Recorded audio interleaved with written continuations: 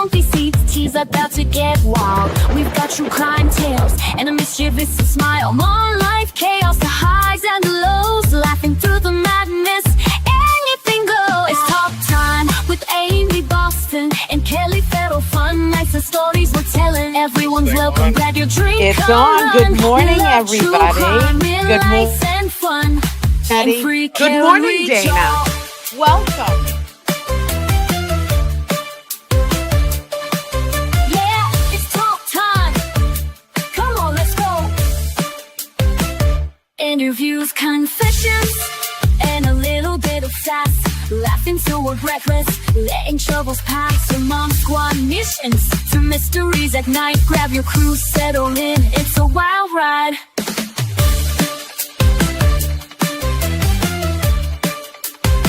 It's talk time with Amy Boston and Kelly Farrell. Fun nights and stories we're telling. Everyone's welcome. Grab your drink, come run. He loves true crime, real life and fun. Help! It's free carry Joe. Yeah, it's talk time with Amy Boston and Kelly Free Karen Reed.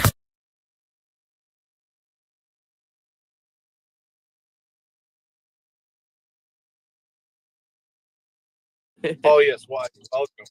Yeah. So yesterday I did a solo standout. As you can tell, I went live. You know that over 128. Yeah. I ended up staying there for 2.5 hours. Did you really? Yeah, the horns were blazing as the time went on. I don't know. Traffic got heavier, but they were honking and honking, and I didn't leave. Next thing you know, it was 2.5 hours later. Oh my God. That's fantastic. Yeah. You were just by yourself. Yeah, just by myself. Well, and some people you saw on the live stream, some people actually pulled over and stopped. They were, Karen Reed supporters, and they hopped out. They came on the live stream, so that was awesome. Yeah.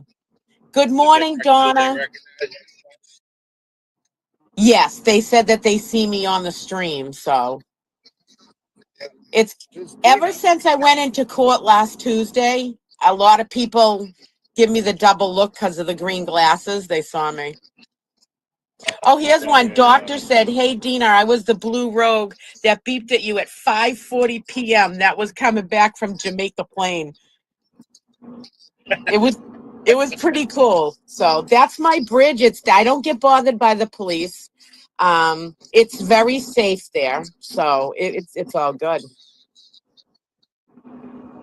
Oh, I think I see Scotty in the background here. Oh, good. Scott, give me a thumbs up if you can hear and see me. Oh, he was there. No, got to wait until he comes back. It looked out like it was working. Yeah, did you get captured any of the court yesterday? Did you see freaking Welcher? That guy's such a freaking asshole, man.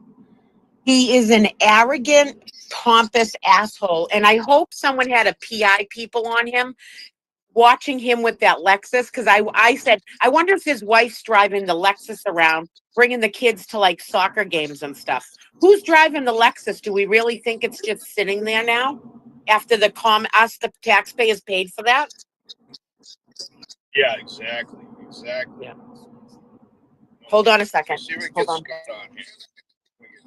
Good morning.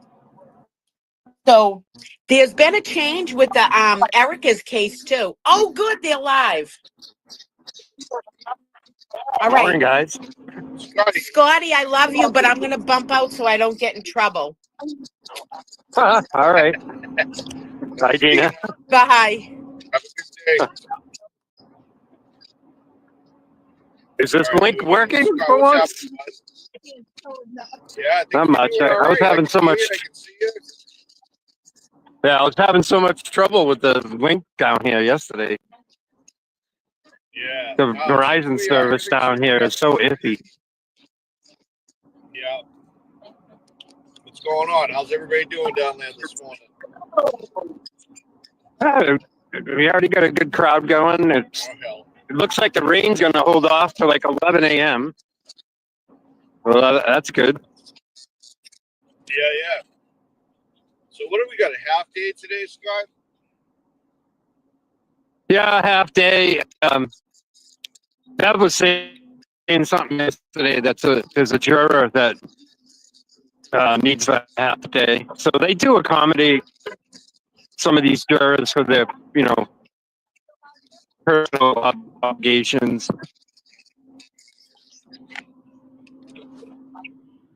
And I don't think they'll be done crossing this guy today. I think it's going to bleed into tomorrow. Bev's trying to fast forward the cross on this guy. Yeah, it seems like Alessi said he was only about halfway done. Right, and Alessi momentarily forgot that today was a half day, so he was basically telling Bev, this is going to take a whole day, and Bev's like, oh, wait a minute, tomorrow's a half day. Yeah, so that's why I think this guy's cross is going to bleed into tomorrow. Yeah, I think so, too. Well, especially if Welcher can't answer his freaking questions. Yeah, I mean, it's... Brennan gets... I mean, some people were saying they wish Alan Jackson was doing cross on this guy. Like, Alessi was being, too easy on him. But I didn't think so. I didn't take it that way. And Bev allows Alessi to be, surgical and methodical in his cross-examinations. Where I think if Alan Jackson was up there, Alan Jackson might be getting too heated, and then Brennan would be objecting, and then Bev would be sustaining the objections, and then she'd be trying to, kneecap Alan Jackson. So I get it. People wanted this guy gone after hard, and they're saying, Alan Jackson would be better at it than Alessi, where Alessi's more calm, methodical, and surgical. And I think Bev respects Alessi, so Bev kind of lets him do his thing. Yeah, I get it. If Alan Jackson got up there and he was more animated and, really trying to embarrass this guy and really go after him, Bev would kneecap Jackson and stop him from doing it. So I think I think going with Alessi is the right thing. I give Alessi a lot of credit. I mean, I'd be fuming at the way this guy's avoiding questions and trying to just control the whole, control the courtroom. It's ridiculous. Like, dude, you answer Brennan's questions without a problem, but anytime Alessi asks anything, it's always this big runaround shows. Come on, guy, answer the question. Bev should have. No, I mean the guy is arrogant, pompous, avoidant. It's just sickening to watch this guy. He's the guy you don't want to sit next to at the bar because he's telling you he climbed Mount Kilimanjaro. He was in the Indy 500. Yeah. He's been in international chess tournaments. Yeah, he's a piece of work. That's sure. Yeah, I mean, obviously, Aperture was hired to counteract ARCA, and they went into their whole experimentation, quote unquote, to counter ARCA.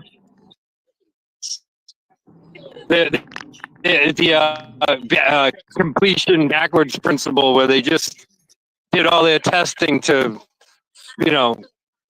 support, their narrative of what happens, which is ridiculous. Yeah. Yeah, I think, Bev needs to control that courtroom. She should be telling this freaking guy to answer the questions. That's it. She's, pressing Alessi to kind of speed things along. Well, not that I'm rushing you, but, Alessi's like, dude, my client is on trial for murder. I'll take as much time as I fucking need. Yeah, but it's not Alessi's fault that this cross-examination is so painful, because this guy won't answer yes or no questions, and he he's always qualifying his answers. He's not answering it. Alessi's like, no, it's yes or no, dude. So it's dragging out and taking forever because this guy won't answer a direct yes or no question. He has an excuse for everything. He's contesting Alessi on minutia. It's ridiculous. Yeah. I guarantee you, if this guy was a defense witness on cross, Bev is going to wait till the defense has their witnesses on the stand, and they're being crossed by Brennan. And if Brennan demands that they answer yes or no on a question, and they start going into a long explanation on something, Bev's going to shut it down. Exactly. You know, her bias will show even more when the defense case is up and the defense witnesses are on the stand during cross. You'll see Bev's true colors once again.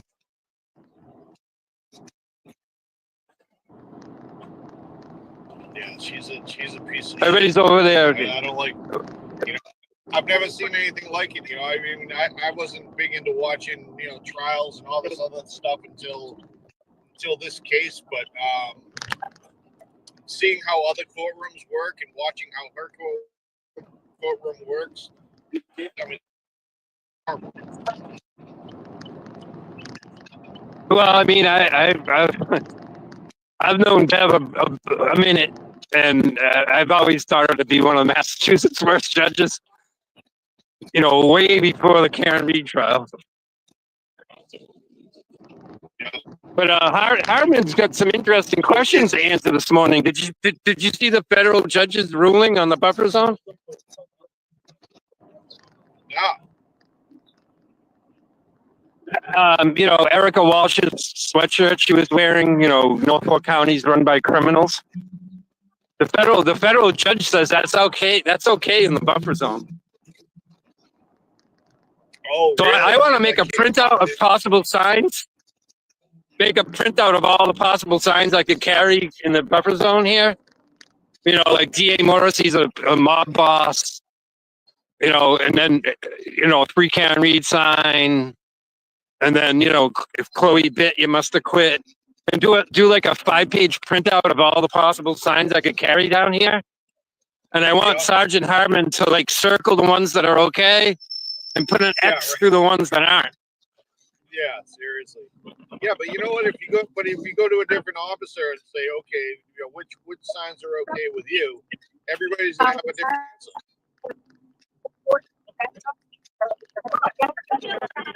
That's the problem. You know, the people were celebrating another false victory last night. Oh, the federal judge is going to allow, you know, people to wear, you know, Norfolk County is run by criminals sweatshirts within the buffer zone. But what if my sweatshirt says D.A. Morrissey is a crime boss? Is that one going to be okay? Right, exactly. And then he specifically said you can't have anything that says free Karen Reed down here. But I guess I could print out a sign over the weekend saying that Norfolk County is run by criminals and march around down here, I guess. Yeah. It's confusing ruling. It's convoluted. It's again left up to Sergeant Hartman and his men to decide which signs are good and which shirts are good, which hats are good. It's still confusing. It's still not fixed, if you ask me. No, it's not clear at all, and it's still not clear. And the fact that, you know, something like that happened to Erica, you know, it could very well happen again, even though they claim they changed the rules. They still haven't clarified shit. You know, it's ridiculous. And Bev's never going to move that 400-foot line on the other end back to 200 feet again. So we're never going to get that real estate down by the church again. Well, do you think the church is pushing back on that, though? They don't want anybody there, right? Oh, I'm sure the church is part of it. But I think the major part of it is they saw how we operated in trial one and the sweet setup we had down there. Bev ensured and D.A. Morrissey ensured that was taken away from us. Yeah. Oh, absolutely. The church not being happy about us down there is like incidental to what the reason why they took that away was. Yeah, that doesn't make any sense to me at all. I just don't get that. The fact that they were, you know, so adamant about it. It's like, okay, well, you're either, you know, that against Karen Reed, or they just don't like the people that are out there cleaning up their property at the end of every single day and making it look better than it was hours when we got there.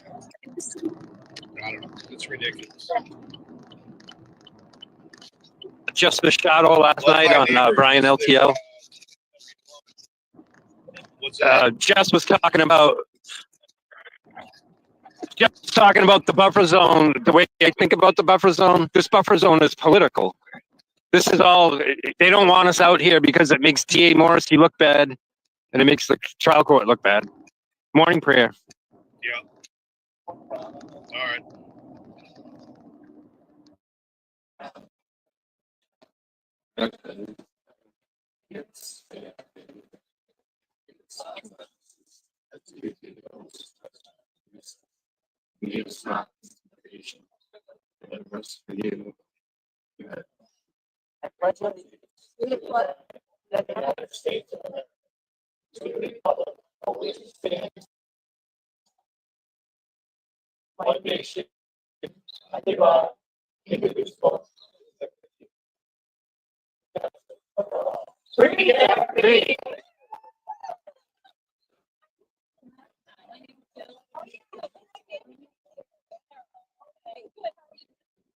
Yeah, we have a few more out-of-state travelers that came down here to be boots on the ground.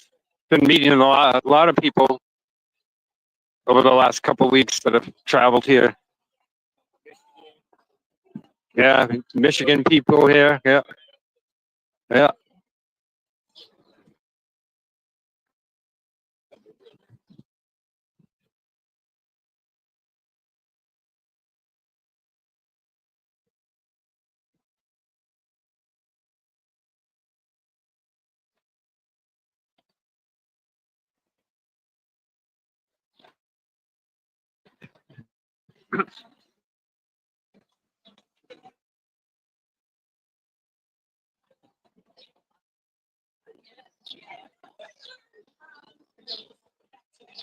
I don't know if Dana dropped out here or what. And again, I can't see the chat, so I don't know what's going on. It looks like my box. Yesterday, the guy from Royal, he just went yesterday. Let's see. Kurt, are you in the? Are you in this?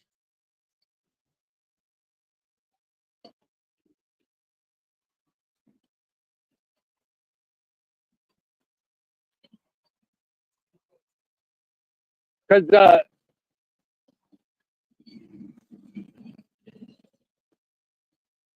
Dana was on with me on a split screen and then he disappeared.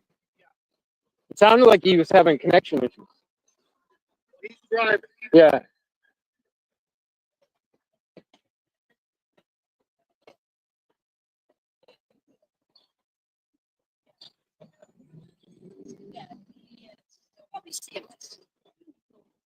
I know.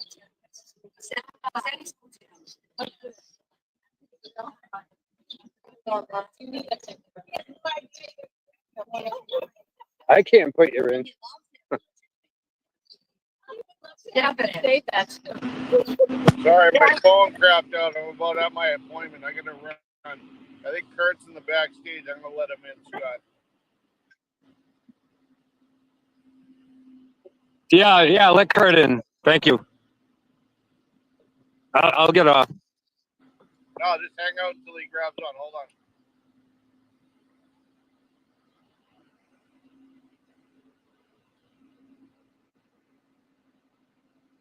Good morning, everybody. Hey now. Good morning, Dana. How you doing, buddy? What's up, brother? Hey, I gotta run. I just gotta get to my appointment here. Yeah, we're good. We're good. All right, As long as everybody can hear me. Good morning, everybody. Good. Thanks, bud. You got it. Sorry for all the confusion.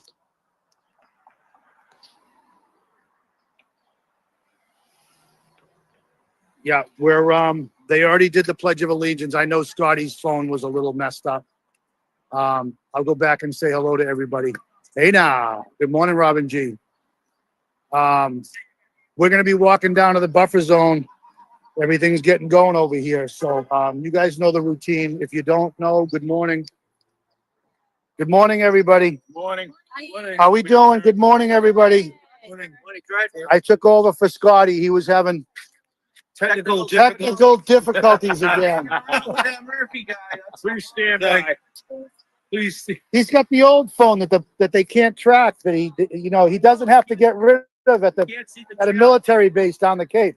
Need a ride down a one. If you need a ride down a Bourne, let us know, Scotty. I'm gonna walk down and get the parade when you guys start Okay. going down. All right. Yes, you get a hug. I was waiting for my hug. How you doing, hon? Good morning, Timma. Hey. Good morning, everybody. Hi, buddy. Oh, I forgot cookies today. Did Dennis give you one? Did you have a cookie? Oh, you got a milk bone or something? No, what is it? Pepperoni. Oh, no, actually, I pulled up on that. Yeah, thank you. That's okay. Sorry. Yeah, I had milk bones in the truck, but I forgot to bring them again. And I had Cheryl's spare sunglasses that I forgot to bring again. Oh, good. How you doing, buddy? I'm gonna walk down and get the parade. Sorry, I missed the parade. How you doing, sweetheart? Good, how are you? Good. Yeah. No, that's okay. I knew I was gonna be like right at 7:50.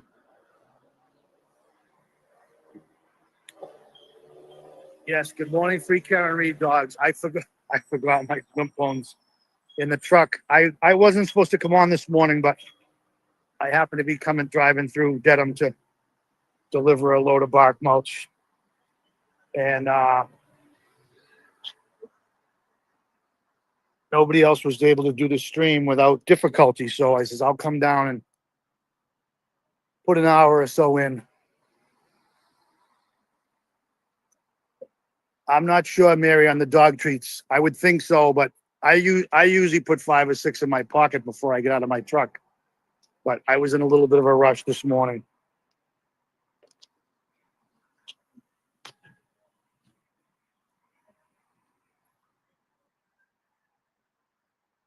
Good morning, Diane. Handsome Brian, good morning.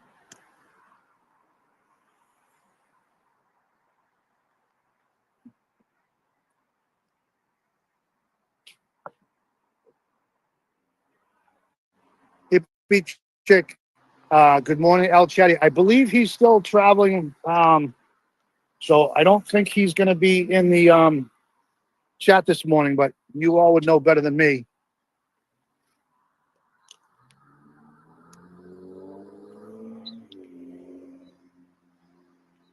Diane Gallagher, good morning. I'm just trying to read the chat real quick as I'm trying to get across this light.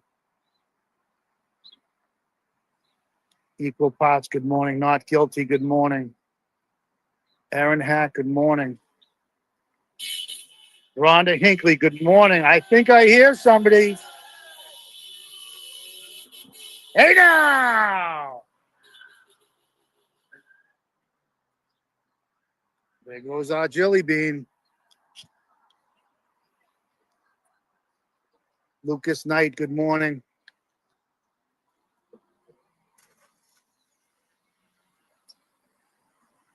Good morning, Betty B. How are you, sweetheart? Long time no see. Good morning, Tricia. I'm not sure, Robin G. I will ask him, but I think Dina might still have that, but I will ask Scotty when he comes back down to the buffer zone. Scotty, do you still have the selfie stick, or does Dina have that? I have a selfie stick, but it's not That Robin G gave you? Yeah, it's in my. All right, she's just asking about it, but Yep. it doesn't matter if your phone's not working. Exactly. No, I have the selfie stick. Robin, he does. So when I came up here to the front of the courthouse. He says he does have it. He just wasn't thinking about it when he got out of the truck this morning. By now.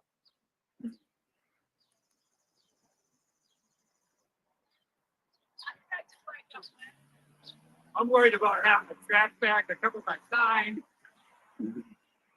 I get all this parking up here. Oh yeah, this is where we would be. No, I'm right behind you. I figured I wouldn't get a spot up here this time of morning.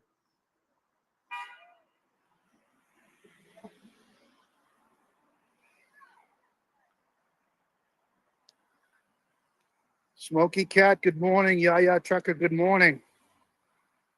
Oh, I keep hitting the wrong button. Rhonda, hey now. Oh my goodness. I don't know what. I got a Red Bull in one hand and the phone in the other, and I keep hitting the wrong button. I apologize, everybody.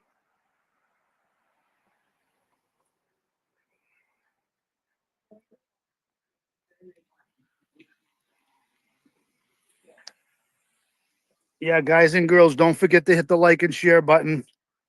Resistant to silence and the alternate corner. It's home sweet home. Home sweet home.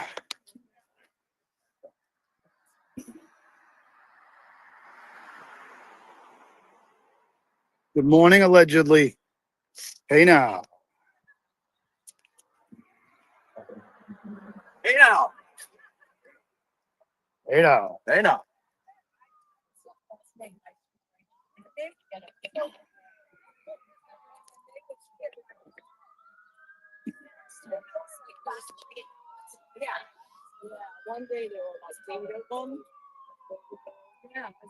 Good morning, Cheryl with an S.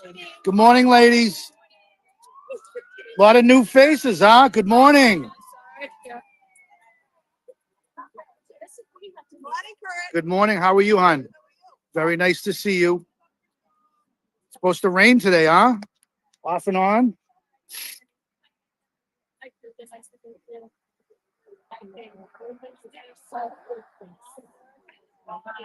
Thank you, guys.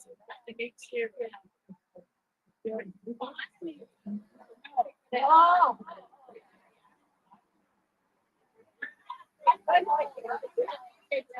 Caitlin, good morning. Mary Bagwell, good morning. Hippie Chick, Shari D, good morning. Brian McHugh, good morning. Eddie Paralegal, good morning.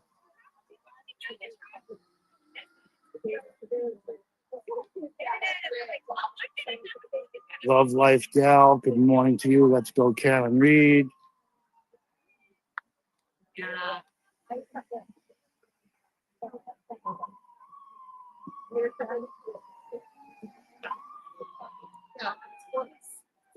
Smoky Cat, Kathy, good morning.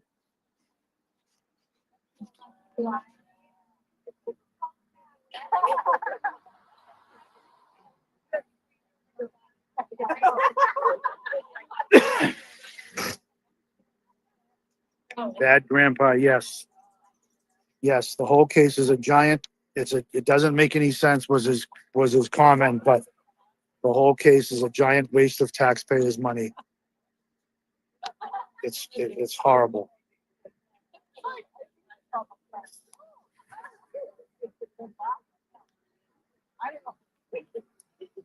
Got to keep on rising. Absolutely correct. Hey, right. I hope Alessi did some breathing exercises this morning. This witness is unbelievably annoying. Can you imagine being the president or the CEO of a company and he comes off like he's this big wig, but he can't answer a silly question about his company.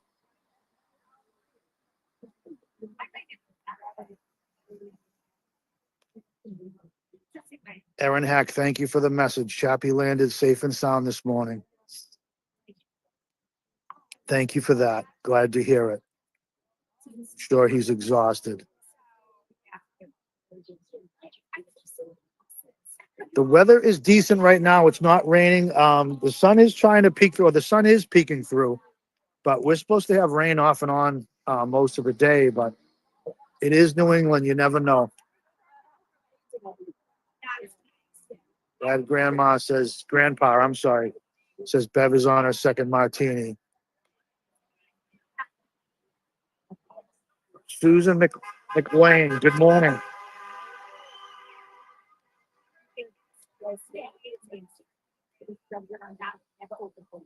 Kelly Steph says Robin is amazing. Yes, we agree.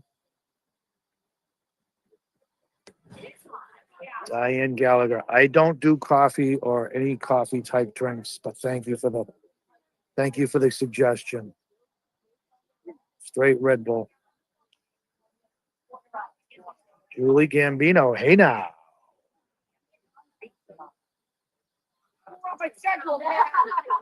Robin Lynn, yes. I don't know if you heard what I just said. Dylan left yesterday. I'm not sure whether he left at 9:30 at night or 5:30. He was trying to change his flight to leave a little earlier. But we just got word from Erin that he has landed and landed safely. He landed safely this morning.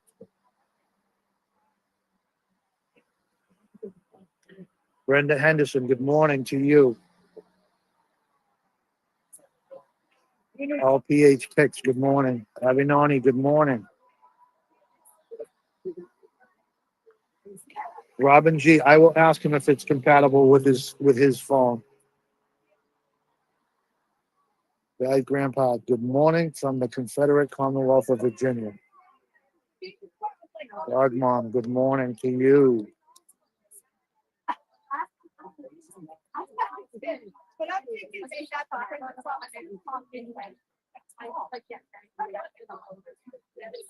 Yeah, we got some new people here. I'm gonna go over and say hello, introduce myself to a few of them, and see where they're from, if they've been following us.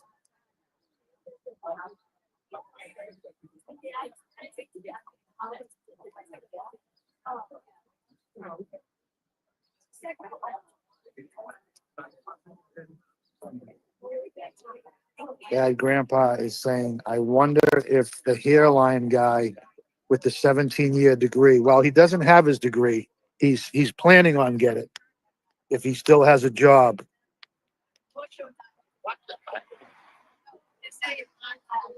Hey now.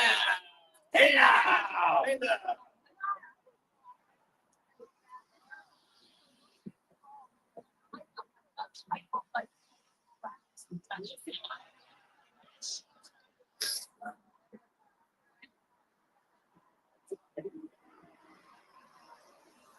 Julie, I will ask, are they the ones from Laura?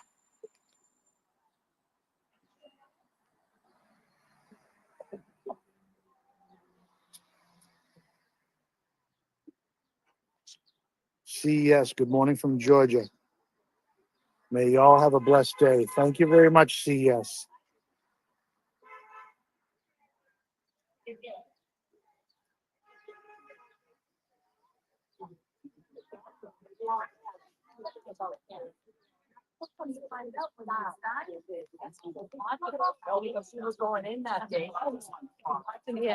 You girls want to say hello? Have you? No? Okay. Okay, that's all right. No, that's why I asked. The resistance to silence. Yeah, yeah. That's Live a good with one. That's Dylan. Yeah.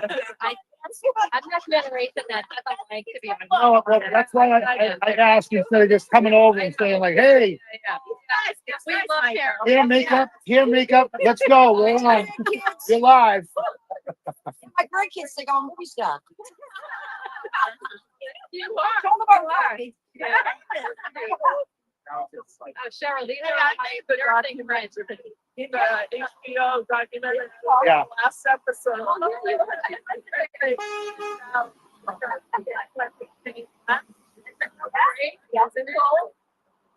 I was watching a reel last night, and it was a reel about a completely different case. I took pictures of it to show it to Karen's team.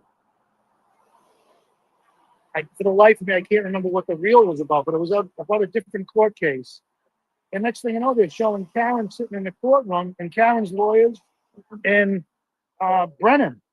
Why they were comparing the case? No, I don't know if they just threw the pictures in for attention, trying to get people to look at their post or whatever, but And you happen to get it all. I didn't take video of it. I took pictures so I could, Yeah. track the link and send it to her, But it's Crazy. So that's how you track a link. You take a picture and the link will come up. Yeah. a lot of those reels, if you don't save it or take a picture of it, it just goes away So if you take a picture of it, you can at least try and bring it back up, or because it's, you know, they all have a title on the bottom of them and stuff, you know? And it is good. Yeah. I get my jacket off. Yeah, that's what, That's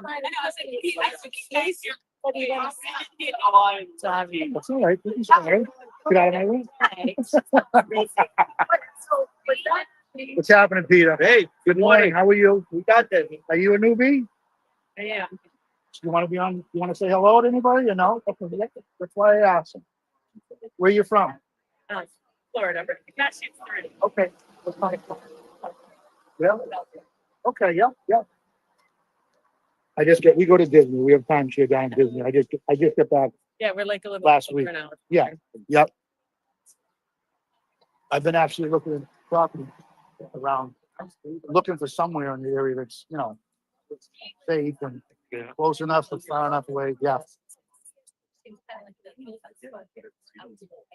Can't think of it. Is it Del Mar or I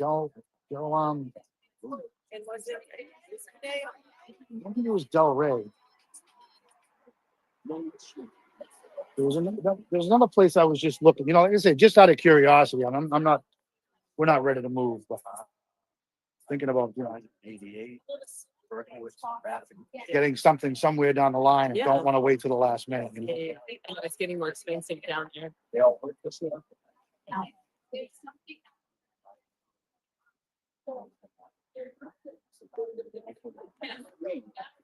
Starting living in Naples. Talk about expense. It's a winter playground. Well, it's only 8:09, so we got some time to go here. Julie Cowie. Sorry if I'm not pronouncing that right. Julie Cowie. Usually court starts at 9:00. Thank you for tuning in from Scotland.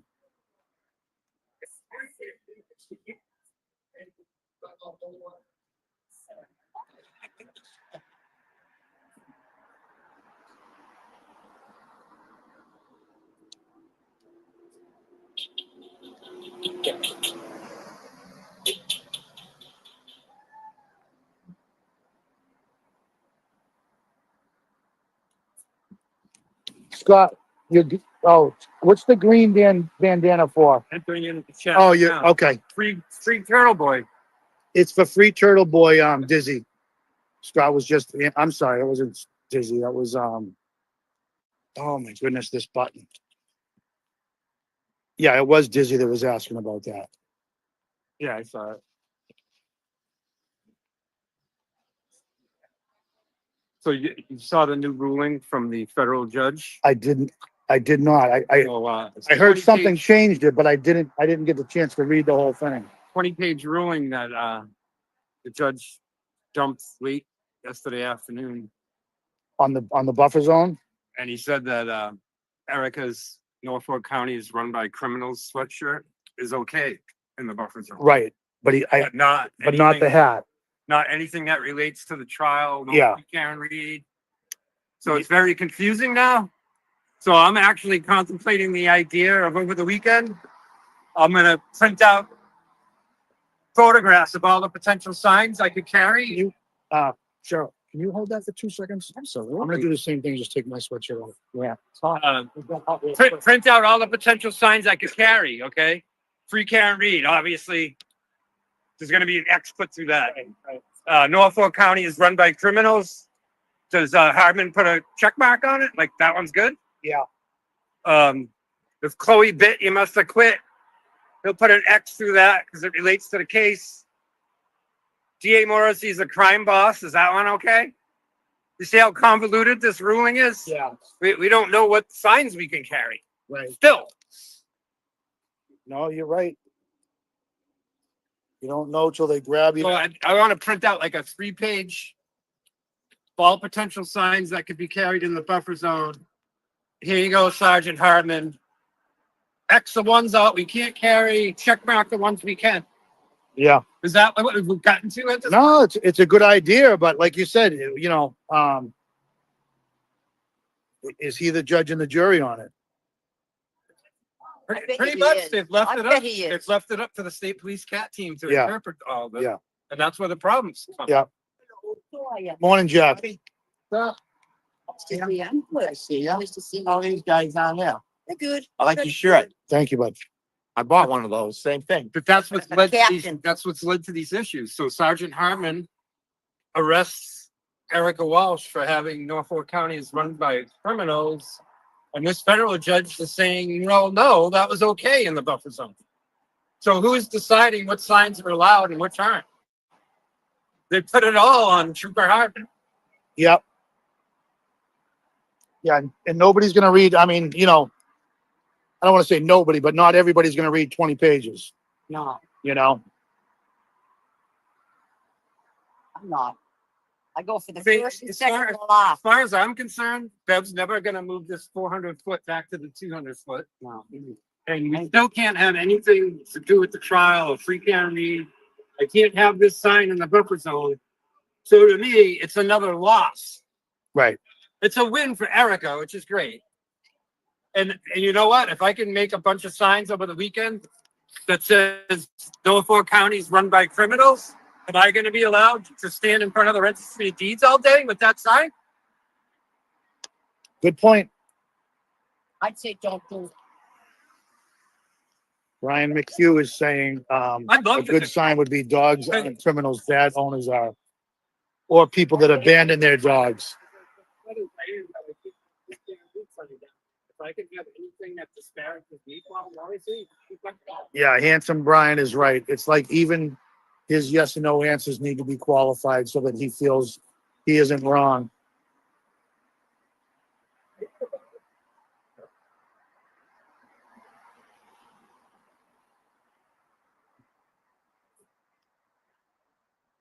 Renee Roxy, good morning. They say been working a lot, missing a lot this time around. Watch what I can here, there, mostly JFK is my nightcap. LOL. LPH picks. That's a good one. If Chloe bit, you must have quit. Dizzy is correct. 9 a.m. Court starting at 9 a.m. Maggie Carr, good morning to you from Savannah, Georgia. Thank you for tuning in. Nice to see you this morning. Jeff Mass, we just answered that one. Sorry, I'm going backwards again, people. Scott went on a tear there, so I was trying to get caught up again. Laurie J, 1733, good morning.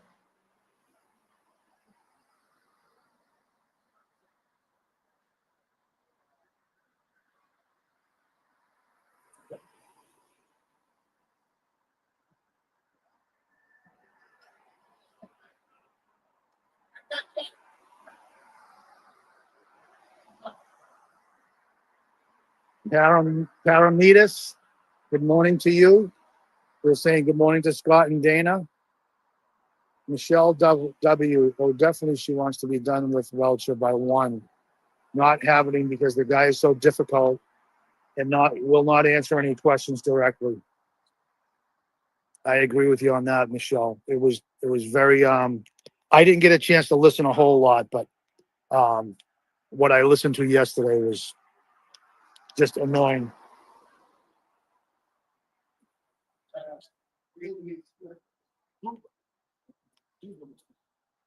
Hank's broken pencil says, anyone else feel like they've embraced their chat, man? They not.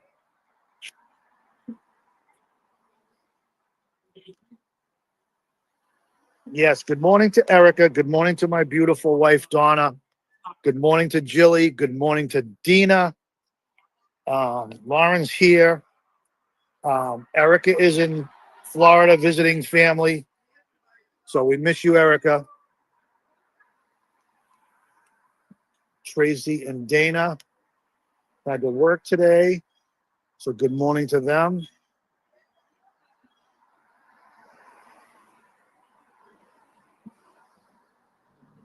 Julie Cowie. It's 8:17 now. Karen usually drives by, or anywhere between 8:30 and 8, 8:50. I got a gut feeling she's going to be a little early today. Daffy Dill, good morning. No F's. I agree. Can't stomach another day of this witness. Chris Bass, I'm not 100% sure. The word last week was they thought they were going to be done by Chris Brazzard. I'm sorry. They thought they were going to be done by today, but I think a little birdie told me that Alessi is only halfway done with this witness. I know a lot of you don't want to hear that, but just telling you what I heard.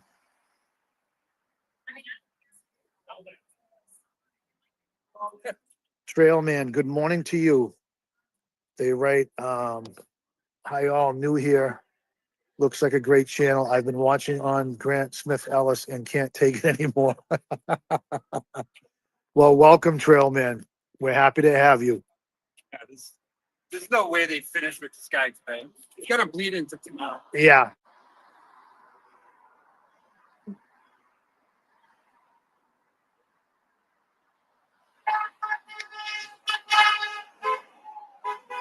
Double beeper.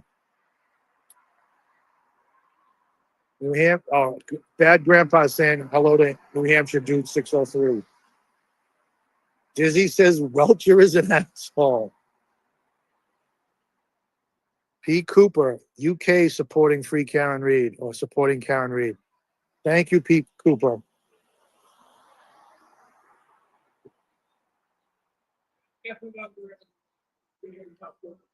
Yeah, this time around, Karen's team is going to be calling a lot more witnesses after what happened last time. New Hampshire dude 603. Good morning from Derry, New Hampshire. Thank you very much. Glad to have you on board with us. Good morning, Minion Mike. Nice to hear from you, buddy. Hope all is well. Joey G 17. Good morning from Everett. Renee Roxy. Good morning. You guys are my rise and shine. JFK is the nightcap. There you go. Smurf Paint. I'm so over this ridiculous. You know, we all are. Good morning, Jilly Bean. You must be at work.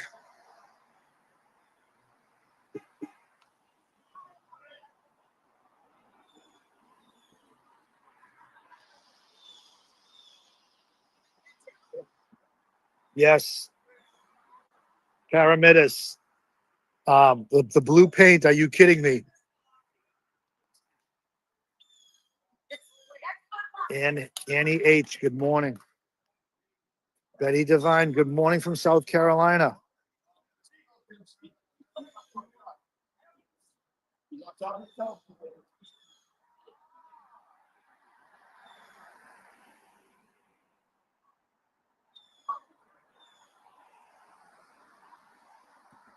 Shari D, if you guys want to, if anybody would like to donate to Karen or to the two channels, if you go to Shari D, put a comment at 8:14 a.m. and you can get the links to Karen's PayPal and her Venmo.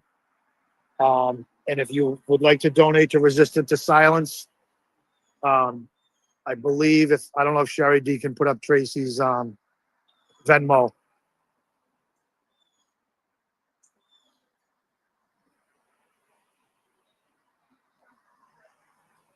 Rhonda Hinckley, I don't know if I got you yet this morning. I think I did, but if I didn't, I don't want to miss anybody. Good morning to you. Hank's Broken Pencil says, thank you, Chloe, for showing us who really killed John. Any thoughts on the Ford Edge? Bad Grandpa's asking. Yes. Canton Police doesn't want to seem to look into it, but it's awfully funny. Like 4 out of 5 McAlberts were driving a Ford Edge when all this happened.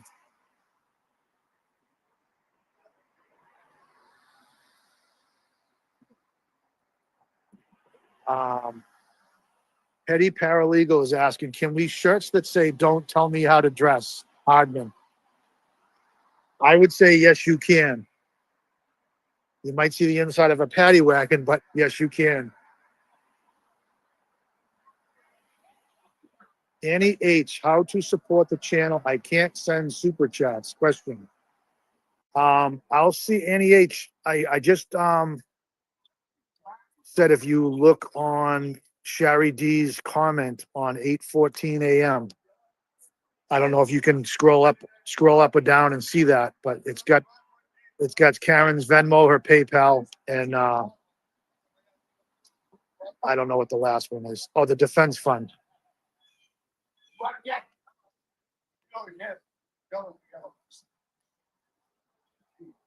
Starting to sprinkle here just a little bit.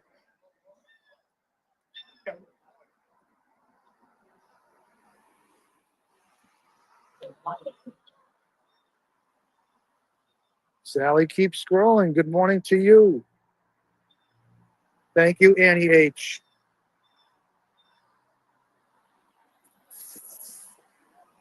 Collins, 6-hitter. Yes, there's a lot from the UK. A lot of Scotland checking in.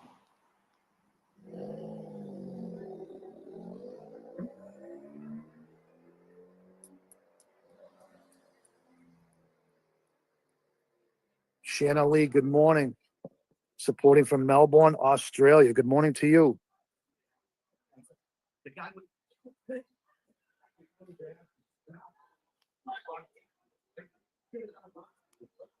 Sally, keep scrolling. I know I already said good morning, but he's sending love to all of us, all the boots on the ground from England. Thank you very much.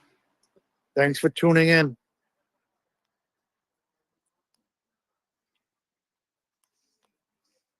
Saul Rosenberg, can I bring my glasses? I was hurt very badly when Lally threw a pencil at me. So I need $10 million for my eyes. That's my Saul Rosenberg for the morning. If you don't get it, look it up. I think it was the Jerky Boys.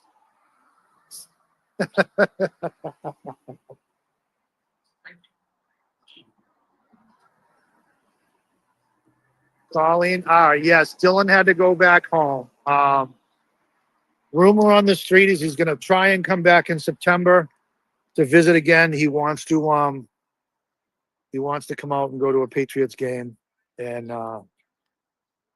he got a taste of driving the duck boat. Now he wants to drive the whale watch boat. So we're going to try and put a whale watch trip together. Yes, Sally, keep scrolling. He did land this morning safely, so he's back over in the UK. I think he had to go to Dublin first, and then take a ferry over to home.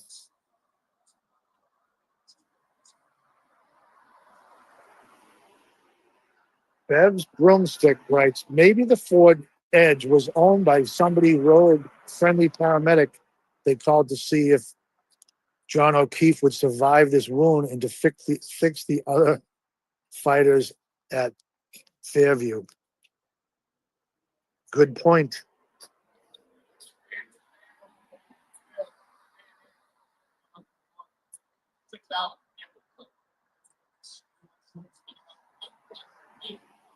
Michelle W. is asking, did Dylan meet his future wife yet? I remember hearing a couple of offers, but I don't know. Bree Roz, good morning to you. Good morning from New Mexico. Free Karen Reed, that's Cottontail. Good morning to you.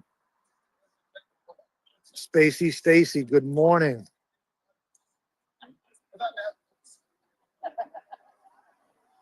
Lindsay E, good morning.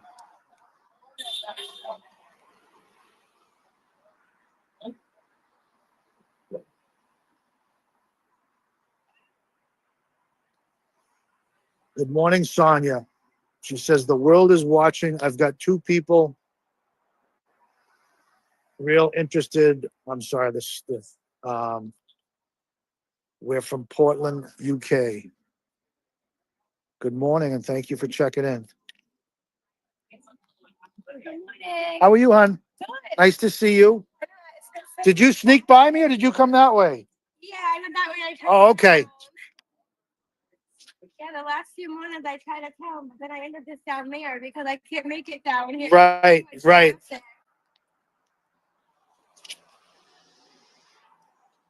Colleen R is saying, tell Dylan we say hi, glad he made it home safe. Boston Brandy, good morning.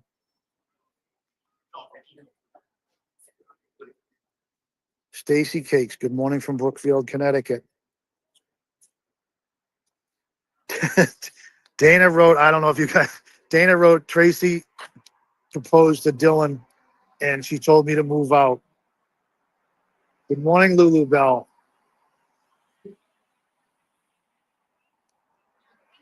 Del Stew is writing, where's all the single ladies there that are wanting British husbands? I can't speak for them all, but there's plenty of ladies here. They're strong, they're dedicated, and they ain't got no quit. Dana's giving us an update, says Dylan says hello to everybody. He's almost in Wales. He's still on the ferry.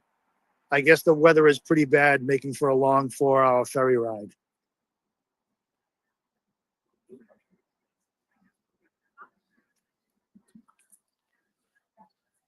Angela writes, good morning, everybody. Yes, Colleen, the 5 weeks went very fast.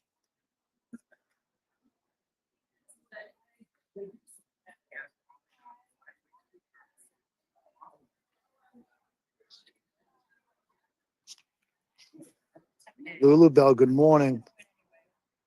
I can't remember whether I got you yet, but I don't want to miss anybody. Yeah, Trucker, good morning. Says Dana, thank you for the update.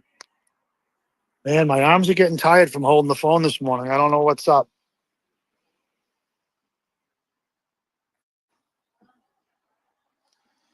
Daffy Dill says prayers go out to Dylan that he has a safe ferry trip.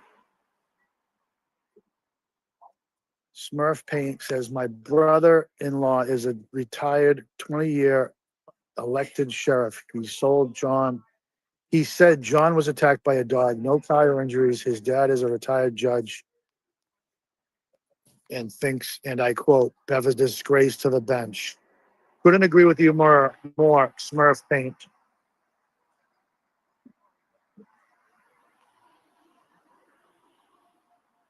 Mary Bagwell.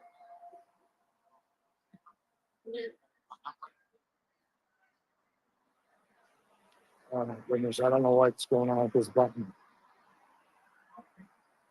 Cheryl with an S, good morning. Noodles, good morning.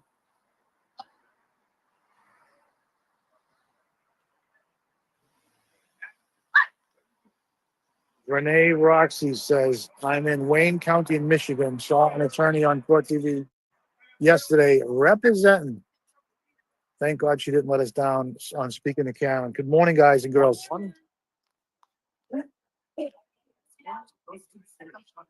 Trip G.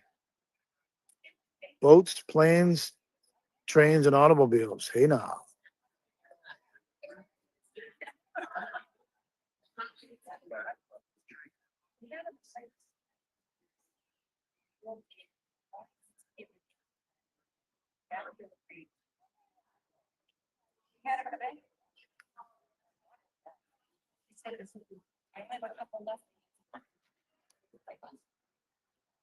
Talk time. Good morning to you. Talk time with Amy in Boston. And Kelly, good morning to you. It's Kurt this morning. It's not Dana, but that's okay. Dana? Dana.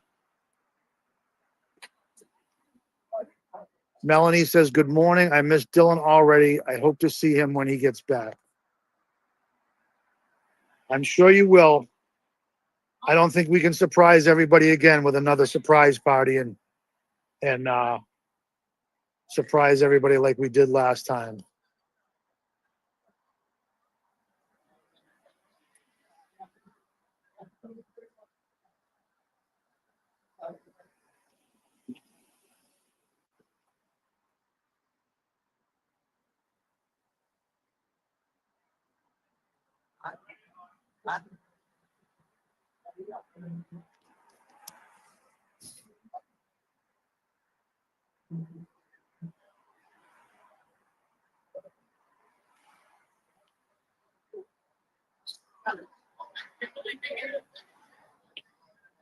Gary B.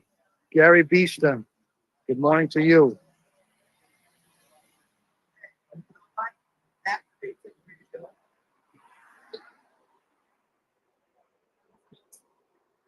Joan in the house. Good morning to everybody. Good morning to you, Joan.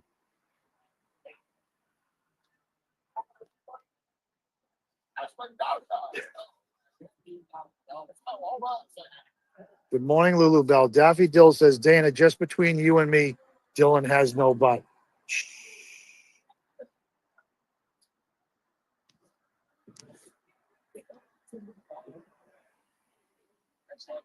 Jody Mitchell, good morning from Peabody. Good morning to you, Jody. Thank you for checking in.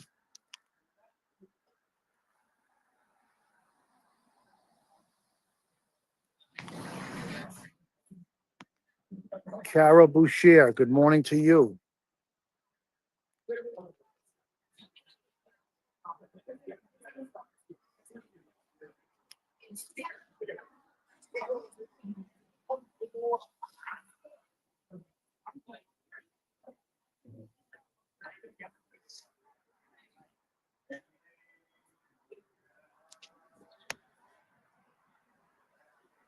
Karen will be driving by. Handsome Brian saying, Karen will be driving by so I get juiced up for the defense today.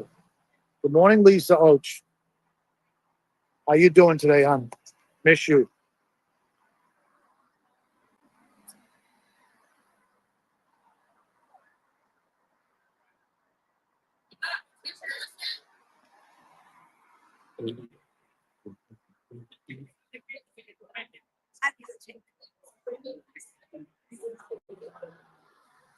Yeah, we got a decent crowd today. Like we said earlier, quite a few new people. They didn't want to go on camera, which we get. Betty Divine, good morning.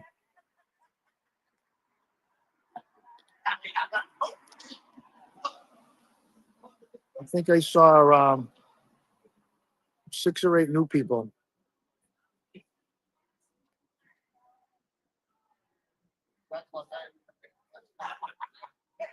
Margaret Connery, good morning from Northern Ireland. Good morning to you. Del Stu says, let's hope today brings huge fireworks.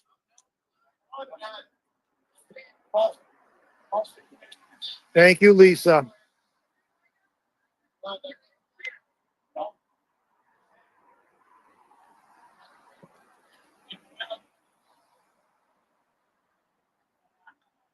Yeah, we had a little scare. We thought that was her now, but it wasn't. Joni Flager. Yesterday confused me so bad. She believes that was Welch's intent. Hope the jury doesn't fall for it.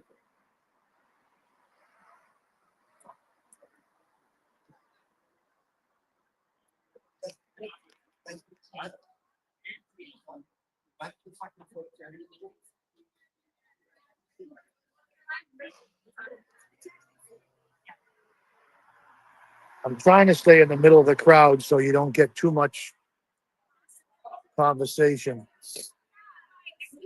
Stop on. Court starts at 9 a.m.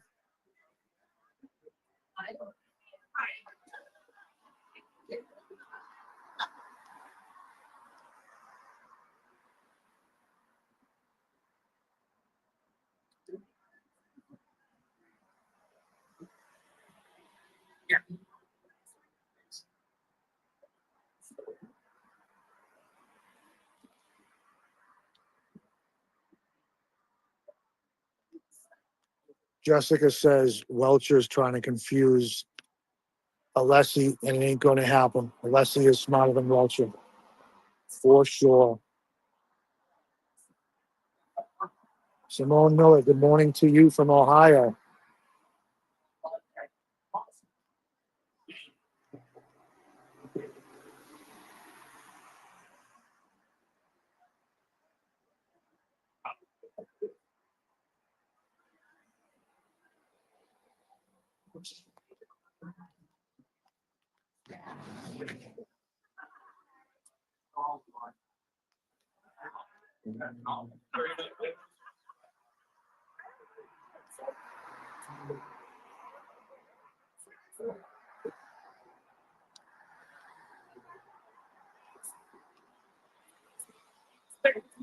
Who's that, Brenda?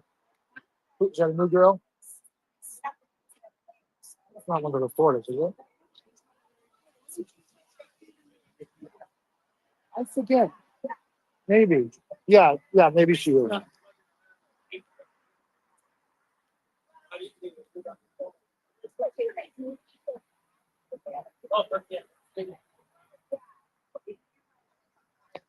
Mary B, good morning.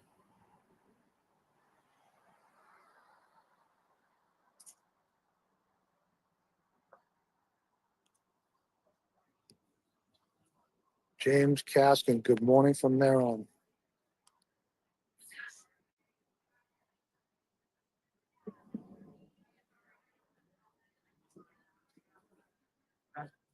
Colin Six Hitter is saying, help the boots on the ground and hit the like button and subscribe. Hey now.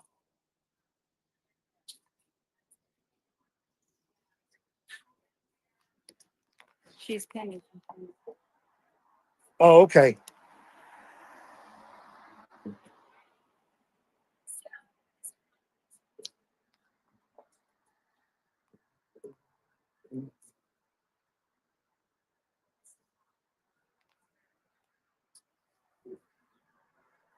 Olivia, hey now, good morning to you.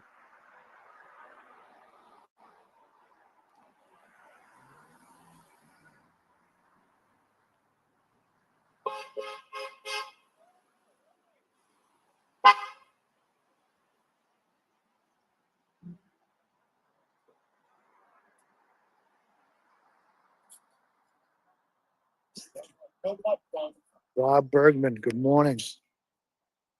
Oshkosh, Wisconsin following. Thank you for tuning in. Good morning to you.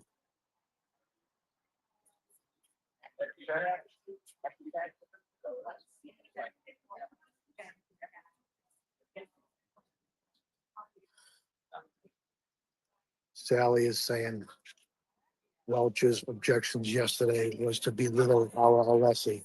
How rude. Never know.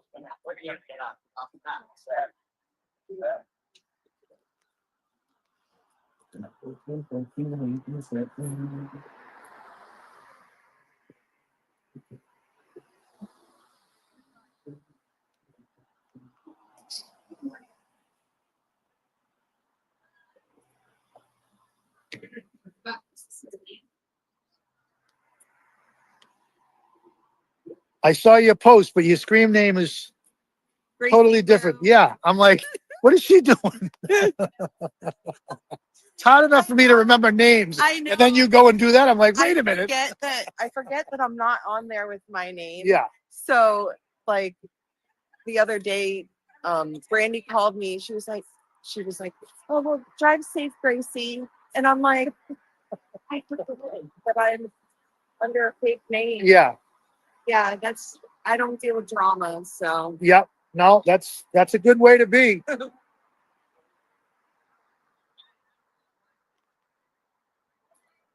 testing it. Dad Grandpa says, good stuff here. I'm sure it means the world to Karen to see the boots on the ground.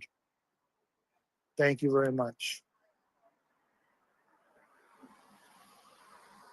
Yeah, she slows down every morning and gives us a wave and says hello. You know, they got a lot on their mind in the morning and they got to get to work. But she has stated before it's very hard for her to go to court and that she hates coming to court. She said on one of the lives that she wished she could come out here and hang with us. But she's got to go and save herself. You know, she got to go and get in there and prove her innocence.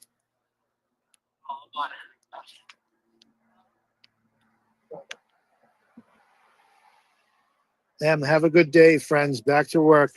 Thanks for checking in, Em. Nice to hear from you. Yaya Trucker writes, a professor from Brown University, Elizabeth Laposada, will appear as an expert defense witness. I saw this on Facebook. What's going on in Rhode Island is in New England's page, in case anyone's interested. My neighbors are cows.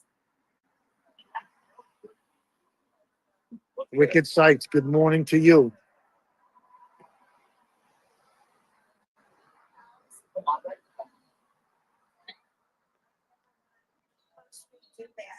And I'm sitting in front of the fire. And it's like the gate of the ball was here the news coming back to this shit. And I was like,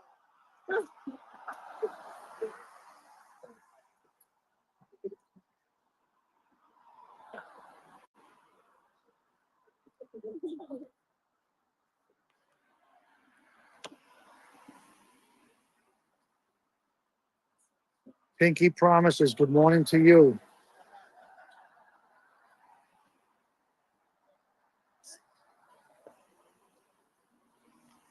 GP Dog Drew. Dog Drool, sorry. Good morning, everybody. Good morning to you.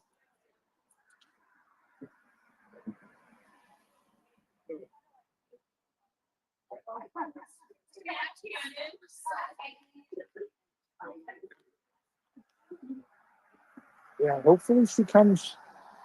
Hopefully she comes in the next couple of minutes, and we get the traffic a little backed up here. She'll get stopped right in front of us.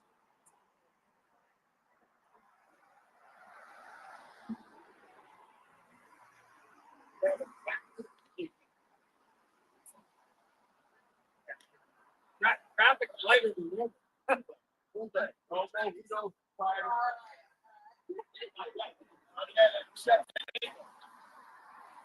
You might be running down there. Jeez. Morning, Terry. How are you? People from all over. Yeah, a lot of, this time of the trial, a lot of people are waiting for Karen's side to get on. Well, I just talked to one person from Kansas, one person from Wisconsin, one person from Florida. Yep.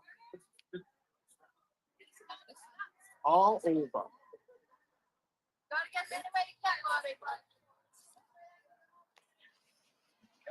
Lisa Tobin, good morning. I think I already got you, but Paula Bates, good morning from Tennessee. Good morning to you, Paula. How's the weather in Tennessee? You're down there in Will Country.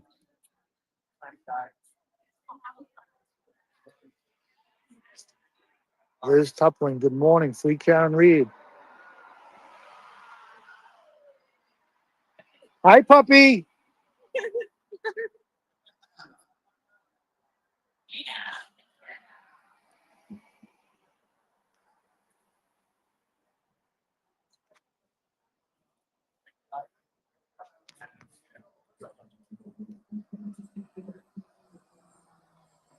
That looks like her. That looks like her.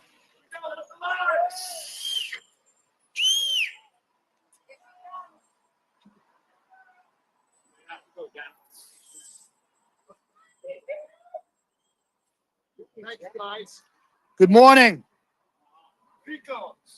Suave.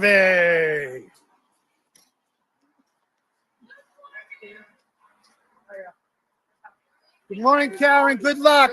Have a great day. Great day. Take care.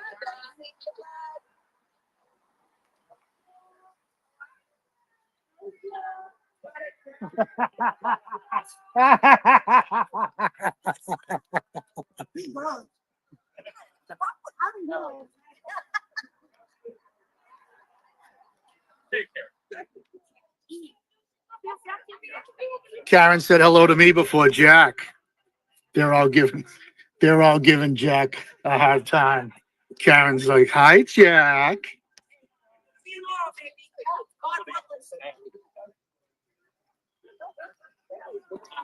Robin G, I did the whistle, but not too loud into the phone. Plus, I got a cracked lip from. Good morning, bye, Jack. Can we go by the front to see the How I go anyways. To see where it gets today. No. I don't think so. Trip G, good morning. Robin G, here's one for you.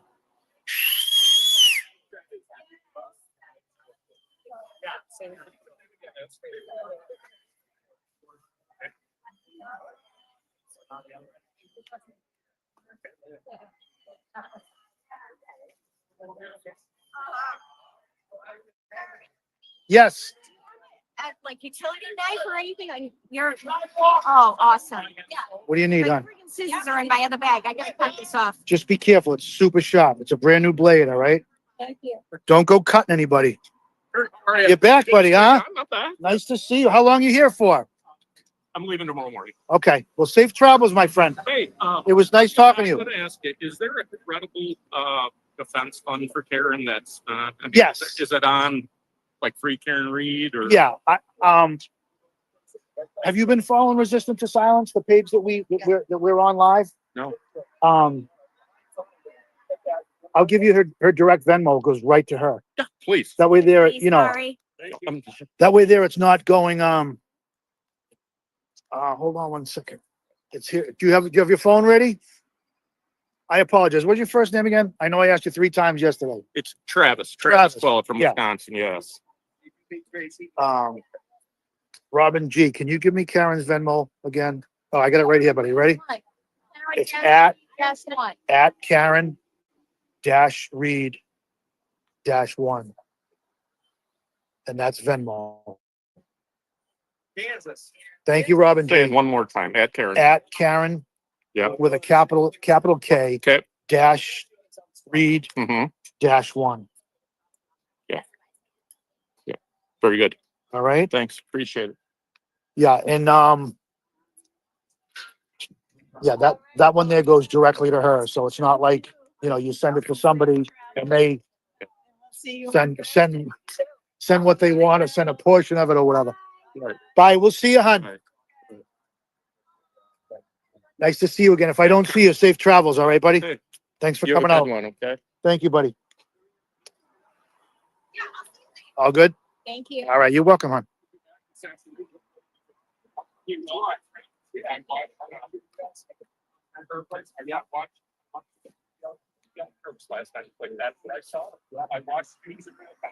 Travis, hold on one second. Travis. Hold on one second, Travis. Page here. Somebody is asking you a question. Hold on. Throw it at me. Oh, boy. Noodles mama is writing, Kurt, tell Travis my neighboring state, hello from Minnesota. Perfect. There you go. Hello. There you from go. us, Wisconsin. There you go, Noodles. There you go. Hey, All right, Travis. If I don't see you, safe travels, buddy. All right. Thanks for coming out. Thank you so Nice much. to meet you. Keep it up. Thank you very much, buddy. Walking? Yeah. How you doing today, sir? Not too bad. Please. It's just heavy.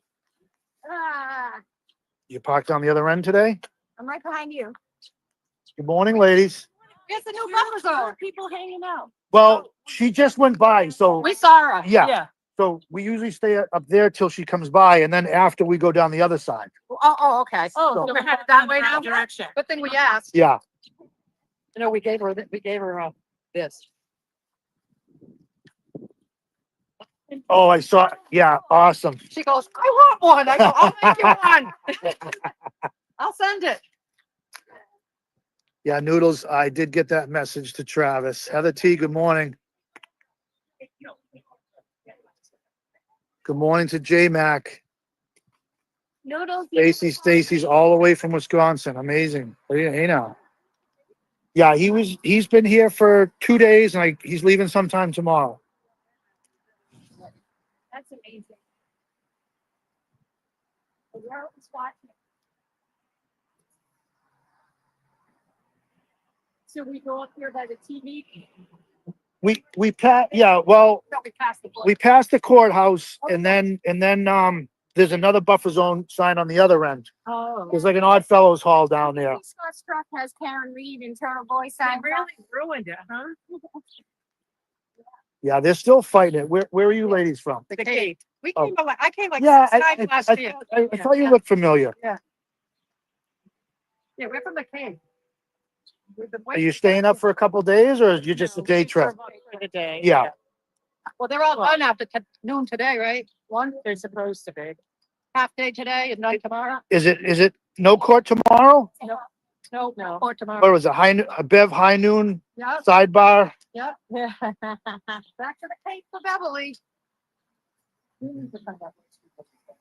Oh, I know what you do. Yeah, unfortunately, handsome Brian, we can't park in all those spaces.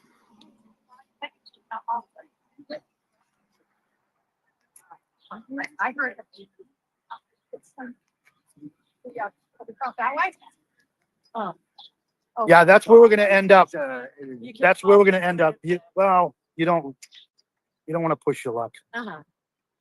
You don't want to push your luck.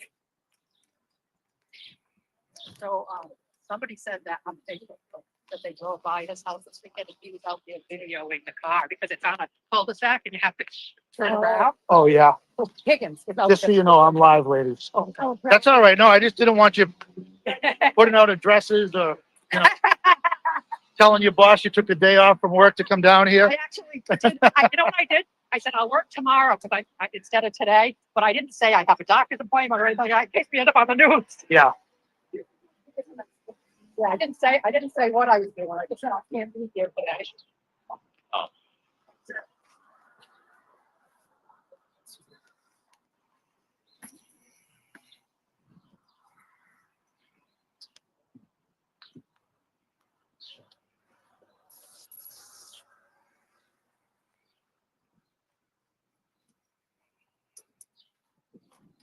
Actually, I gotta run in the deeds. Cheryl with an S. Can you carry this down to Scotty's truck? What, the phone? Yeah, do you mind? Yeah. It's live. I'm gonna run Yeah, into the bathroom, all right?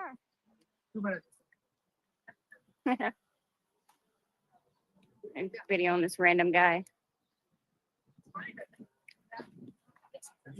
Hello, everybody.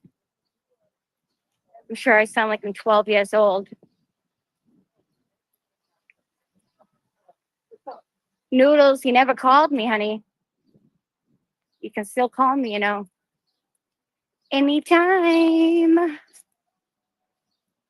Oh, my trash bag full of signs here. Is Spotty. Spotty.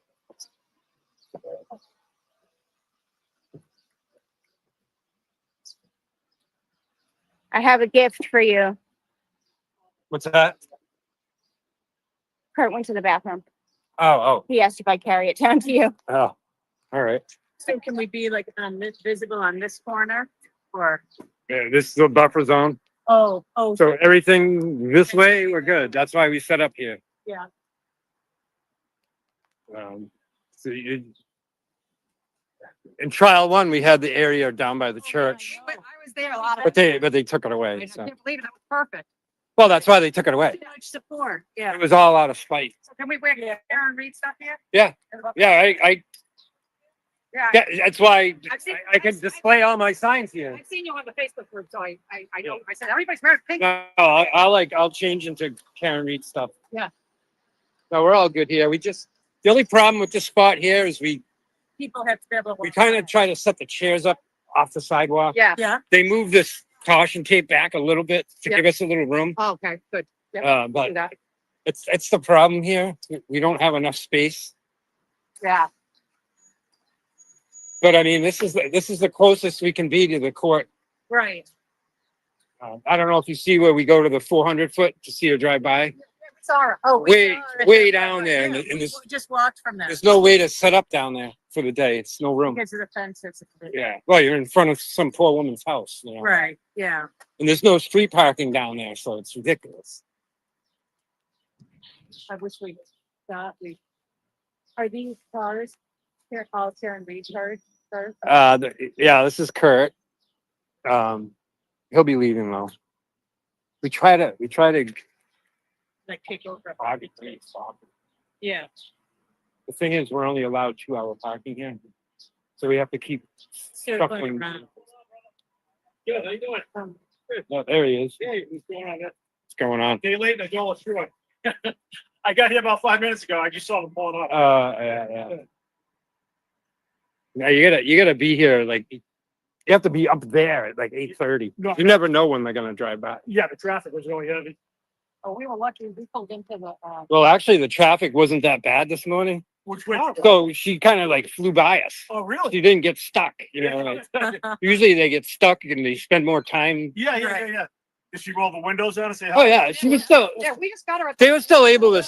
They were still able to slow roll it and say hi, Oh, that's good. but they weren't stuck there. There's Yeah, some yeah. mornings she's stuck there, Yeah. and people can go up to her, talk to her. Yeah. But today it was kind of a slow like roll through Yeah. because the traffic wasn't backed up as like it usually is. Right. Yeah, but the traffic coming down here was empty. I'm applying it stuff. Yeah. Well, that's why I leave so early. Yeah. Get here. But I don't know who's running the channel. That's somebody's water. Oh, Is that yours? yes, thank you. Sorry. I don't know who's running the channel. We can go in.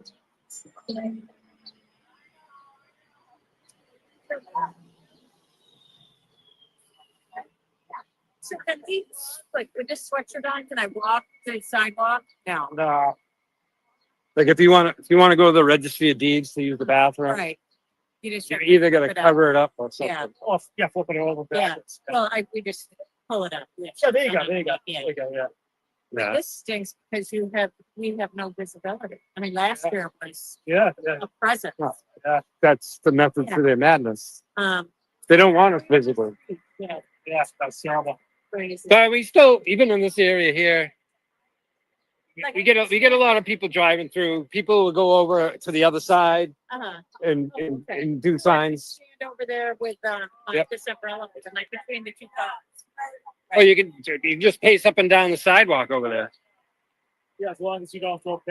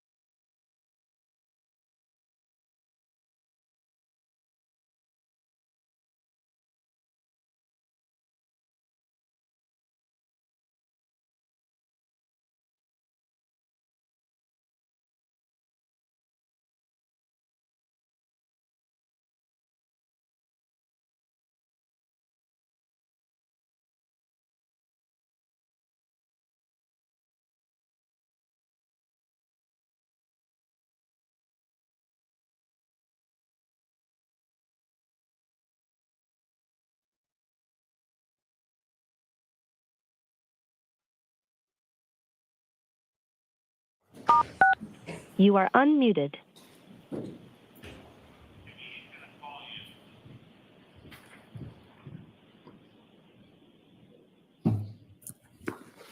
Now open and be seated. All right, good morning, council. Good morning, Ms. Reed. And, all right, Mr. Alessi, I will hear you on your argument on the voir dire. Bless you. Thank you, Your Honor. I'm just loading up my computer.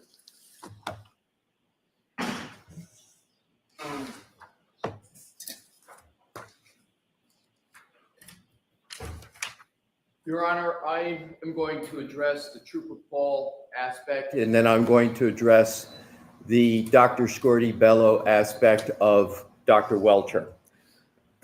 With regard to Trooper Paul, I would like to draw the court's attention to the following documents for the straightforward proposition that Dr. Welcher has not only reviewed, he has not only considered, that he has adopted. I went back and looked at the documents, and the basis for this is as follows. Slides 22 and 23 do not just depict Trooper Joseph Paul himself. They show Trooper Paul conducting the CARS analysis on February 1st of 2022. Importantly, these slides highlight the mileage odometer of 12,665, and I respectfully request the court to anchor into that odometer reading, because I'm going to show the path that that odometer reading takes through all of the documents, but I want to emphasize the start, the genesis of the odometer reading of 12,665 miles is with Trooper Paul as he conducted the CARS analysis on February 1st. Now, here's where Dr. Welcher comes in. Dr. Welcher then uses this key data point, odometer 12,665, as the basis, the starting point for his determination of the locations and times for the events of January 29 of 2022. Dr. Welcher uses his scenario analysis of Ms. Reed's travels, and that's detailed on slides 24, 25, 26, 27, and 28, to calculate and then deduct 36 miles from the odometer according to Trooper Paul on February 1st of 2022 to arrive at an odometer reading of 12,629, which obviously is different from the start, the anchor I talked about of 12,665. So the assumed odometer of 12,629, again, is based on Trooper Paul's CARS analysis in slides 22 and 23. Are then used as a tether, a connection to the events recorded by the VCH in the Lexus on the following slides: 28, 29, 30, 31, 32, 33, 35, and 36. I elucidate this and I explicate the slide numbers to show how many there are in Dr. Welcher's report that are rooted in the anchor point and then the change in the deduction of the odometer. So the events memorialized by Trooper Paul on February 1st, including the odometer reading, provide the foundation for Dr. Welcher's entire analysis of the VCH events. The entire analysis of Dr. Welcher's VCH events. That is the adoption aspect of what I started with. Two more points. In addition, Dr. Welcher testified on his voir dire that the image on the left of slide 36 from his January 30th, 2025 presentation came from a file marked CARS Paul. Now, he did contend that it wasn't the exact same image, but I want to go to this.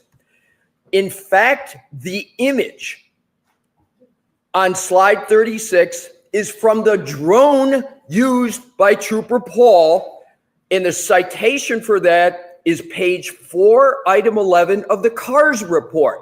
That's where the drones are from. Dr. Welcher didn't do any drone activity. He took the drone that he had in his report that was just a little bit different than the one I was showing him. It comes from page 4, item 11 of the CARS report.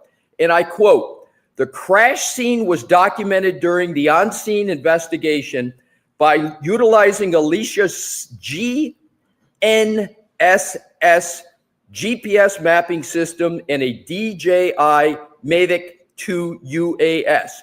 This data was input to a computer-aided diagram program, which is IMS 360. Here's the key: to produce a scale diagram of this collision.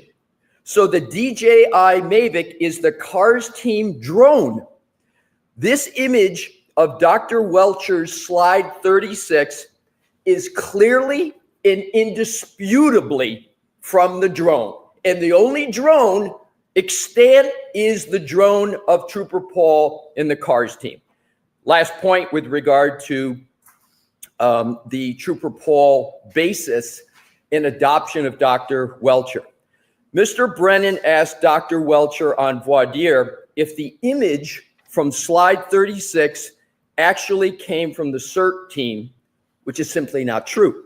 The CERT team, actually Lieutenant Tully with the CERT team, took about a dozen photos of the taillight in the snow in the dark around 6 p.m. on January 29, 2022. Lieutenant O'Hara said that the CERT team never traveled back to the scene again. So there were very obviously no photos or images taken by the CERT team in the daylight from the drone.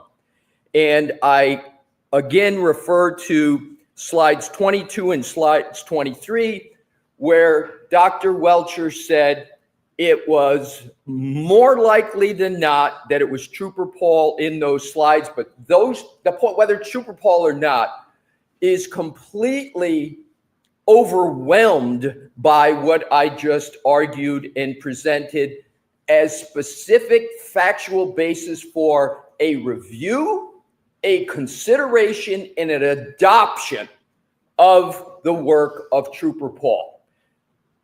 Unless your Honor has any questions, I would now move on to Dr. Scorty Bell. Thank you.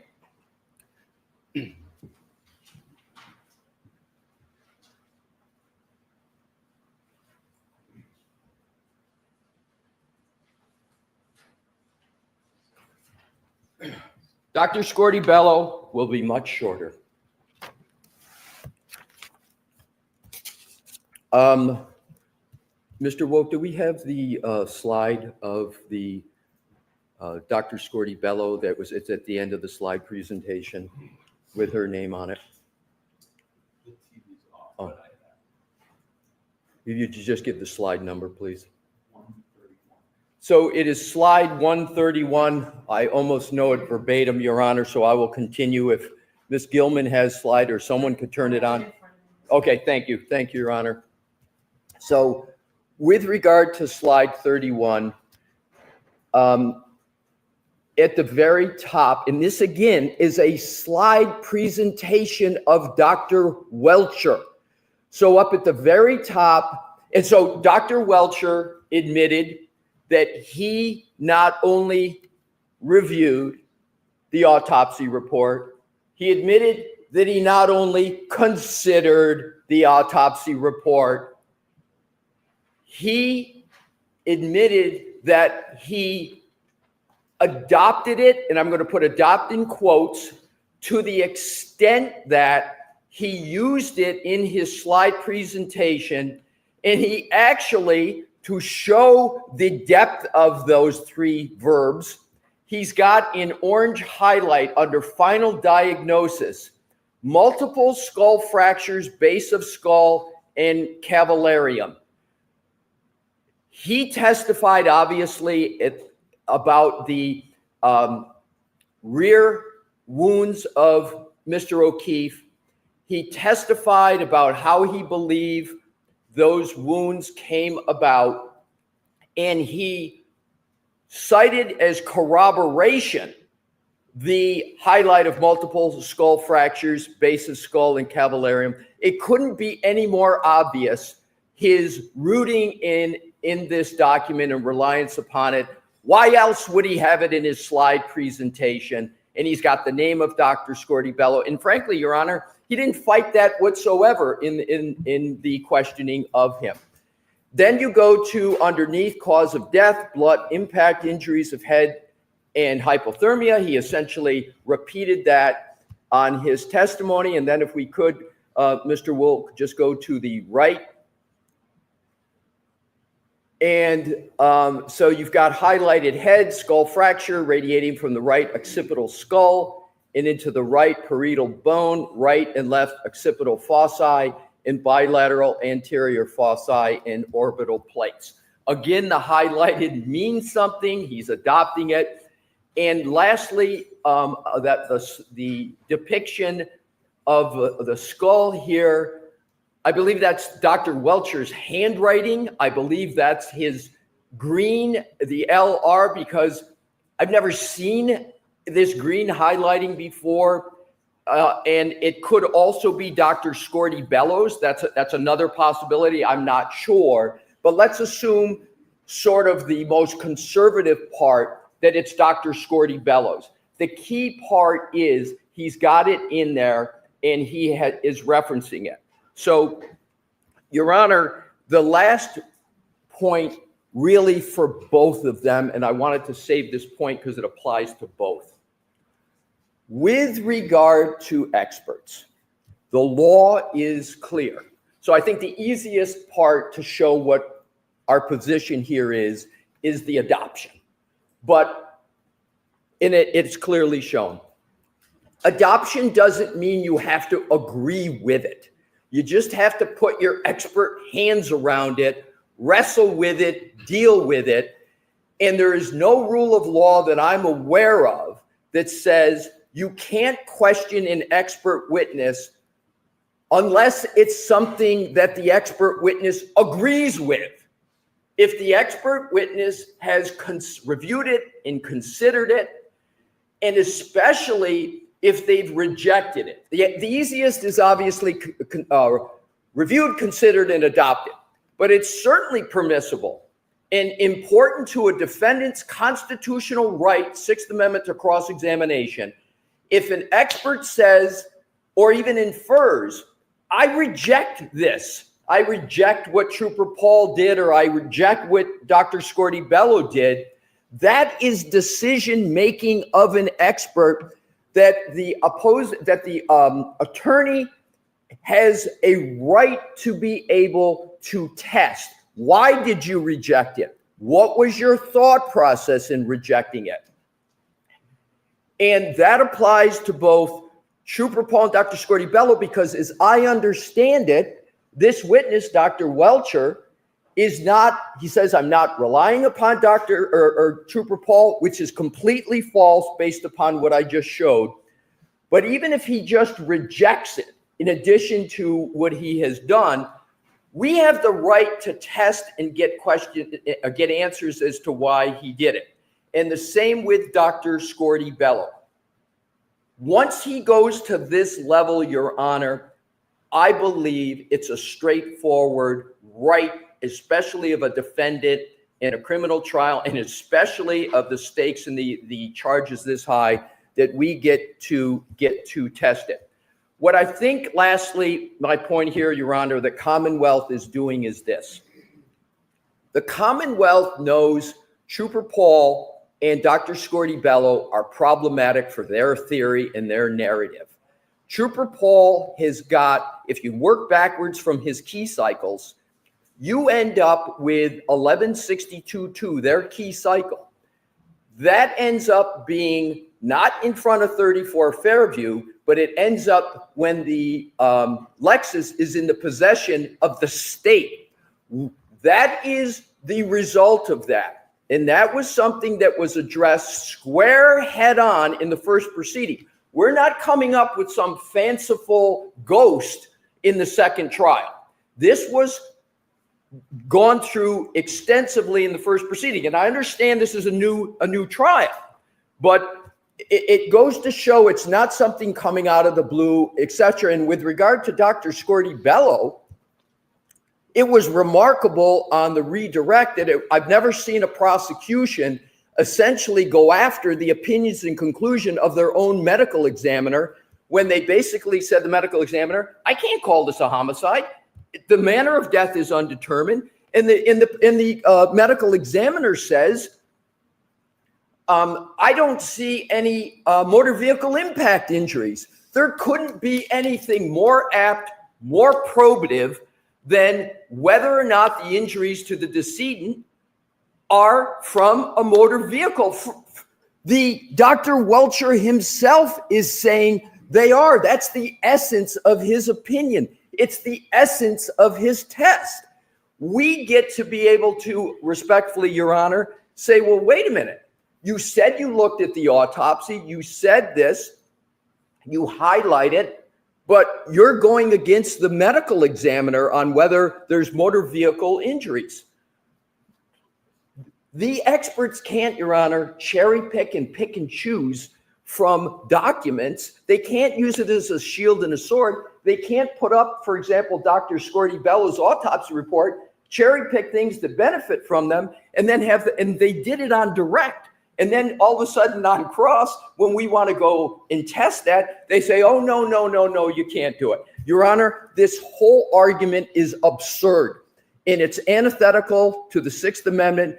And even if, and this is my last point, even if this were merely a civil case, this would be routine cross-examination against the expert on the side. So in conclusion, Your Honor, I respectfully request that Ms. Reed and her team be allowed to exercise their constitutional right to cross-examination, the keystone of a defense in a criminal trial, cross-examination, and that they be able to take the shield that the prosecution is trying to put on us and be able to combat the sword that the prosecution has put forward with regard to trying to cherry pick from this information, and that we get to proceed, and we get to proceed undaunted from all the serial objections yesterday that interrupted my cross-examination. Thank you, Your Honor.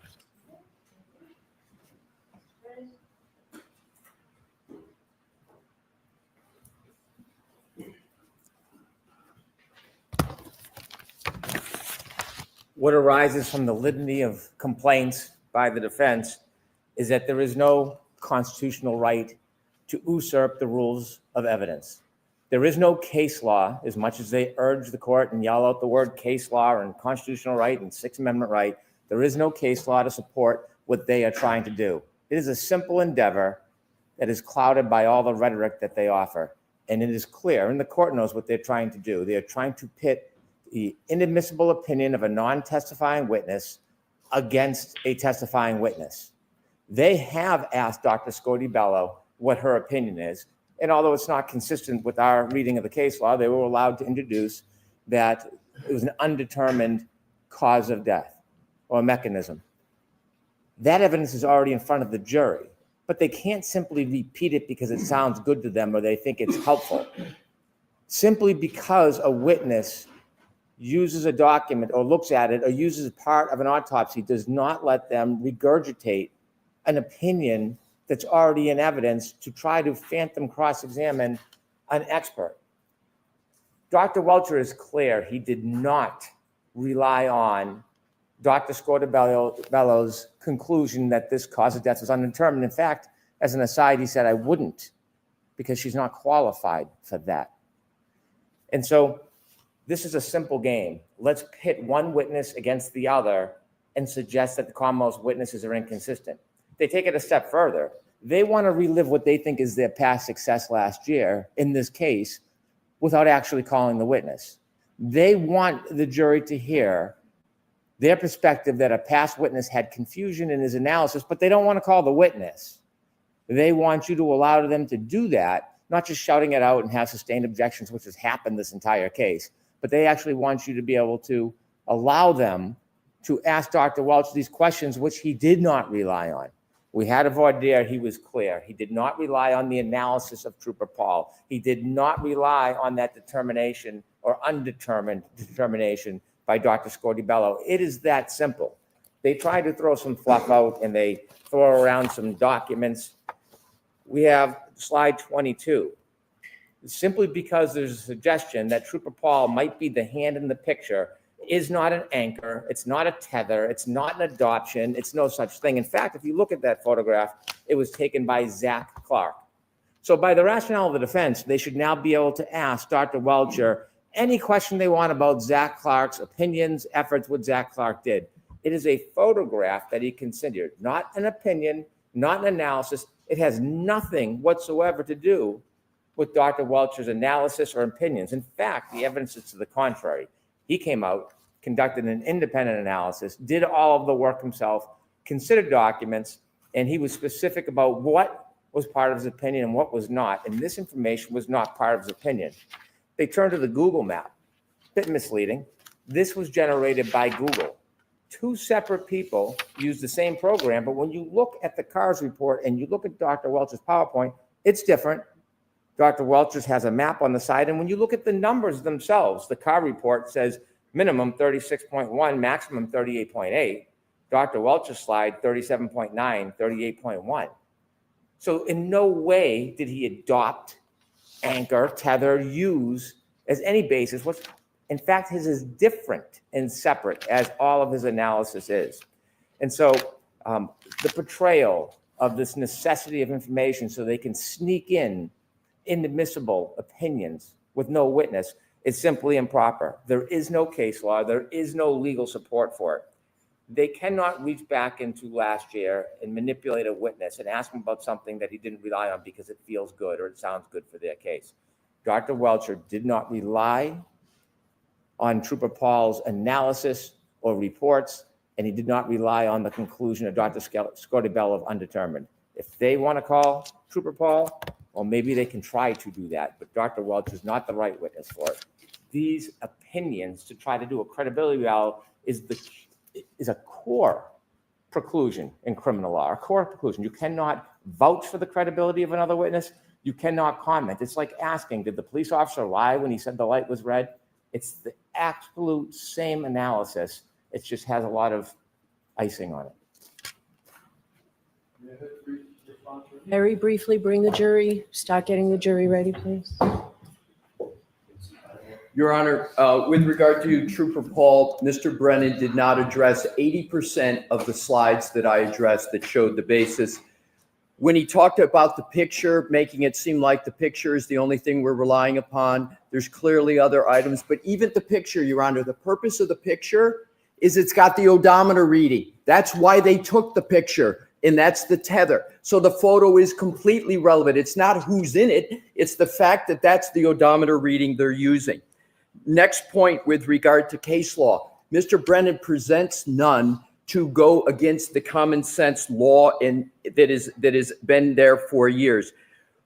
The other thing, Your Honor, is with regard to Mr. Brennan keeps trying to put my arguments into a credibility, like we're trying to attack the credibility of Trooper Paul. He says that we're trying to redo last trial. To the contrary, Your Honor, it's the Commonwealth that brought Trooper Paul into the second trial through Dr. Welcher and Dr. Welcher's reliance on all the work of Trooper Paul. They've brought it in here, and because of that, we get the right to cross-examine it. Last point. This is not about credibility. He keeps saying something that's not happening, that we're going to attack the credibility of Trooper Paul. What we want to do is to say to Dr. Welcher, you have brought up Trooper Paul. You have used his odometer reading. That odometer reading tethers through to Google. It tethers through everything you're doing. It's the foundation. But what you're ignoring, Dr. Welcher, are all the key cycle results that come from that odometer reading that you relied upon. Dr. Welcher himself can't cherry pick, grab things that he needs from Trooper Paul to do his analysis, and then the Commonwealth say, but you can't go after that because it somehow has Trooper Paul's name on it. It's illogical, Your Honor, and it's incorrect under the law. Thank you. So I disagree with you, Mr. Alessi. I'm not allowing in the line of questioning regarding Trooper Paul, and I'm not allowing the line of questioning regarding Dr. Scordi-Bello. So that's my ruling. Let's bring the jury in.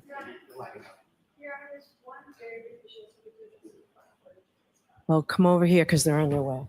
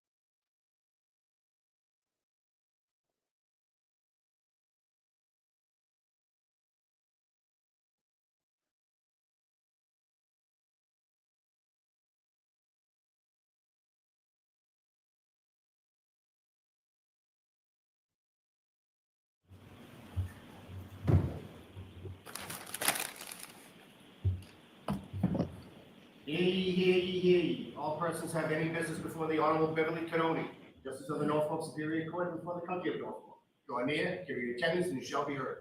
God save the Commonwealth of Massachusetts. The court is now open. You may be seated. Good morning, members. I do appreciate you were waiting. We were doing work in here, but we appreciate your patience. So I do have to ask you those 3 questions. Were you all able to follow the instructions and refrain from discussing this case with anyone since we left yesterday? Everyone said yes or nodded affirmatively. Were you also able to follow the instructions and refrain from doing any independent research or investigation into this case? Everyone said yes or nodded affirmatively. Did anyone happen to see, hear, or read anything about this case since we left yesterday? No. Everyone said no or should be. Thank you. Could we have Dr. Welcher back in, please? And Mr. Leslie, feel free to go to the podium. With the computer and any electronics there, so we don't have to address. It doesn't look like it's turned on at Oh, all. okay, good. And smartwatches.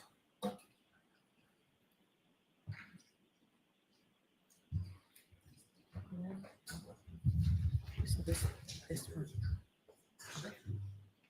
Sir, I'll remind you, you're still under oath. Thank you. Thank you. Morning, Your Honor.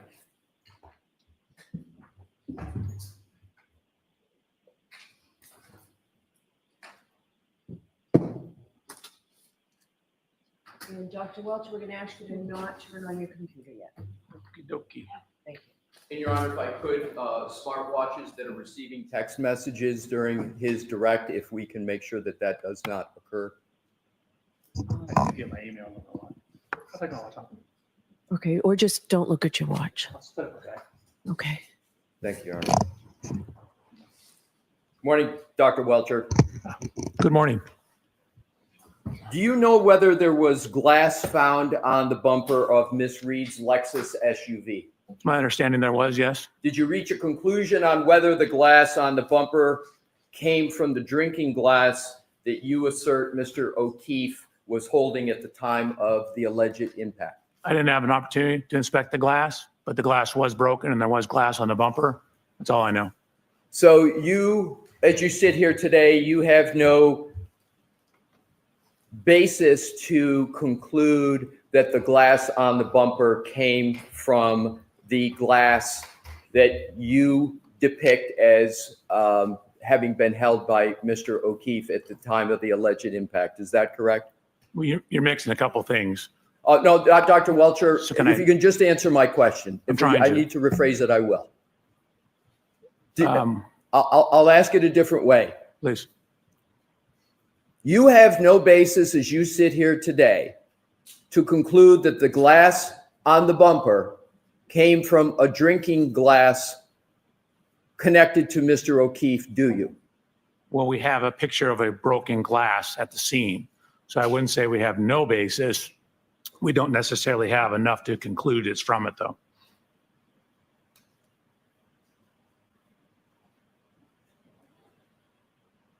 Do you had depictions in your test with Mr. O'Keefe holding a glass, correct? Correct. My question is, you have no evidence to show at all other than, and I'm talking evidence, testing information. You're saying you have no evidence that shows that the glass on the bumper is not the same glass as you showed on your slides as being found supposedly at the scene.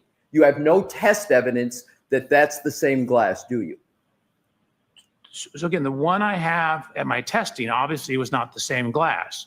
We have pictures of a broken bar glass in the snow near where Mr. O'Keefe's body was. We have glass fragments on the rear of the bumper. That's the extent of my knowledge on the correlation between those two. So do you said you reviewed the reports and testimonies of various Commonwealth representatives, correct? That's in your report. Correct, in the initial.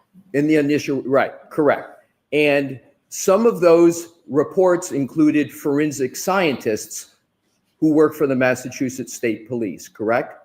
I believe that's correct. And you put those in your report as documents that you reviewed, correct? Correct. And as you sit here today, it's your testimony, you don't know whether in any of the reports of the Massachusetts State Police, there is an answer to the question of whether there's any connection at all between the glass found in the snow and the glass on the bumper. I recall it being inconclusive. Oh, so you recall that the testing was inconclusive? I don't remember what testing they did, but for example, when they put the taillight fragments back together, they were able to deduce that the fragments were from the taillight. I don't think they attempted to do that with the glass. Assume that there has been testing of the glass on the bumper, and assume that that testing conclusively determines that the glass on the bumper is not the glass that was found in the snow. Okay. Assume that. Okay. How would that affect your analysis? I'd want to know where the glass came from, but we still have a whole bunch of other elements. So I don't think it would affect the end results. So would it have any part in your analysis with my assumption that the glass on the bumper is not the glass that's associated with the broken glass that was supposedly found in the snow? Yes. I mean, we always want to have as much answers or as many answers as possible. So I would want to know if we could figure out where it came from. And wouldn't the fact, assuming that the test results show there's no connection, meaning the glass on the bumper is different from the glass in the snow, wouldn't that be contrary to your theory of what happened in some way? It depends on when the glass was actually broken. The glass was in his hand, at least that's the testimonial evidence I have seen. So it depends on whether it's broken from contact with the rear of the vehicle or broken with contact on the ground. Assume that the glass on the bumper is not the glass that was found in the snowbank. Doesn't that, at least in part, contradict your hypothesis as to whether there was contact by the Lexus with Mr. O'Keefe at 34 Fairview? So if you recall all my slides, nowhere did we discuss that in my slides. So no, it wouldn't contradict it. I would want to know where that glass came from. But you didn't seek that information, did you, sir, in your analysis to determine where the glass came from? Well, of course I did. I read the reports about it. But you sit here and you say you don't know the answer. There's steps you could have taken to get that answer quite easily. Couldn't you have, sir? Not me. That's a material science expert. You've been communicating with Lieutenant Tully, haven't you? Correct. You couldn't have asked Lieutenant Tully that question? To my knowledge, he's not a material science expert. But could he have told you the result of testing on that glass on the bumper and whether it was any way associated with the glass found in the snow? Wouldn't that have been an easy question to ask him? Just, has there been testing? And if so, what's the results? Yes, but my knowledge from reading the reports was it was inconclusive. But you didn't read all of the reports, did you, sir? Apparently not. Let's turn to another topic, laser scans. Part of your analysis involved conducting laser scans of portions of 1 Meadows Avenue, the house of Mr. O'Keefe, correct? Correct. Those laser scans were used, at least in part, to answer the question of whether the collision between Miss Reed's SUV and Mr. O'Keefe's Chevy Traverse at 1 Meadows at approximately 5:07 a.m. on January 29, 2022, caused the right rear taillight of the Lexus to break, correct? Correct. And in that analysis, inches literally matter, correct?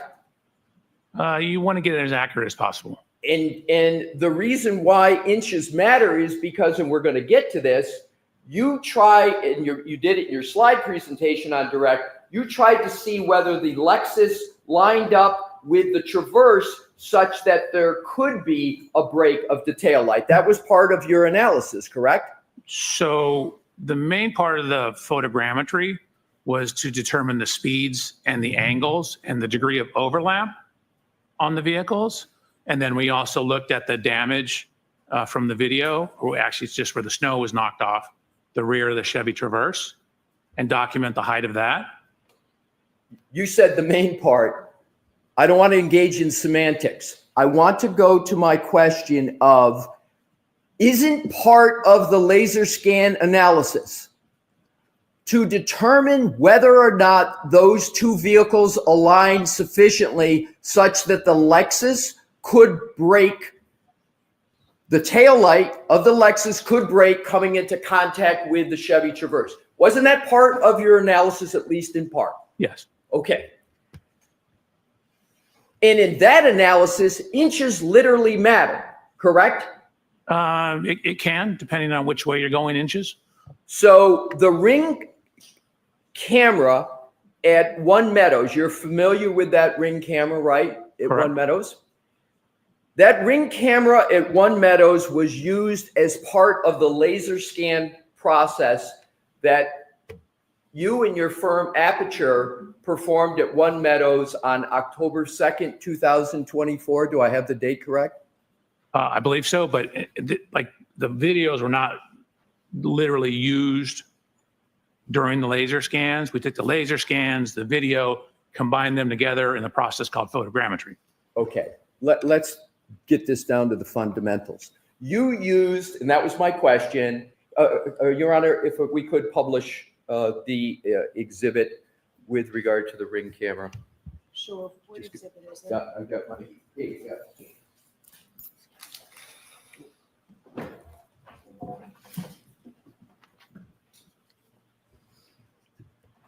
Dr. Welcher, you recognize that Ring camera as being at One Meadows. You discussed it, as a matter of fact, on your direct testimony, correct? Yes. Now, that Ring camera was utilized as part of your laser scan process, correct? It was used. So you're confusing laser scan and photogrammetry. The video, the laser scanners are together used in the photogrammetry. The camera and the laser scans are not used necessarily with each other. Was that Ring camera used for any part of your work? Absolutely, the photogrammetry. I just need to be able to finish my question, sir. Was that Ring camera used for any part of your work at One Meadows on October 2nd, 2024? Yes. And it was used for what purpose? In the photogrammetric process, to establish the position and dimensions of various things in the video. So then we could go back and overlay the vehicles and track the tracks in the snow, as well as look at the damage to the vehicles. Right. So this was used as a basis, not the only one, to establish dimensions of the other work that was done in analysis at One Meadows, correct? Correct. You can take that down, Mr. Wolk. You know that the Ring camera at One Meadows, in existence when Aperture did the work on October 2nd, 2024, was different than the Ring camera that was in existence on January 29th of 2022, the date where you went through to see if those two vehicles align. Is that correct? The cameras are different. That is correct. And you know that the cameras are different, and you knew that as part of your analysis, correct? Correct. Did you document the differences between the two cameras as part of any work performed at One Meadows? Yes. And did you measure any differences there might have been between the location of the newer Ring camera from the older one that was in existence on January 29th of 2022? No, what we did is use the current Ring camera in conjunction with the old Ring camera, and with the laser scans, we're able to, again, map the points onto the scene. That's why I showed you the report from the photogrammetry software that reported our error. Sir, my question was just measurement, not your process. Oh. Did you measure the difference I don't believe so. where the old camera was and where the new camera was? No, it was angled slightly more to the right, though. How would you know that if you were not retained on January 29th of 2022? How would you know where the original angles were? Because when you look at the first camera, the one on January 22nd, it's here. The new one is slightly over to the right. That's an eyeball approximation analysis. That's not a measurement, correct? Well, I don't know that we actually measured it, but we accounted for it and corrected for it. But you can see, for example, what the original one shows, for example, to the left-hand side, compared to what the new one shows to the left-hand side, and it's angled more to the right. Sir, you have experience with Ring cameras, correct? I do. And I think a lot of members of the public have experience with Ring cameras. You can move just the camera portion ever so slightly and change significantly the angle of the camera, can't you, what it captures? Just a small turn. Potentially. Right. Even a millimeter turn can make a change. A 2 millimeter, a 1 inch can make a significant change with regard to what the camera captures, correct? Could, sure. So, did you measure whether the newer camera that was present on October 2nd, 2024 was installed to the left? And I'm talking measure. To the right, to the top, or the bottom relative to the camera that was there on January 29th of 2022? So we solved for the camera position. I'm asking if you measured, sir. Oh, no, we didn't measure. So let's talk about some other differences with regard to cameras and Ring cameras. Different Ring cameras can have different levels of distortion, correct? Potentially. Cameras, well, are you saying that all Ring cameras have the same level of distortion? No, but again, they're mass produced, so you could have some that have the same exact distortion. You could have some that have different. And you don't know the comparative distortion between what I'm just going to now refer to as the old Ring camera that was there January 29, 2022, and the camera that you saw on October 2024, which I'll refer to the new camera. You don't know the difference in the distortion between those cameras as you sit here today, do you? So we know enough information that if the distortions had been different, our errors would have been too high. And so the fact that our errors are within acceptable, are what's called an RMS error, we know that the distortions are similar enough to give us accurate measurements. Sir, that is speculation. That is not data. That is not a measurement. You didn't measure the distortion, sir, did you? If the cameras, you didn't have the old camera to do it. We didn't, but we had images from the old camera. And then when we get images from the new camera and solve those camera properties and then overlay data from the old images to the new images with the point clouds, if that distortion is too great, we will have too high of errors in our project, which is why I showed the error report from the photogrammetry process to show that we have checked for that and documented that our errors are an acceptable range so that we have confidence in our results. You do not have information from the manufacturer of Ring. You didn't present it and you don't have it as to what is the acceptable level of distortion for the analysis that you did, do you, sir? The You have that from Ring.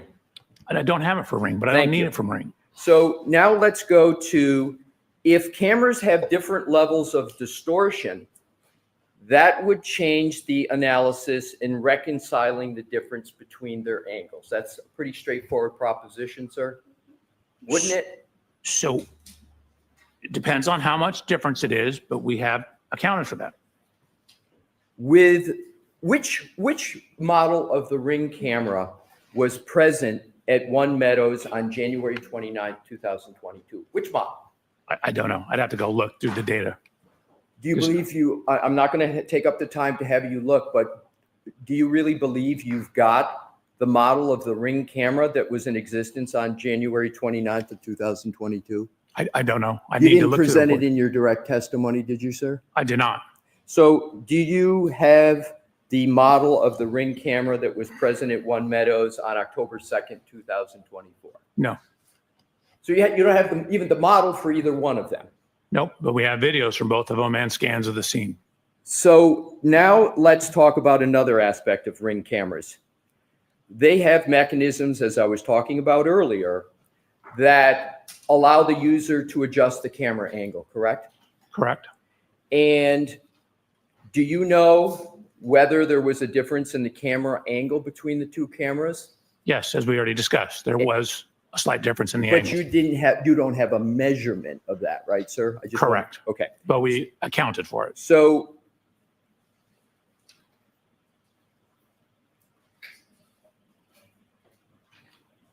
wouldn't a difference in models of Ring cameras be relevant at all to your analysis of trying to reconcile any differences between them? So if you have video from both of them and you have laser scans with three-dimensional geometry of the scene, you can go in and it's called a reverse camera analysis and solve for the distortion properties. The scans give you the real world dimensions. So once you know the real world dimensions, you can then go in, you can go in and then solve for the camera lens properties based upon the real world distortions. So for example, if there's a little bit of bending at the end, the laser scan data will show that, and you can correct for that knowing information about the laser scanner. I'll ask the the laser question. scan data. I'm sorry, I thought you finished, sir. I'm going to ask the question again because it's a narrow question.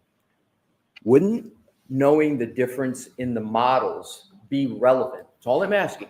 Wouldn't it be relevant to your analysis of reconciling the differences to them? Wouldn't No. it be relevant? No. So you think the different models are irrelevant to any process you occasioned at one? It's irrelevant. So the analysis of the video itself is more important than the models? I'm not asking if it's more important. I'm just asking, would it be relevant? No, I don't believe it'd be relevant. Now let's go to another aspect of the cameras. Are key parameters in a camera that the software needs to know focal length? It is. Is imaging size something that is an important parameter in a camera? Yes. Is our sampling characteristics an important parameter in cameras? Can be. Is the principal point, you understand that concept, sir? Is that an important parameter in a camera? Define how you're using principal point. Sure. A principal point of an image is the point where a camera's direct line of sight, called, as you may know, the optical axis, intersects the image plane. Does that sound familiar? Mm-hmm. So isn't that the image's mathematical center, the principal point? More or less, yes. And for high accuracy photogrammetric work, it's important to know if the lens is mounted centered over the image sensor due to the small manufacturing variances, correct? Could be important. And if the principal point is the center of the image. That's relevant. So doesn't that affect the mathematical calculation of the light ray geometry? It could. So the variance in manufacturing between cameras is a known issue. Do you agree? I do. There's small manufacturing variances that affect one of the key components of the fundamental parameters of the camera, namely the principal point, right? Correct. Did you perform the camera calibration of the camera in place in October of 2024? Yes. So within photogrammetry, we calibrated the photogrammetric analysis to the camera. Did you address the principal point in that calibration? Do you have documentation that you addressed that important factor, the principal point? So the checking of the RMS error in the software takes into account, sums up all the potential errors in the measurement, which would include that. Okay. Sir, You know the importance of all of these topics because the output of all the work Aperture did at One Meadows, almost all of it, springs from that camera, correct? It starts there. Okay, it starts there. And if the starting point is wrong, then where you go from the starting point is going to be at least potentially wrong, correct? Potentially. Would you agree that Ring cameras have a swiveling mechanism so that the user can adjust the camera angle? Some do. Do you know whether the camera that was in existence on January 29, 2022 had a swiveling mechanism? I believe it did. Believe? Do you know? I do not know for a fact, but you- those style of Ring cameras on the surveillance have adjustability that includes angle. But you don't know whether the camera that was there, the specific camera on January 29, 2022, had a swiveling mechanism or not, correct? Correct. And do you know whether the camera that you saw in October of 2024 had a swiveling mechanism on it? It did. And where did you document the fact that it had a swiveling mechanism? I think we have photos of the camera. Did you document it in writing, and did you document the tolerance of the swiveling mechanism? No. Let's go to, and again, all of the camera, this camera that you use is the starting point for your laser scan and photogrammetry process, correct? Correct. All right. Let's go to another topic. On your direct testimony, as I recall, you stated essentially from various information that you lined up in the video, and we're talking about the lining up of the Lexus with the Traverse. And this is at One Meadows. And so, as I understand what you did, sir, is you took what are called point clouds, 3D images, created them for the Lexus. You took created 3D images, synonym point clouds of the Traverse, and then you attempted to line them up to determine, among other things, whether they would align sufficient so that the Lexus could line up and potentially hit the Traverse such that the tail light of the Lexus could be broken. Was that at least part of your analysis? That was part. There was more. So, you showed a slide, a few slides, and with your honor's permission, what I'd like to do is to start with slide 90. All right, do you have any problem with Dr. Welcher keeping his printed copy that he was using? I have no problem with the printed copy, your honor. So, I'm sorry, what slide again? 90. Your Honor, my printed copy is tiny. Can I Can pull it you up? see the? Yes. Yeah.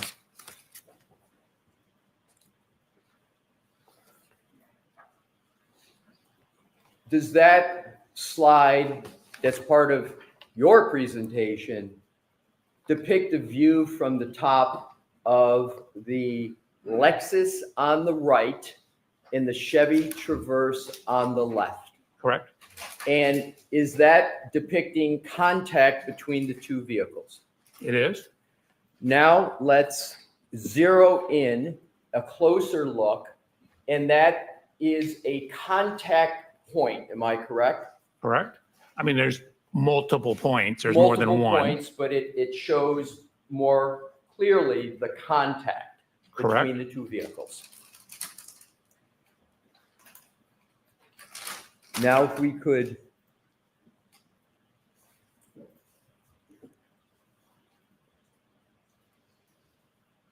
the next, and that is number 91, Mr. Wolf. So, Your Honor, 91. I think these are just going to go in order for a few, and I'll keep announcing them.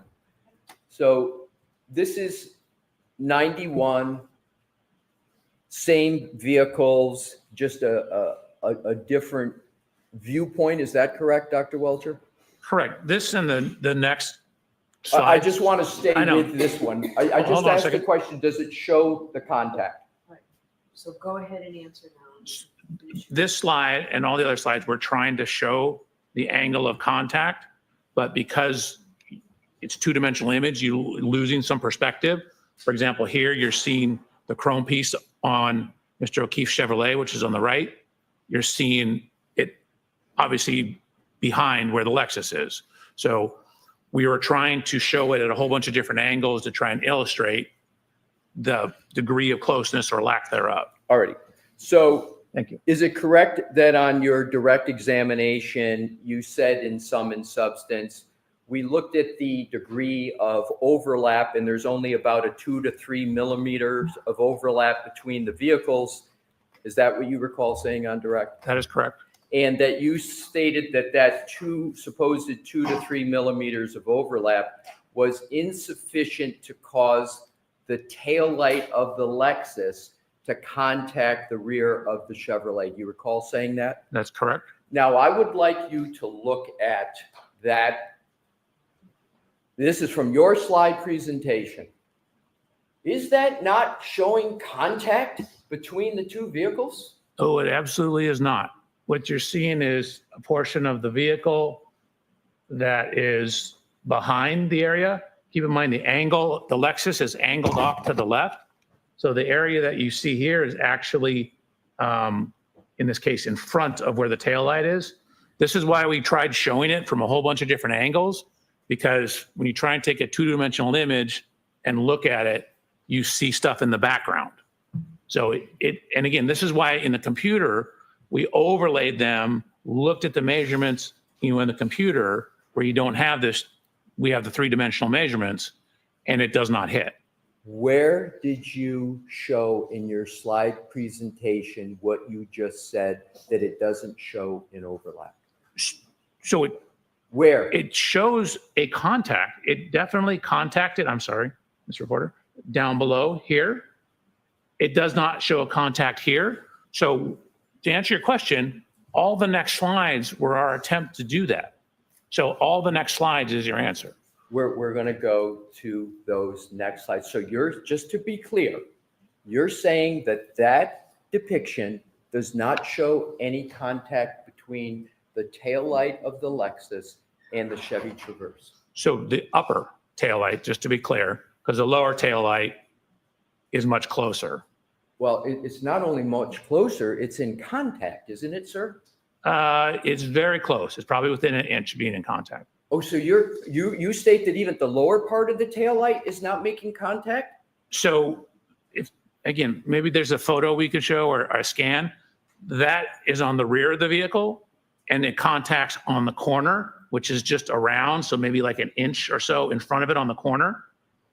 I'm just going with what you presented in your slide Well, let's go to the next slides and then Sir, maybe I we'll will determine which slides we go to on my questioning. I'm just hoping So to now answer your let's question. go to Mr. Wolf, the next slide. There we go. In your presentation, my question is zeroing in. Are you saying that that slide does not show contact between the tail light of Ms. Reed's Lexus and any part of the Chevy Traverse?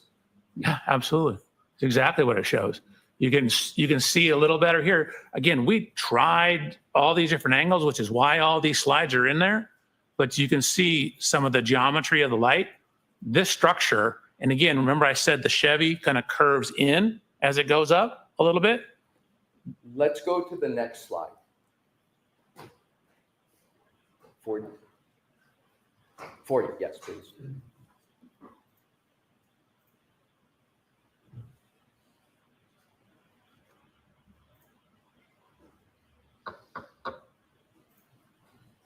Is it working? 41, Your Honor.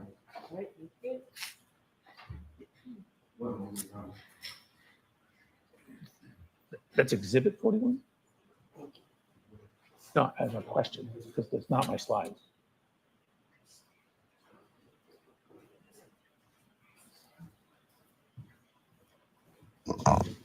So, Mr. Alessi, is this exhibit number 41 or is this from the PowerPoint? Because, Slide 41. Slide. okay.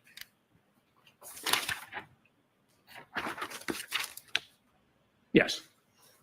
So I'm putting this up because I want to show an actual photograph of that tail light. And I would like you, sir, to focus on the quarter panel tail light in each. Do you see a jutting out of the quarter panel tail light in that photo? You see it jut out?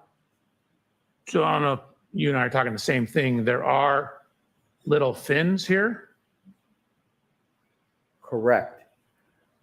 Now, what I'd like to do is to go back to the depiction we were just looking at, and that depiction doesn't show the jutting out, does it? No, it does. Those are actually more on the side of the vehicle. You can't see them in this image. Correct. You But- can't see them. Hold on a second. I wasn't finished. But Sir. they are 100% there.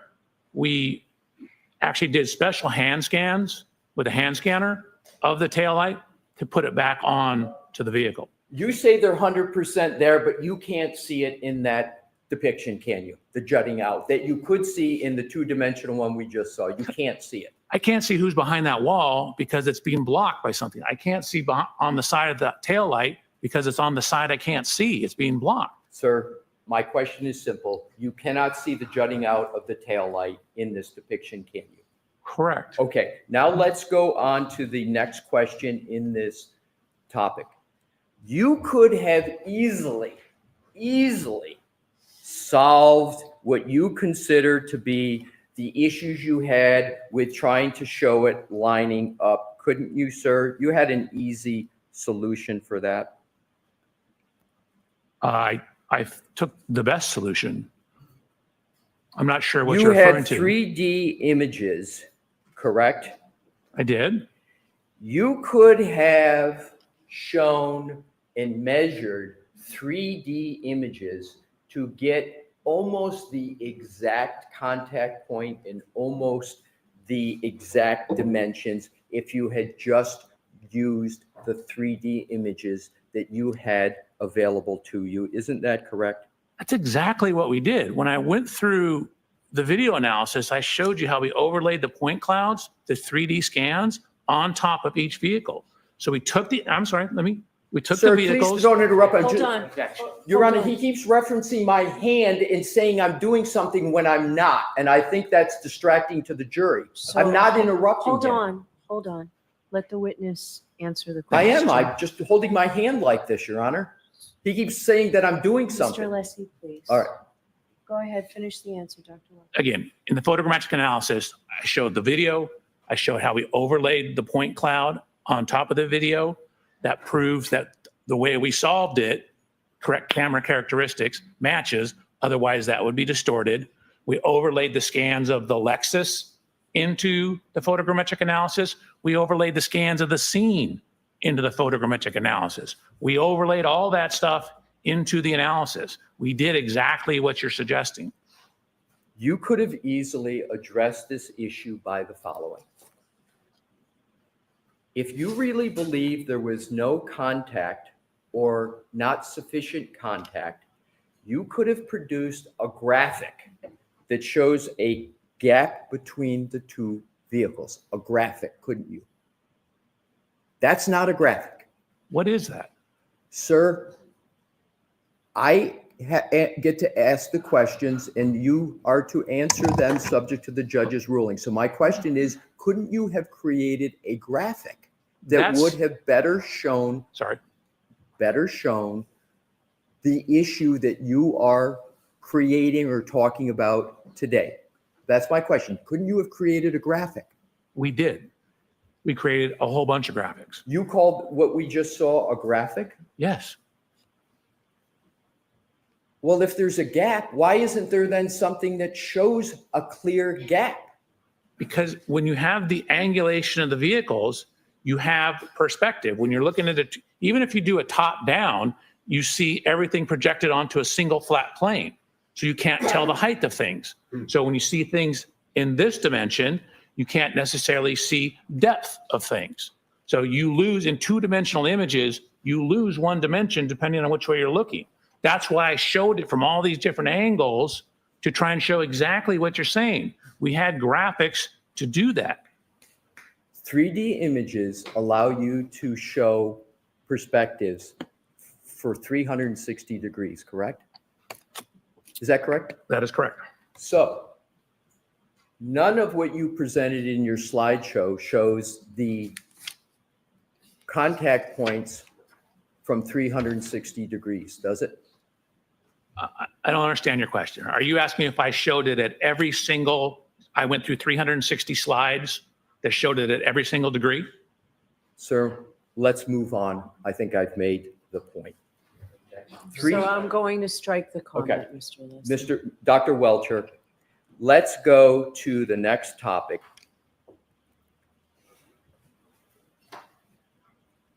And keep with these two depictions.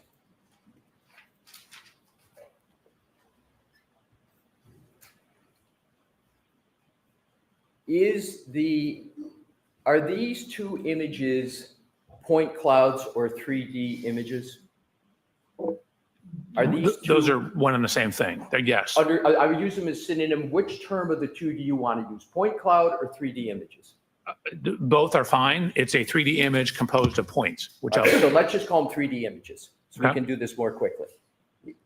The Lexus and the Chevy Traverse that are depicted there are both 3D images of those vehicles, correct? Correct. And Aperture created the 3D images, correct? Correct.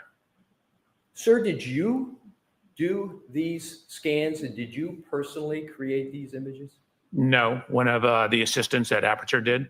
So you're speaking about what somebody else did at Aperture, correct? They were doing it at my direction. And for example, the Lexus scan, I showed the photographs. You can see the gentleman that works at Aperture, Mike Morelli, was scanning them for me while I was doing the rest of the inspection.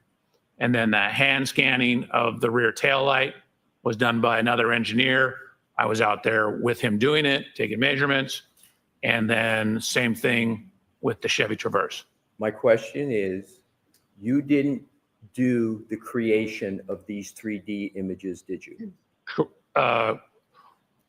The individual images, no. All right, so let's go to these individual images. These are 3D images. Is that your testimony? Yes. Let's look at the tail light. Okay. That's not a 3D image. That's a Photoshop, isn't it? Nope. Oh, so it's your testimony that that tail light is a 3D image. That absolutely is a 3D image. The way you can tell is when you get up near the chrome, because lasers don't like shiny objects, you start to get a scatter. So see all these dots here? If that was a photo, you wouldn't have these dots. Let's go to the Chevy Traverse. Let's, Mr. Woke, zero in on the content. Yeah. There's grain on that tail light, in the tail light. That's a 3D image of a tail light, isn't it, sir? They're both 3D images. Well, I just want to stay with one. That tail light is a 3D image, and one of the ways you can tell is it's got all that grainy material on it, correct? Correct. Now let's go back, Mr. Woke, to the Lexus. Let's now go to the bumper. But do you want me to explain the difference? No, Okay. thank you. I would like to go to the bumper.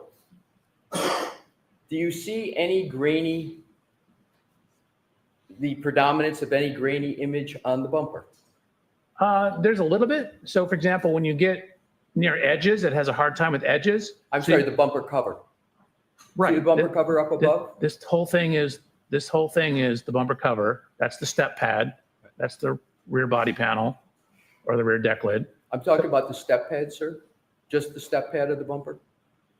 Are you asking about just from here to here? Correct. The bumper step Can we pad. zoom in on it? Pardon me? Can we zoom in on it? Sure. Do you see any? Yeah, I see graininess. Let's go over to. Right in here. You can see it all through here. You see it through here. Well, I'm talking about the step pad, not the entire bumper. I'm just talking about the step pad. Right. So you're zooming in on the bumper. Right. The step pad is this structure up here. We're going to move up. It just takes a while. So your testimony is that is a. Can you zoom in more? That's, you would like it zoomed in? Yes, sir. Sure. Your testimony is that that is a 3D image, not a Photoshopped step bumper cover. Is that correct? So we have mapped the color over the 3D scans. We used 2 separate scanners. If you recall, when I got out to Miss Reed's vehicle, that taillight was gone. So we had to replace the taillight. Talking about the bumper cover, not the taillight. Okay, I'm explaining the process. I'm just asking about the bumper cover, not the process. So focus your answer on the bumper. That is a laser scan. Okay, so your That's a 3D testimony model. is the step part of the bumper cover is a 3D image from a laser scan, and it's not a Photoshop. That's your testimony. Absolutely. And you didn't perform the work for the 3D that you claim the bumper step up is. You didn't do that work to produce that depiction, did you, sir? Somebody else in your firm did it. So this is all done at my direction. The engineers that work for me, so I'm telling them what to do. I'm not the one punching the keys. That's I'm my saying, question. I need you to do this, and this. Use the hand scanner, go scan the light. I need to put this back in because it was missing when we got to it. So no, I'm not punching the keys. Okay, so. Okay. Come on over, please.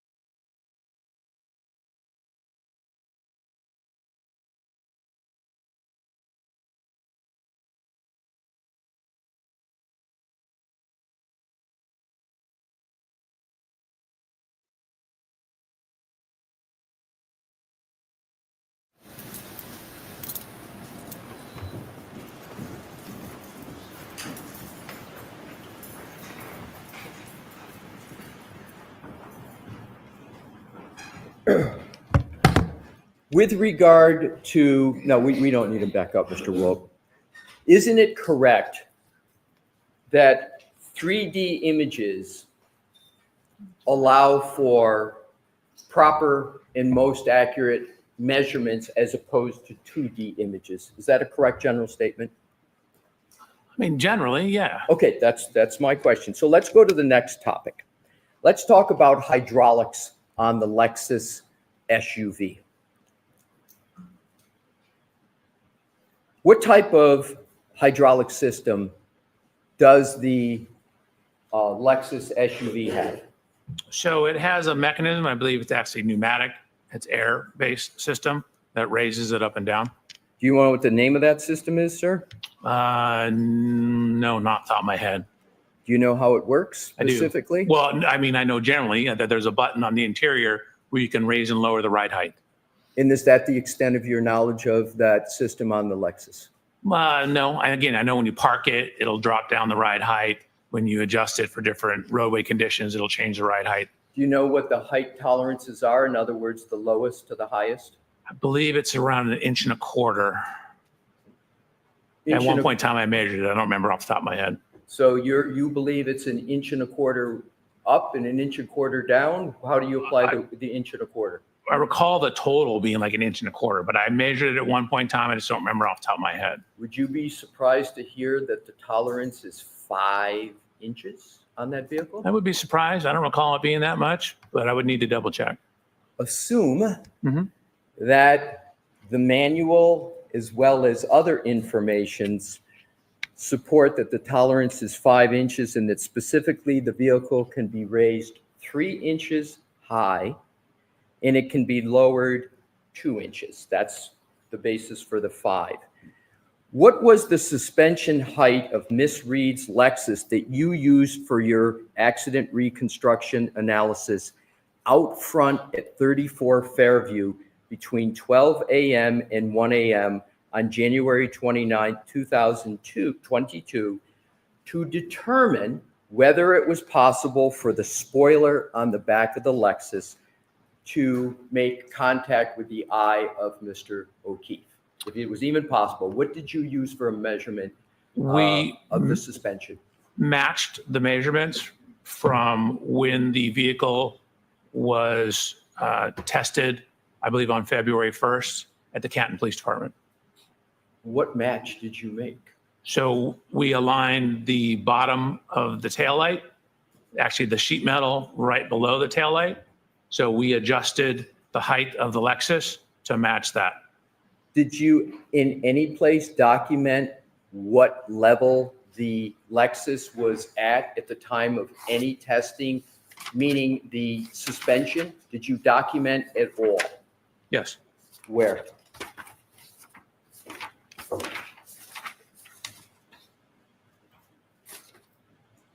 Slide 107. Can we have slide 107, Mr. Wolf?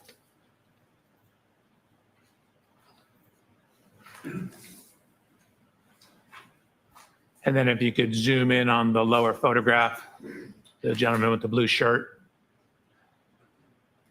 Zoom in a little more, please.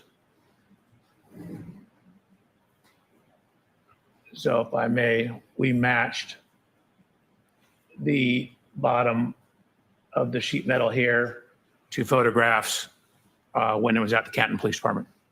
Sir, my question is, where did you document whether the suspension was at 0,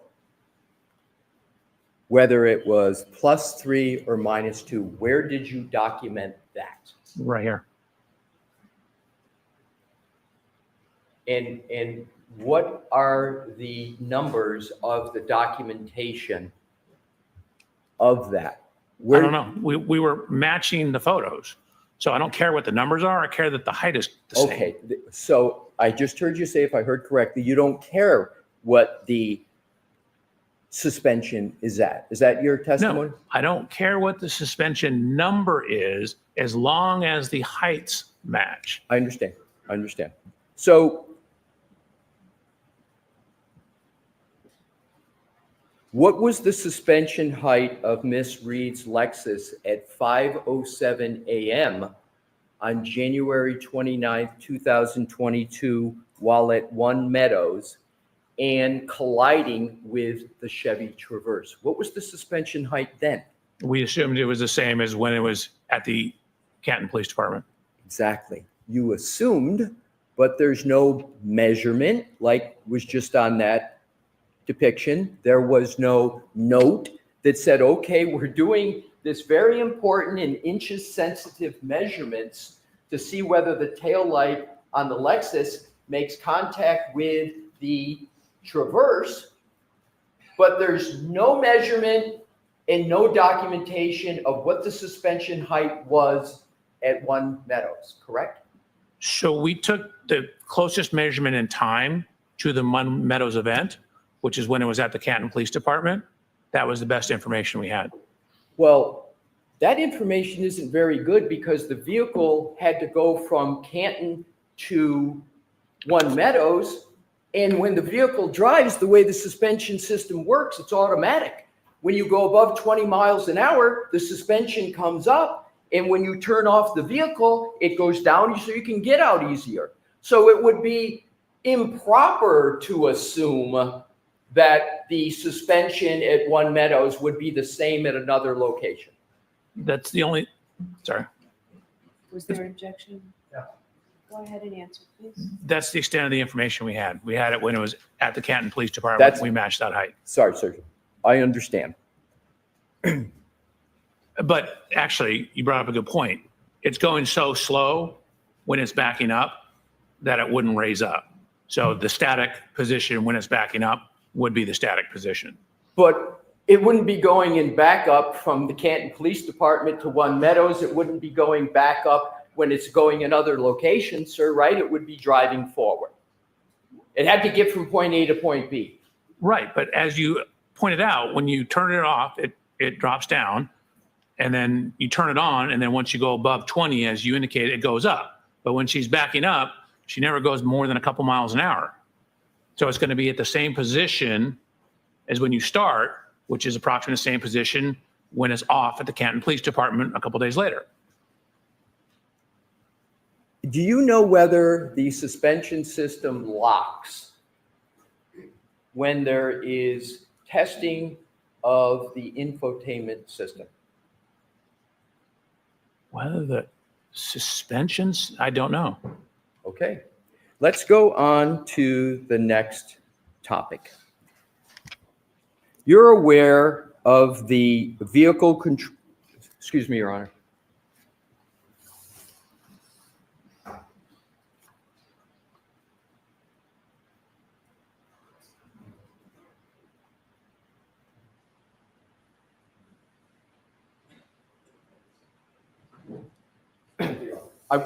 Thank you, Your Honor. I want to go, I'm changing topics to go back now to Fairview, 34 Fairview. You don't know what the suspension ride height at 34 Fairview was on January 29th of 2022, do you? Correct.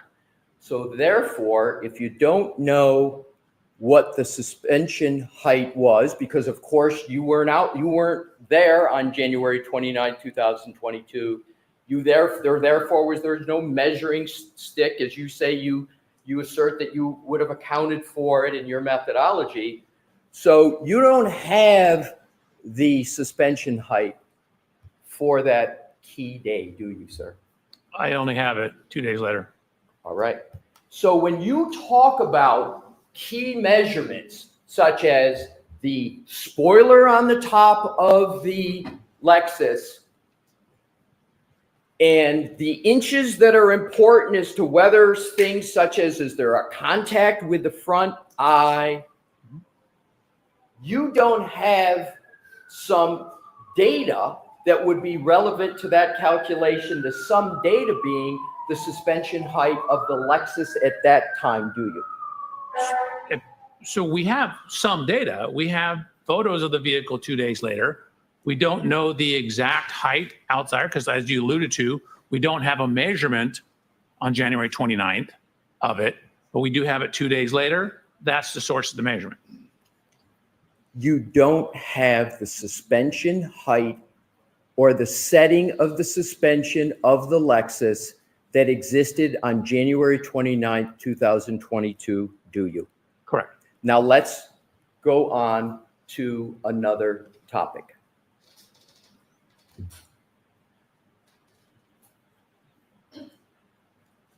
Within the 34 Fairview on January 29th of 2022, I'm not going to go over them, but you asserted various measurements, height, width, with regard to the Lexus, correct? It wasn't just for the spoiler at the top, correct? Correct.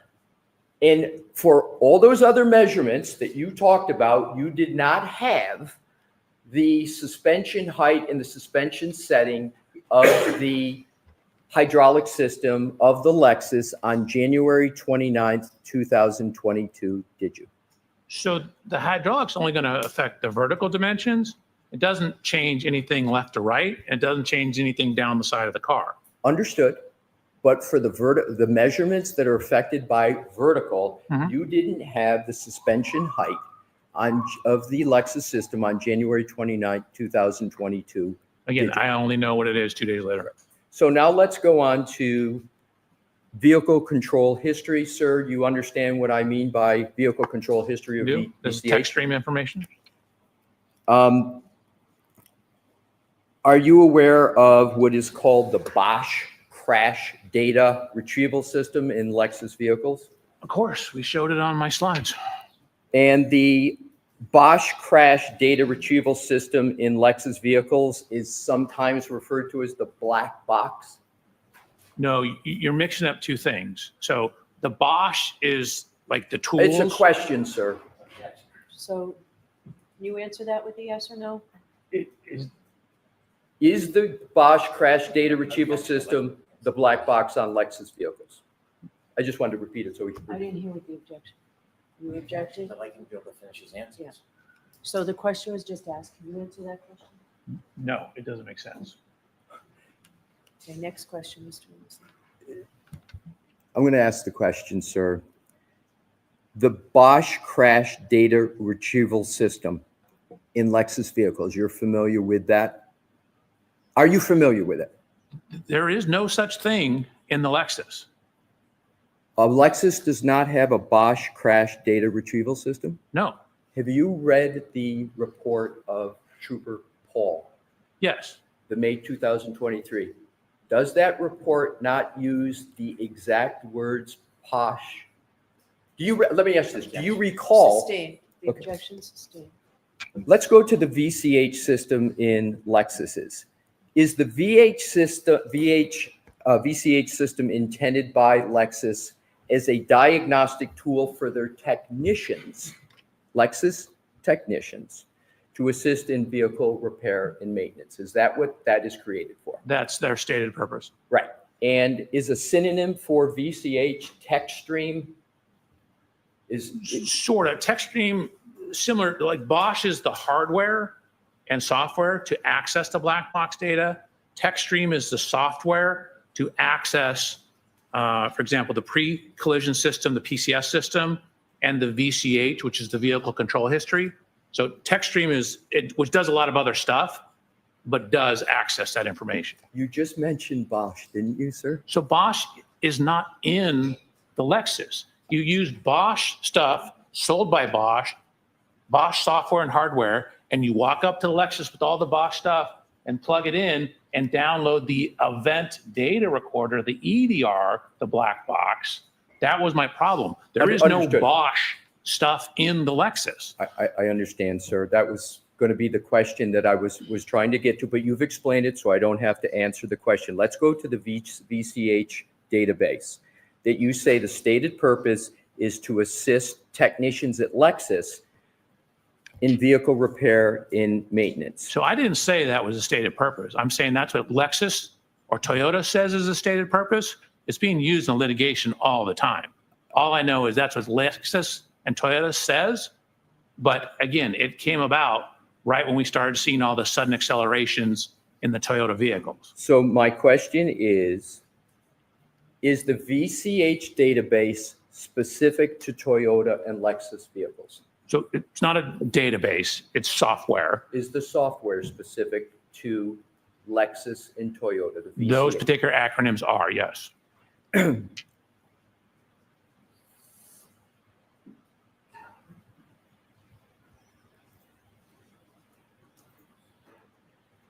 Want to move to another topic, and we are almost finished. We have just two more topics, sir. How common were VCH events when Miss Reed owned the Lexus? In 2022? Do you know the ownership period of Miss Reed with respect to the Lexus? Do you know how long she owned it? I have that documentation. I don't know off the top of my head. Do you have an approximate?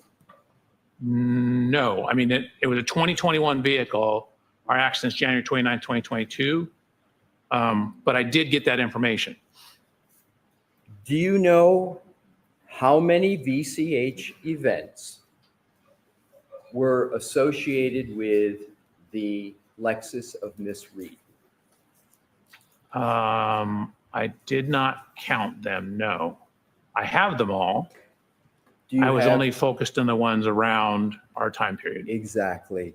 But do you have the number of events? Do you know how many there were? I could get it for you. How long would it take, sir? 3 minutes? Why don't we come back to it Okay. and we'll see if it's. How about I start this so that we don't have to wait for it to boot up? And then when we come back to it, it's ready to go. You As okay long with as that? that's all you're looking at, sir. Yep. Thank you. And then pick your head up, please, so I can finish these two Please, topics. go ahead. So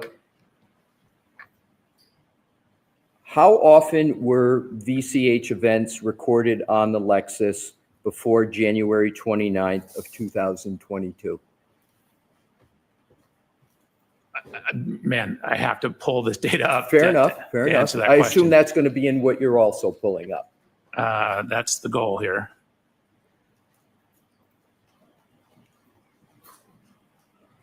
Would the number be about 15? Does that sound right to you?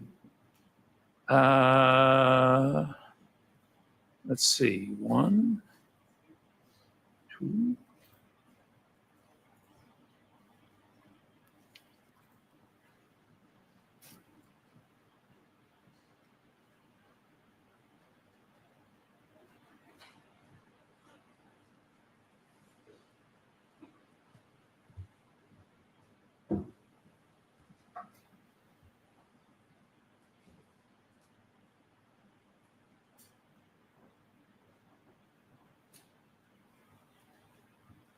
There's 18. 18. So there were your records show that there were 18 VCH events recorded on Miss Reed's Lexus, correct? Before the subject one. Right. Did you conclude that any of those events, other than the 1162-2, were a collision? No. Now let's go to reverse recorded events. Can you tell how many of those 18 events were reverse recorded events? And you know what I mean by reverse recorded events? Yes. The vehicle going in reverse? How many of those events were the vehicle going in reverse? And this is before. 4. Other than He asked No, you, I is said this before. before? Yes, I'm sorry. Oh, I would have to pull up the PCS file.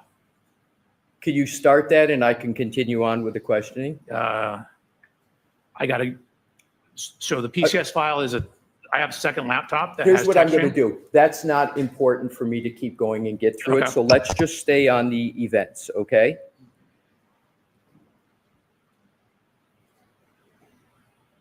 Only one of all of those events, those 18, are you concluding that there was a collision associated with them, correct? Just one.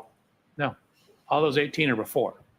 The collision's number 19. No, I'm saying, I understand what you're saying, but for all the other events that are recorded, you're not, other than the January 29, 1162-2, you're not concluding that any of those were collisions, correct? I didn't look at them. They were so far mileage away from everything. But you're not concluding, even though they were so far away and you didn't look at them, you don't conclude from the information you have that any of them were a collision, correct? Sustained. Let's go to 5:07 a.m. on January 29th, 2022 at One Meadows, the home of Mr. O'Keefe. Okay.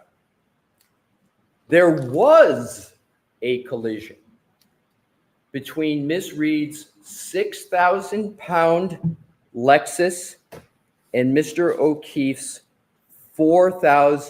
approximately 4,500 Chevy Traverse. That's undisputed, correct? They collided. They made contact. They touched. Right.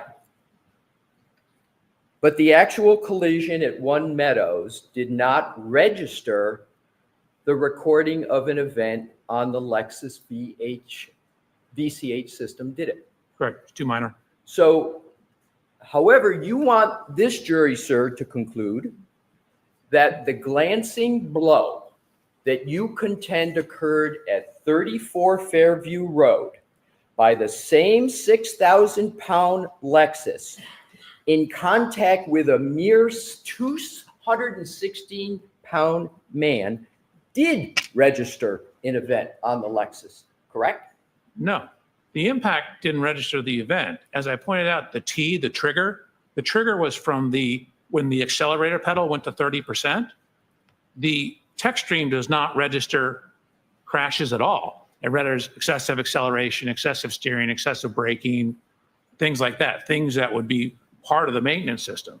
So the tech stream will never register an event, even if you hit a wall at 100 miles an hour necessarily. I mean, it'll cause fault codes and things like that, but that's not what it does. The trigger here was transitioning into reverse and then gunning the accelerator pedal in reverse. And so when it went from 30 up to 74% throttle, once it went over 30 in that transition, that's what triggered the tech stream. It had nothing to do with, and that's why I'm telling you, I don't know when in that event the impact occurred, because the tech stream doesn't tell you that. Thank you. You're welcome. Exactly my point. The tech stream information doesn't tell you when a collision occurs, does it? Correct.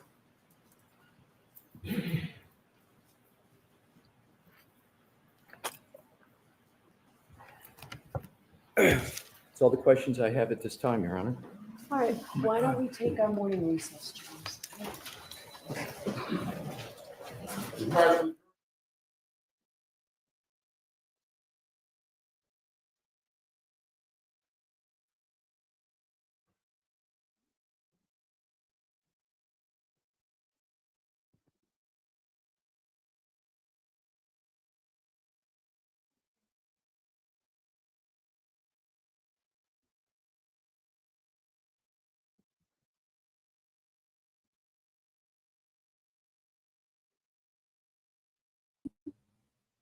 Hi guys. How are ya? Dropping everything here.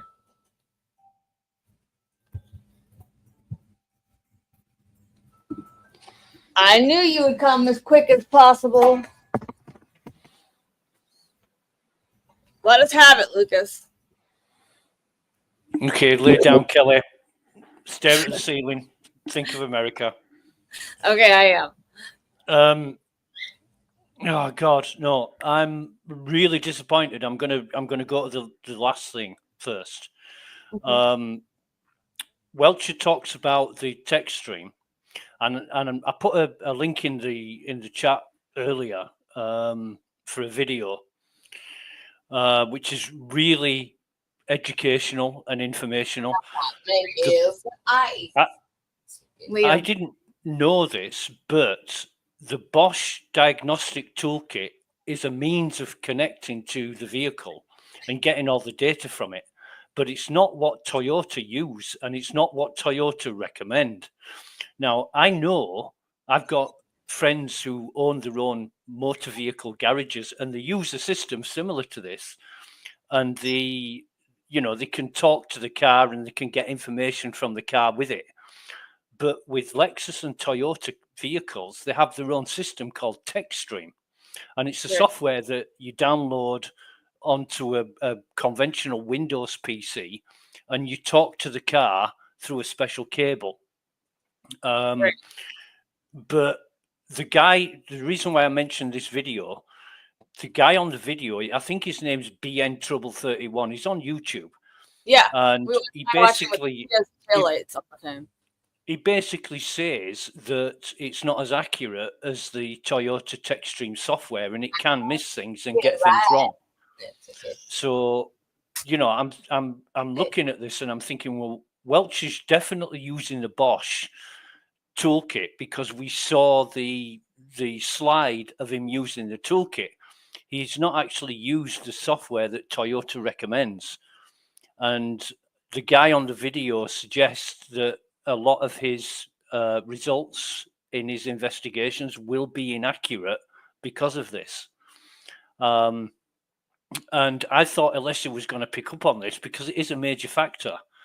You know, if you're using something that's not 100% recommended and compatible, then how can you trust it?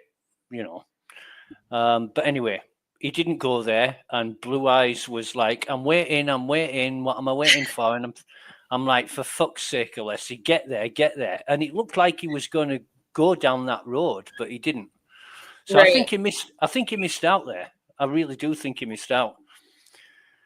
But I mean, we also have the ability, because this guy fights so much of answering a question. You know what I mean? Like it's like pulling teeth to make him answer an actual question. I feel like some of that stuff he's probably saving for Arca to answer too.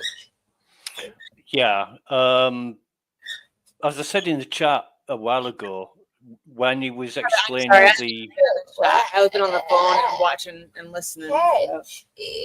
That's okay.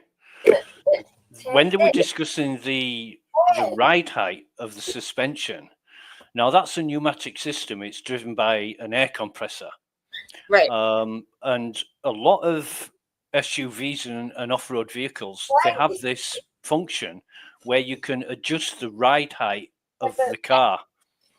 For various reasons, you know, like when you're going over rough terrain or undulating terrain and things like that. And of course, there's an automatic mode and a manual mode. You leave it on automatic or you can switch it to manual, whatever. But I didn't know it was 5 inches. I thought it would maybe be 2 inches, but not 5 inches.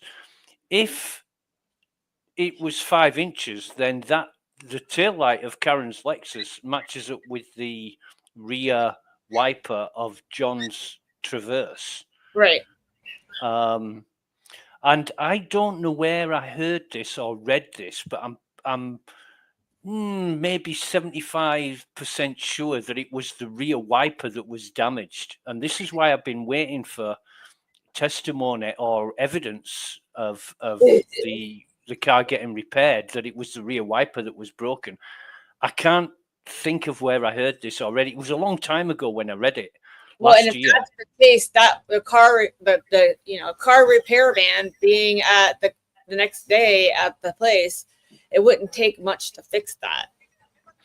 It could, depending on the damage. I mean, if it's damaged the motor or the arm, then they need to take the whole unit out. You know, it depends how much damage has been done, but that stub where the rear wiper fits on, and I know that first-hand experience of replacing this fucker because I had to do it on my car last year.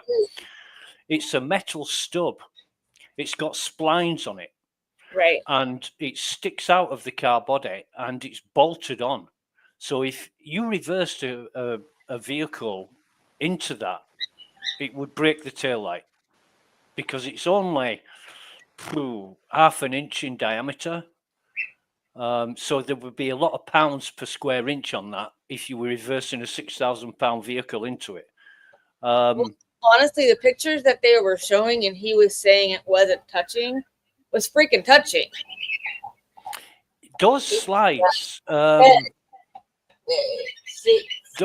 it was messy. It was completely messy. I mean, again, just as you said, Welcher was arguing and interrupting, trying to control the flow of information, just like Jen McCabe did. You know, and the answers that Welcher was giving wasn't what was being asked for in most cases, but answers that he wanted to give. And you know, just we saw in the last few minutes before Bev called a sidebar, Alessi was saying, just answer my question. And instead of answering the question, Welcher said, I can't because it doesn't make sense. Well, it fucking does make sense, because you were being asked about the Bosch toolkit, and you wouldn't answer, because the answer to that question would lead on to another question, which it just gets deeper and deeper after that. And you're going to find out that the Bosch toolkit wasn't the right thing to use in this instance. You know, if you wanted absolute data, then you needed to be using the right software for that. That's 100% compatible, made by Toyota and not by Bosch. But yeah, the slides. I think Alessi's got a bit of a point. I don't know enough about the.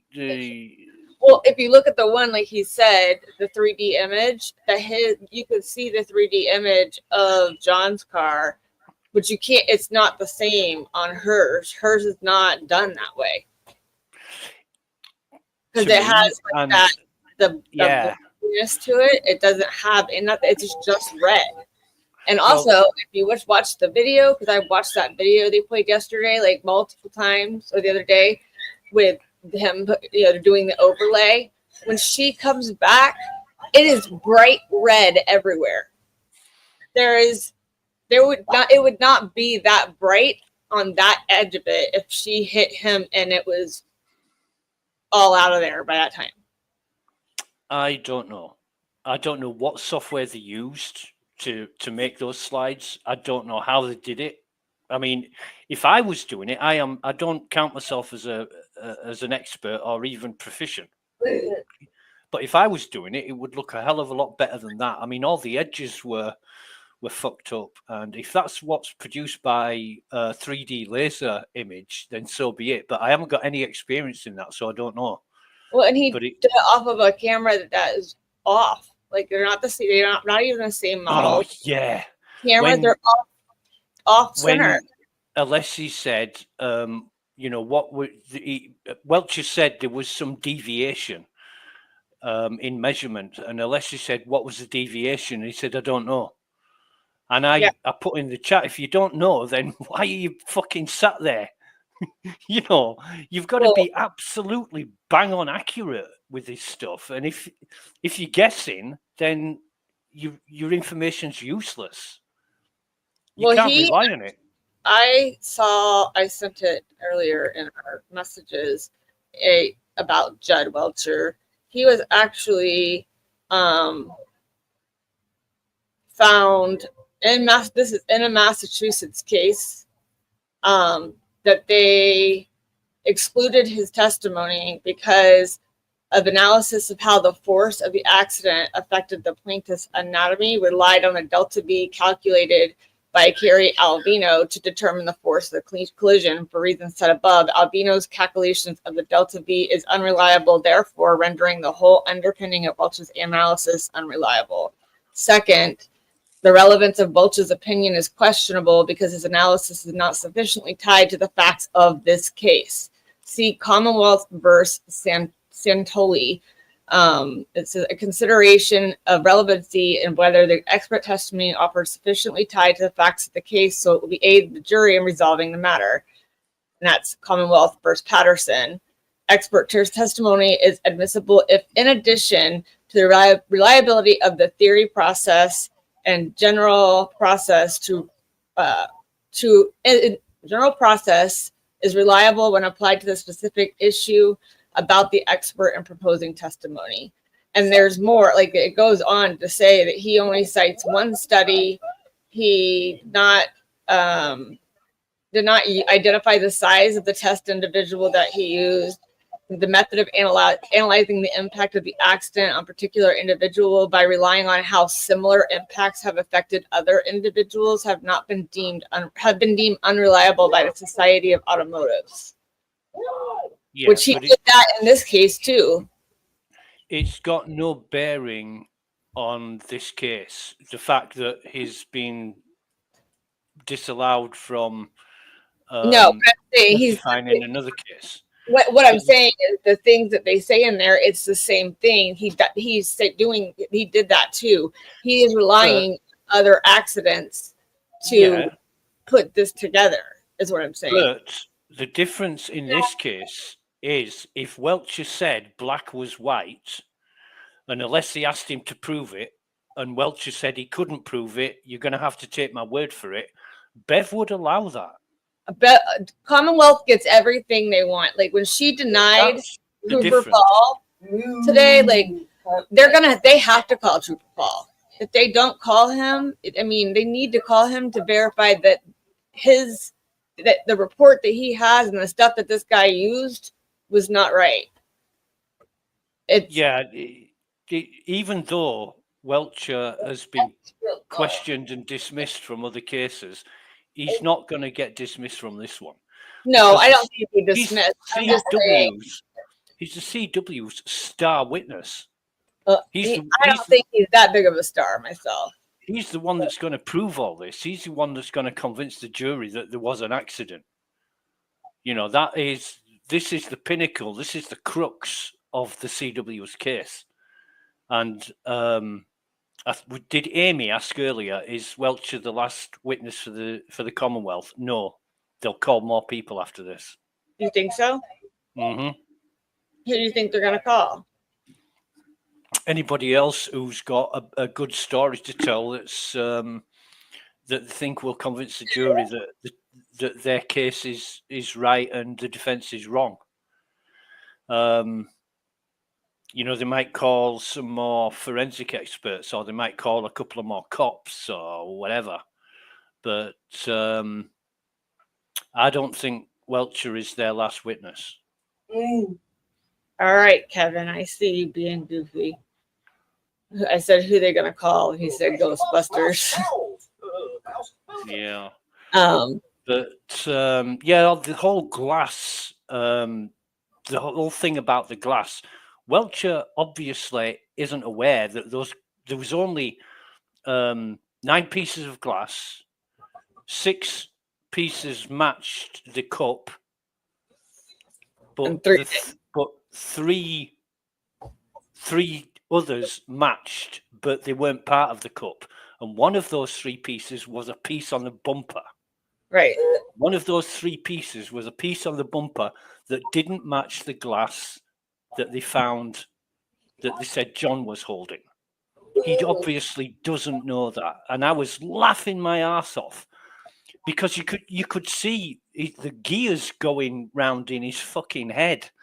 You know, he was trying to come up with something that would be plausible, but he didn't have that information. We know because we've watched it a dozen times, but it was Ashley Villere who was the forensic witness for the Commonwealth that testified about the glass. And I remember it well because the glass is really important, you know, and Welcher didn't have a clue about the glass on the bumper did not match the glass cup. That was funny. That was really funny. So and the different glass would not affect results. Are you shitting me? Of course it would. If the bumper glass was different, it would not affect results. That's what Welcher said. Well, yes, it would affect results because not his stupid blue paint, whatever laser camera results, but you know, how did that glass get there? And he said himself, it would raise the question, where did it come from? Well, bing, bing, bing. That's the $1 million question. Hello, Amy, darling. Right. So Sue O'Connell said that. Hello, my darling. Oh, hello, love. Hello, darling. Hello, darling. Mary I Poppins. just came up to listen to you and pop in and say hello to everybody. I've been so crazy at work, but I love seeing this. So, can you guys keep me up to speed? I haven't been listening to you guys thus far. What just happened? He's being a dick. I know that. And Alexi's getting pissed and Bev's blocking it all. Like, that's how I feel. Right. He did note the suspension. Yeah. The suspension of the car is different than what he said. It like an inch and a half, actually 5 inches. Whether the taillight actually touched the traverse, because the pictures that he shows, you can see it's literally touching, but he's saying that 3D image and it's not. He didn't that the fins that stick out on right there on the edge. That's not on the side. It's like on the edge. It's like a catty corner thing. That he didn't. Those aren't in the image. He said, "Well, you can't see them because they're on the side." And I'm like, "They're not on the side." I got sent an X post where someone was like, "Can't they tell that this is doctored, like Photoshop?" Yeah, and well, he says they're 3D, but the only part that was 3D was supposed to be John's, because Karen's taillight was just red. It didn't have any of the little things in it that they had. He said, yeah, saying it didn't hit the car, but John O'Keefe's car moved, and it didn't just move a little; it jerked. It went like all the way forward as far as it could, and then went backwards like it should because it was parked. Like I don't know about you guys, but I've hit a car in a parking lot a couple times. I'm backing up and you tap it and it fucking moves. So Sue O'Connell says one juror was shaking his head back and forth as Welcher explained how this is a 3D image. Well, he's getting dismissed then. And then he did said, say that. He said it's a 3D. Well, yeah. He said one juror is smiling and nodding his head up and down with his head down as Alessi says, would you be surprised to learn it's 5 inches? 14 jurors writing in their notebooks. As Alessi said, you assumed. One juror was hot and burst during the suspension testimony. He also did the same thing yesterday during the math calculation testimony. Did I imagine this? Because I obviously have earbuds in, but I'm like, all crazed. Did I hear that he refused to admit that he was using Trooper Paul's diagrams and shit? Yep. Did that happen? Yeah, and then Bev won't let them bring it in. Wait, what? Sorry. Bev won't bring anything from Trooper Paul's in. He denied using it, but at the Wadir yesterday, but she denied it today. She's not letting it in. My God. So they would have to technically call Trooper Paul to get those in to say, are these, the same things? But if you're going to use what he did as a quote unquote expert last year, he should have to come testify, because if they want to bring it in and he used that material to come to his result, Trooper Paul just became relevant to get on the fucking stand. Right? Yep. But I think they need to call Trooper Paul. But I also think ARCA can.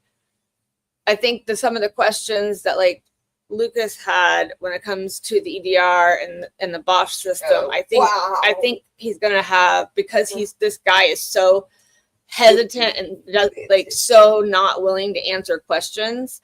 I think that ARCA can come in and explain it better, and Alessi can get them to explain what he did wrong. Lucas, what do you think about them calling Trooper Paul? I think they're going to have to. Me too. Because the Welcher's saying that he didn't use Trooper Paul's report, but he did. Right. But he did. He also said there's no bias. There's no confirmational bias, but it's all confirmational bias. It's all of it. That's why Alessi started with it. The moment he said, "Hi, we haven't met. What's your name?" Instead of letting Alessi say it, that's when the confirmation. That's when the bias started showing. He thought Alessi, his pregnant pause and staring at him like, "Are you a fucking idiot?" was like life to me today. I'm like, get it, Bobby. You asked the questions. And I thought, because Alan Jackson has said that to Jen McCabe, and I was waiting for Alessi, but he just paused. It made him feel like a dickhead and said, and it was chef's kiss. Well, and Sue O'Connell also made a comment about, if the witness properly followed the courtroom and witness rules, we wouldn't be waiting for his laptop to boot up. Just saying. Is that what she said? Yep. You said it as well, Kelly. You said, did anybody notice him using his smartwatch to send Yeah. texts or whatever? Yeah. And I honestly didn't. I'd just given up on what he was doing because he wasn't doing what he'd been told, which is leave everything alone unless you're told to. Right. But then today, Unless unless he made a point of mentioning it, and I thought, oh yeah, that's what Kelly was talking about. Yeah, In front of the jury, mind you. It wasn't behind the jury. He wasn't during the voir dire. He said in front of the jury, stop looking at your watch. So now they're going to be looking like, God, why is he using his watch during his testimony? He took it that's off, what didn't he? He must have, yeah. He I took don't it off and put it in his bag. Did he? Yeah. I know Alessi said that he don't look at your watch, and that she that's the other thing. Like Bev allowed him to do so much on his computer yesterday during Alessi's stuff before I mean, it was halfway through the day before she stopped him. So it just shows you that he thinks he can get away with it. And she's so weird about, I mean, experts can refer to their notes. Like they have, like say if it's a doctor, they have so many patients, they need to make sure that they have dates and numbers and shit correct. She has stopped so much of like other, like, oh, like, does he have to see it? Like, Mr. Alessi, do you have a copy? Why did this motherfucker come in with 2 laptops? Can someone riddle me that? I've never seen that happen. Did the Wolf Daddies come in with multiple laptops? They didn't even come in with notes. I have seen witnesses come in with their own laptops to display 2 of them? Not 2. I mean, Dr. Scordi Bello had notes, and God, I can't remember her name, but she was Hanley. Christine Hanley. She had notes, and Ashley, green-haired girl, had notes too. Yeah, Ashley Valia. But were they reports that she had already done and all of that, or we're coming back? We're coming back. They bring this with them, and they're given permission by the judge to refer to the notes. Just as Welcher should be given permission to refer to his laptop or whatever he's got. He can't just use it. Love you, bye.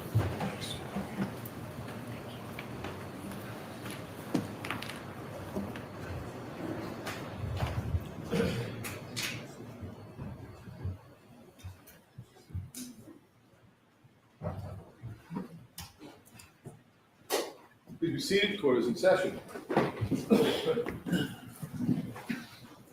You redirect, Mr. Brennan? Thank you.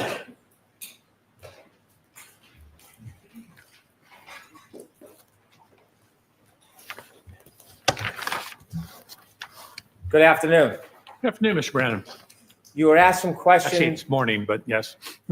You were asked some questions about the ring video from Meadows, which was John O'Keefe's home. And you were asked whether you're aware if the cameras had changed over time. Correct. The fact that the camera was replaced, does that any way affect your opinion to a reasonable degree of engineering certainty about your conclusions relative to that touching between the cars? Absolutely not. It would have shown up as increased error when we overlaid the point clouds onto the photos or the point clouds onto the video. If it was an error, it would have showed an error. Do you have any concern whatsoever that any of the information from the scan is in any way tainted, compromised, or inadequate? That would be very hard to do. You literally press a button and stand there and watch it, and the laser does its thing. So I have absolutely no reason to disbelieve it. Additionally, again, if it was messed up, once you laid it over on top of the photograph, it would show the difference. So no, the data's fine. Is there any evidence whatsoever that you've seen that any parts of your presentation were photoshopped? No. You were asked questions about the suspension of the motor vehicle of the defendant's Lexus. Do you have any information that the suspension at any point was changed? No.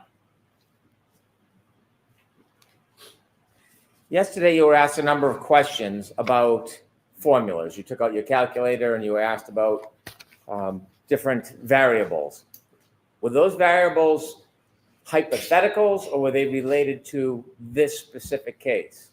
So they seemed hypothetical. Again, you have to be careful when you're talking about failure forces on biomechanical things. For example, if you impact the hand with a, say, 1-inch narrow metal bar, that's a lot different than if you have a broad, say, plastic taillight or a rear body panel. So when you have distributed loads, you can take much more. I told you guys about sitting on the bed, like how much you sink in. That's an example of spreading your load out. When you spread the load out, you don't sink in as much. So same thing with, forces on your body. If you take this pencil, I don't have to press very hard for it to pull in. But if I spread it out, I have to press much harder. So you have to look at the distribution of the load when you're talking about the failure. So when you look at the failure loads, it depends on what you're doing it with. If I hit you with a 5-pound 2x4 or a 5-pound pillow, they're both 5 pounds, but you'd much rather get hit by the pillow than the 2x4. When you were asked questions about communications, when you would have communications with the Norfolk County District Attorney's Office, did you ever use encrypted apps to secretly hide your communications? Apps like Signal? No, I don't have any of those. So the form of the question, ask it differently. When you were communicating with members of the Norfolk County District Attorney's Office, did you ever use encrypted apps like Signal to communicate? I'm going to allow it. No, I mean, I don't even know what that is. Would you ever use an encrypted app so those communications couldn't be tracked? No. Would you ever have any reason as a professional for doing that? Sustained. You were asked about confirmation bias. You remember those questions? I do. Could I have slide 33 of your PowerPoint, please? I'm sorry, what number? Slide 33.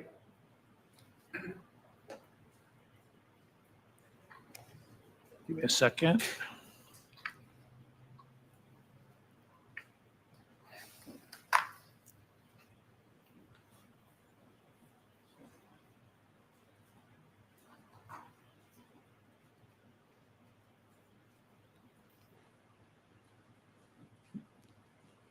$33. You could zoom that in, please. A little larger so we can see it.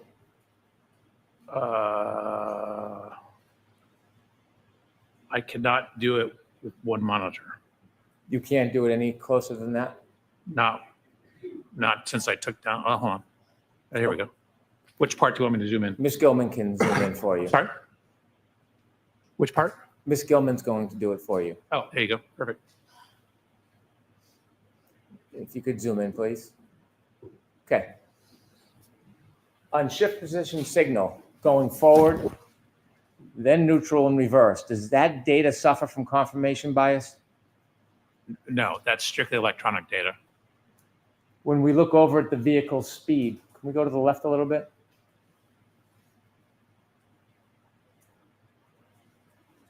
Down.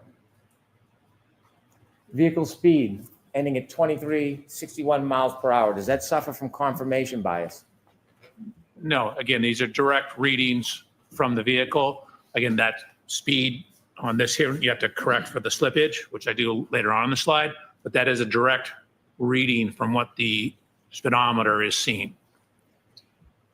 Acceleration at the end of that 10-second window, 74%. Does that suffer from confirmation bias? No, that's a direct reading of a sensor. That's objective information. I have no further questions. Thank you. Wow. Anything, Mr. Lessie? Your Honor.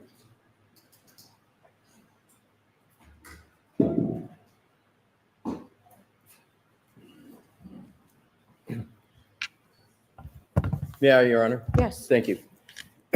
Dr. Welcher, you were just asked questions about slide 33, which is a slide about text stream data.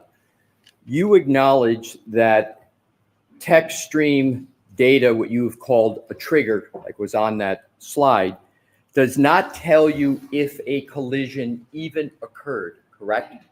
Correct. With regard to the topic of confirmation bias that you were just asked about in slide 33, 3. Am I correct that all of the questions that Attorney Brennan just asked you were about data on that slide, correct?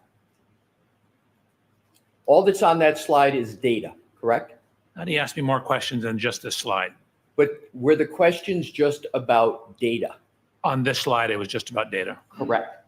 But confirmation bias is really aimed at opinions and conclusions and alternative hypotheses. Isn't that what confirmation bias gets at? So generally, yes. Again, I started this case with It was the just a question. hypothesis. Go ahead, sir. Go ahead. With the hypothesis that the Lexus didn't contact Mr. O'Keefe. And so I start what's called the null hypothesis, that this didn't happen. And then I look at evidence to either include or exclude the null hypothesis. So theoretically, my confirmational bias starts with a bias that it didn't happen.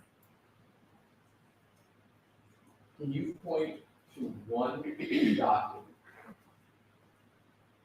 that shows that you analyzed whether there was no contact between the Lexus and Mr. O'Keefe? Can you point to one document? Was there one document on your slide presentation, for example, that analyzed the null hypothesis, as you call it, there being no contact at all? Was there any slide in your direct testimony? So remember what I said, we start with hypothesis, we get more data, we whittle down our hypothesis to the final answer. I mean, I had 130 slides. I suspect I bored some of these people to death already. So I didn't include everything. There's thousands of photographs in here. There was a bunch of testing I did with the Lexus about backing, pedestrian detection, that, you know, removed certain hypotheses. So if I was able to eliminate a hypothesis, I didn't present it here. Sir, my question is not about you. All the slides show that, to answer your question. Sir, my question is there any slide that says alternative hypothesis to whatever the label is, whatever the term, it says no contact between the Lexus vehicle and Mr. O'Keefe? Is there any document that you presented to the jury that shows that? Any document where those words are written on it? Correct. No.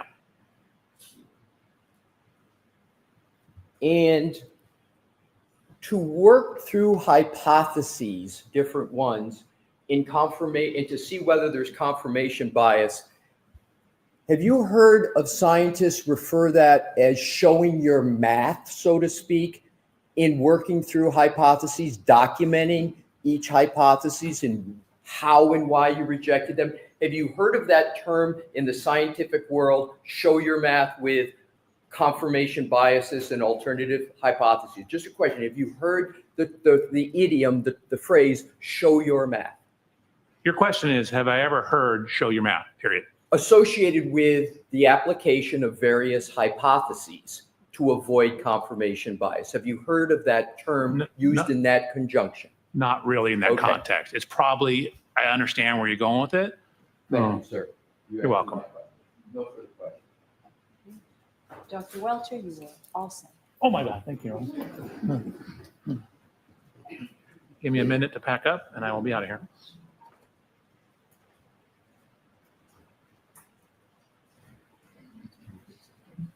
Oh, I am plugged in, yes, thank you.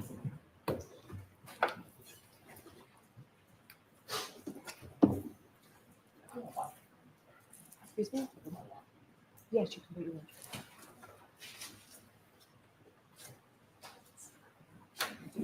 Thank you.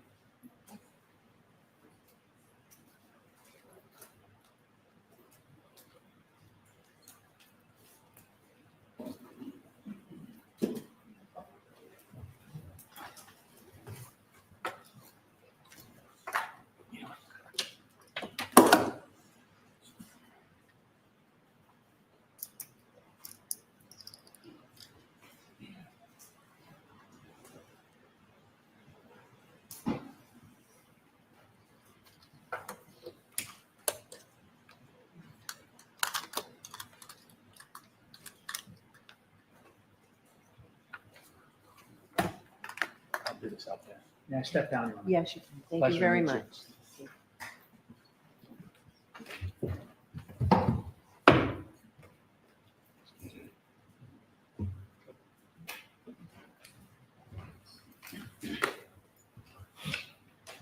Mr. Brennan?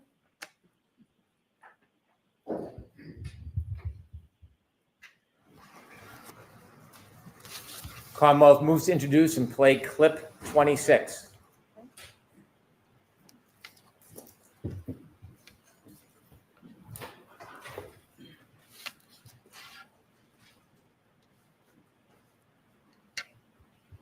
So I thought, could I have run him over? Did he try to get me as I was leaving and I didn't know it? I mean, I've always got the music blasting. It's snowing. I got the wipers going, the heater blasting. Did he come and hit the back of my car and I hit him in the knee and he's drunk and passed out and asphyxiated or something?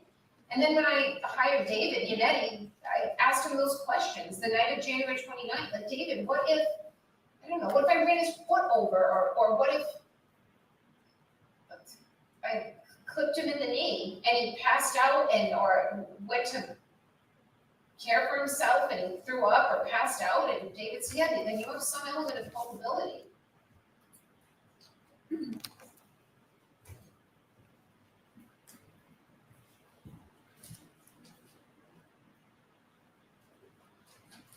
See the 207?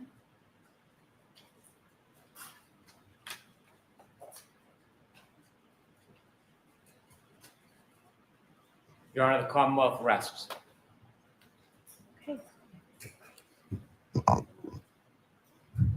Does council want to see me? We do, Your Honor. Okay, so should we send the jury out or should? Probably, yes. So jurors, so everybody can sit. So jurors, the Commonwealth rests. That means that the Commonwealth's case has been presented to you for your consideration. So I need to meet with the lawyers for a few minutes, so we're going to send you back out. I can tell you that it now appears that we're at least on schedule, if not a little ahead of schedule. So we'll send you back out for a short recess. Rise to the jurors. Right. Can council come to sidebar, please?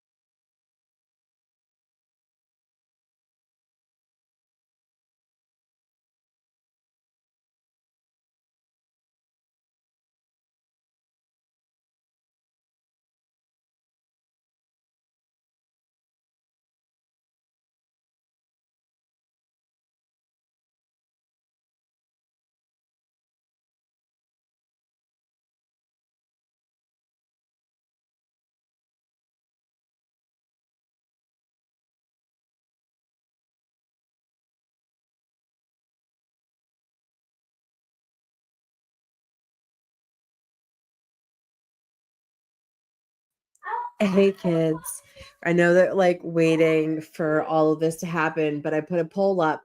Who thinks the defense is going to start bright and early tomorrow with their first witness, or do you think they have one on deck? A part of me feels like they knew to have someone on deck. I don't know.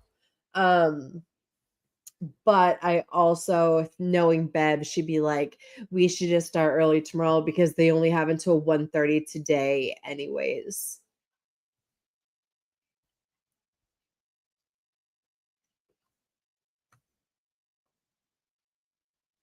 Oh my God, there's no court tomorrow? Don't say that to me, Melanie. Why?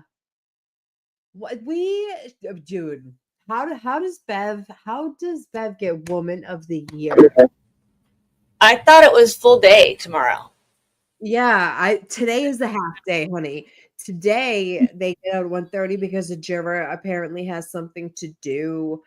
And they give them grace, which I appreciate because if I was a juror being here and yeah, oh wait a minute. My girl Stacy, I heard in Dylan's chat this morning, no court tomorrow. We will find that information by the time we get off of here, whatever time that is.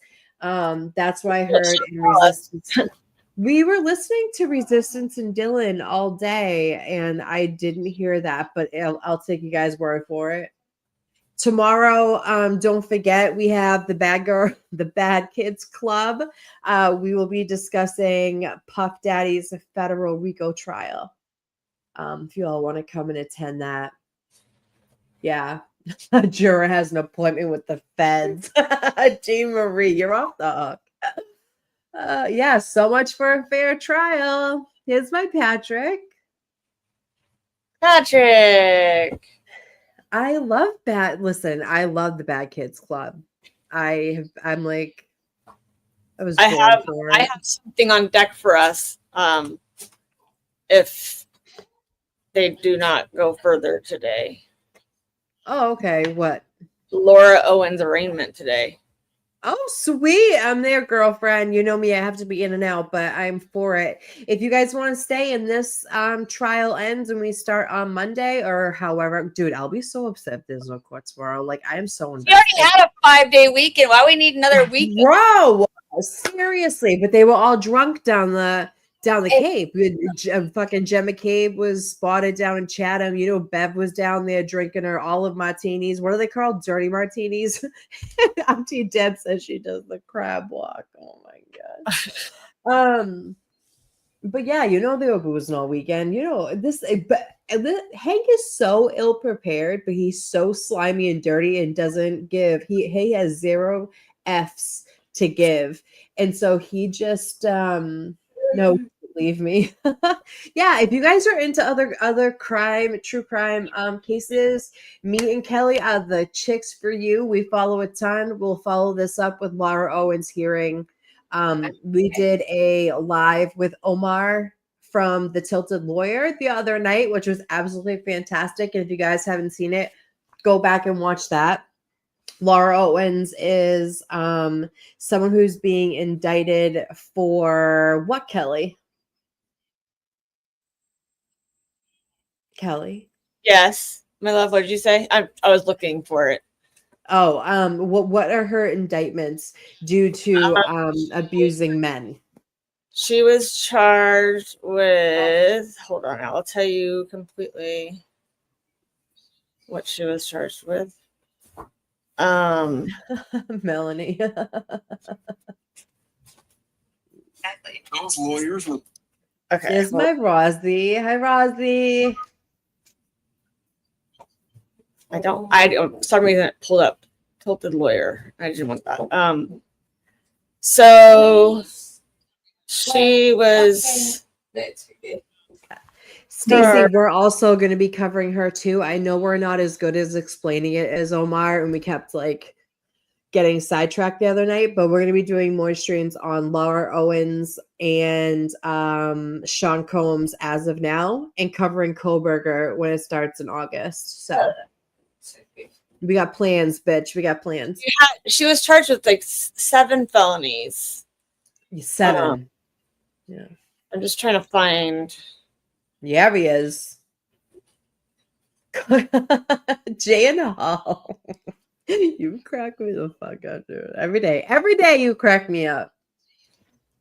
No, Rosy, you're okay. We love you, honey. Let's see. Laura Owens, where are you?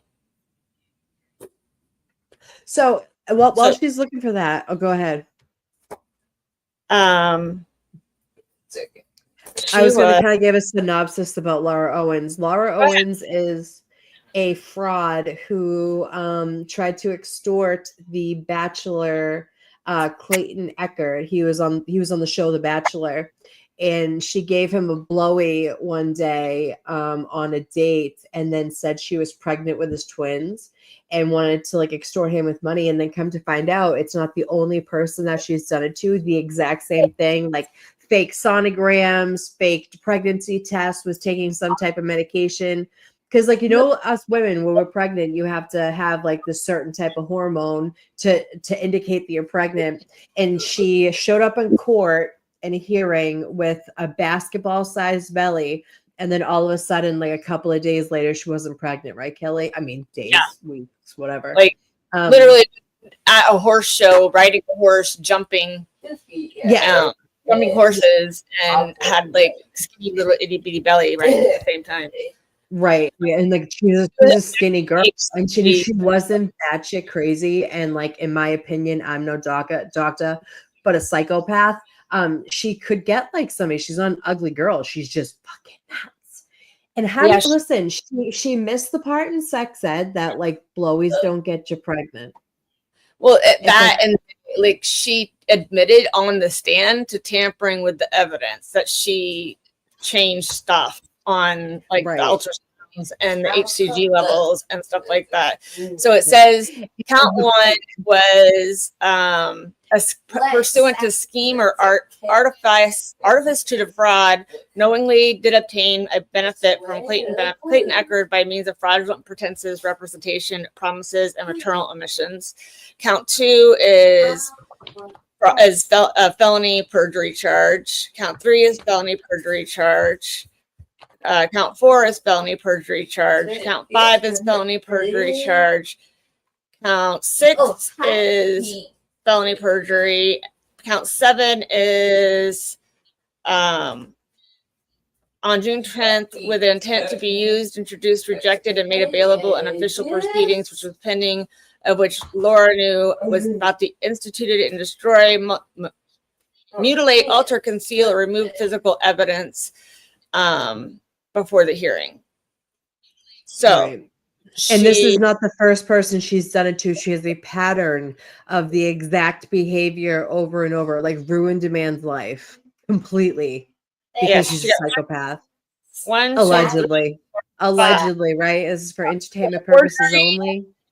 She got forgery, fraudulent schemes, and artifices, and then five things of perjury. Right. Apparently, Massachusetts doesn't believe in perjury because we've all look at Spacey Stacey. Great minds think alike, baby. Look at this. I wish we'd see perjury charges in this case, girl. But say it louder for the antis in the back. Megan Fox Zoom on. Right. Oh, and someone just asked what a good source is to catch up on the Laura Owens trial or the Laura Owens thing. The Tilted Lawyer, Omar, and he has a wonderful source. You can go to his playlist.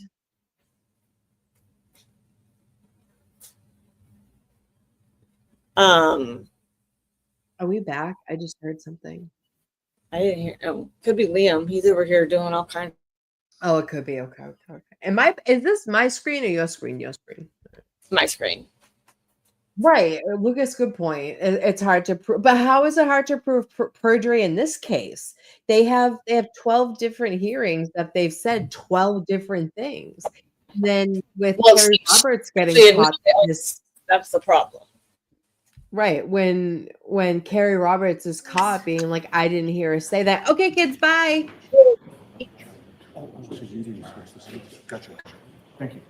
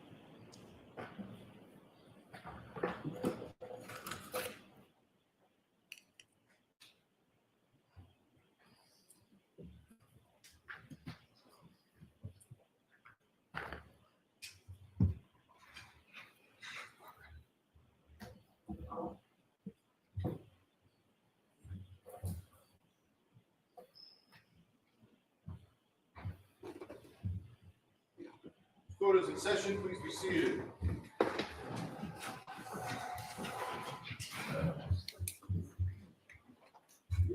All right, so jurors, we all, it happens several times a day, doesn't it?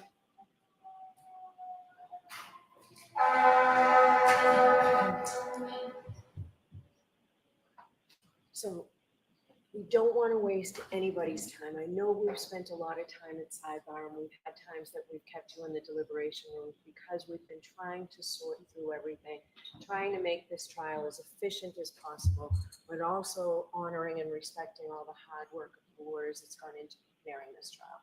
So sometimes I do understand that it's frustrating for you. But today we were able to spend some time this morning. I know we kept you in there almost half an hour and we've just spent some time now. So I can tell you that we are ahead of schedule right now. I still need to talk to the lawyers about something tomorrow morning. So we're going to send you home now and have you come back tomorrow morning at 9:30 because today I know we kept you until 9:30 and it doesn't make any sense where I already know I need to talk to the lawyers tomorrow morning to have you here for a 9 o'clock start. So tomorrow will be a full day and we'll have you here ready to start at 9:30. Okay, so those same cautions. Please do not discuss this case with anyone. Don't do any independent research or investigation into the case. If you happen to see, hear, or read anything about the case, please disregard it and let us know. And also, please continue to be careful with your social media use. So we'll see you tomorrow morning. Rise for jury.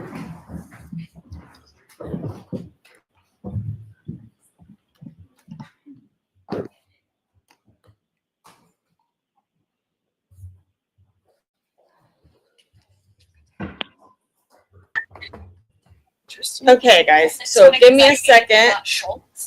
I'm gonna call Maricopa County and get the information from, could do it at.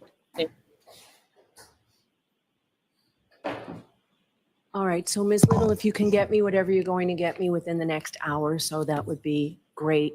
And I'll see everybody tomorrow morning at 9 o'clock.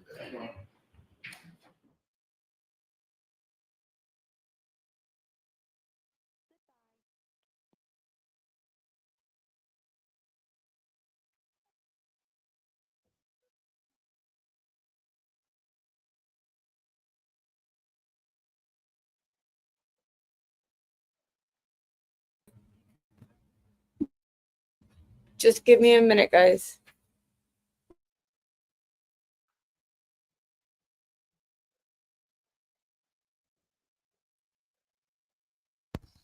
Hey, so do you know, sorry, I just had to like grab my mic weird. Do you know what time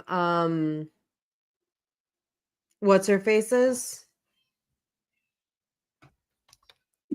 At 9. Or 9 o'clock their time.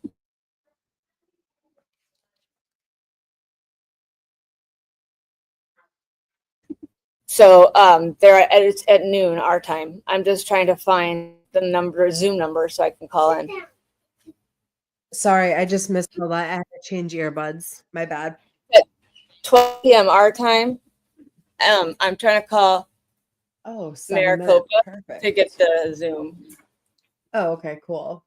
So I'll be back. Yeah, like I said, if you guys want to stay for the Laura Owens hearing about the girl who's an absolute psychopath, in my opinion, she's being indicted for extorting men and pretending that she was getting pregnant. You know, I had a stream on Puff Daddy the other day, and this is just the reverse cycle of how women abuse men. And so, super interested. Her hearing's going to be coming up. So if you guys want to stay with us, we will be here, hopefully, if we can get the Zoom link.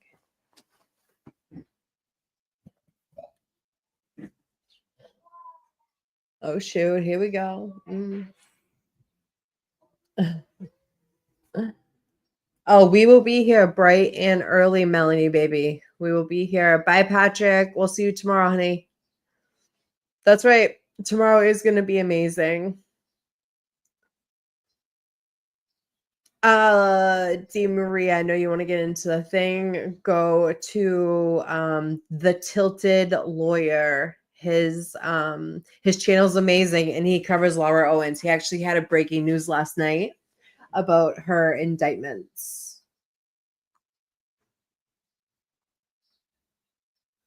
I fucking love you, Heather. Where did you come from? I fucking love you. Hi, baby. Jesus fucking Christ. It all goes wrong at the same fucking time. I'll be right back. All right, bye. Oh, yeah, I know. She's nuts. Like, I think everybody, like male and female, has like a crazy part to them. You know what I mean? Like, the other person can drive you crazy. This girl is totally just mentally ill. Okay. She's mentally ill. She goes after men, pretends she's pregnant. She stalks them. He got 5,000 text messages from her, I believe. I don't know if it was 5,000 or 500. I could be exaggerating. In less than like a couple of days. Bro, they hung out one time and like barely talked on the phone or anything. Like she was her real estate agent and they hooked up. She gave him like a fellatio twice. And then I guess they were kind of like tipsy and she was like, we had sex. She told him she was pregnant 6 days later. Girl. Like if you're gonna lie about pregnancy, at least look it up. You know what I'm saying? At least look up the signs and the symptoms and this. So then, she brings him to court because I didn't know. I learned from Omar over at the Tilted Lawyer that as soon as you get pregnant, you can start a custody battle as soon as you're pregnant. And she's faking. He wanted paternity. Like he wanted proof that she was pregnant. And so she was going to these labs of his choice, but she was injecting herself with some type of HDC, which is the hormone that you would get if you're pregnant, allegedly. And it would show up that she was pregnant, but really not.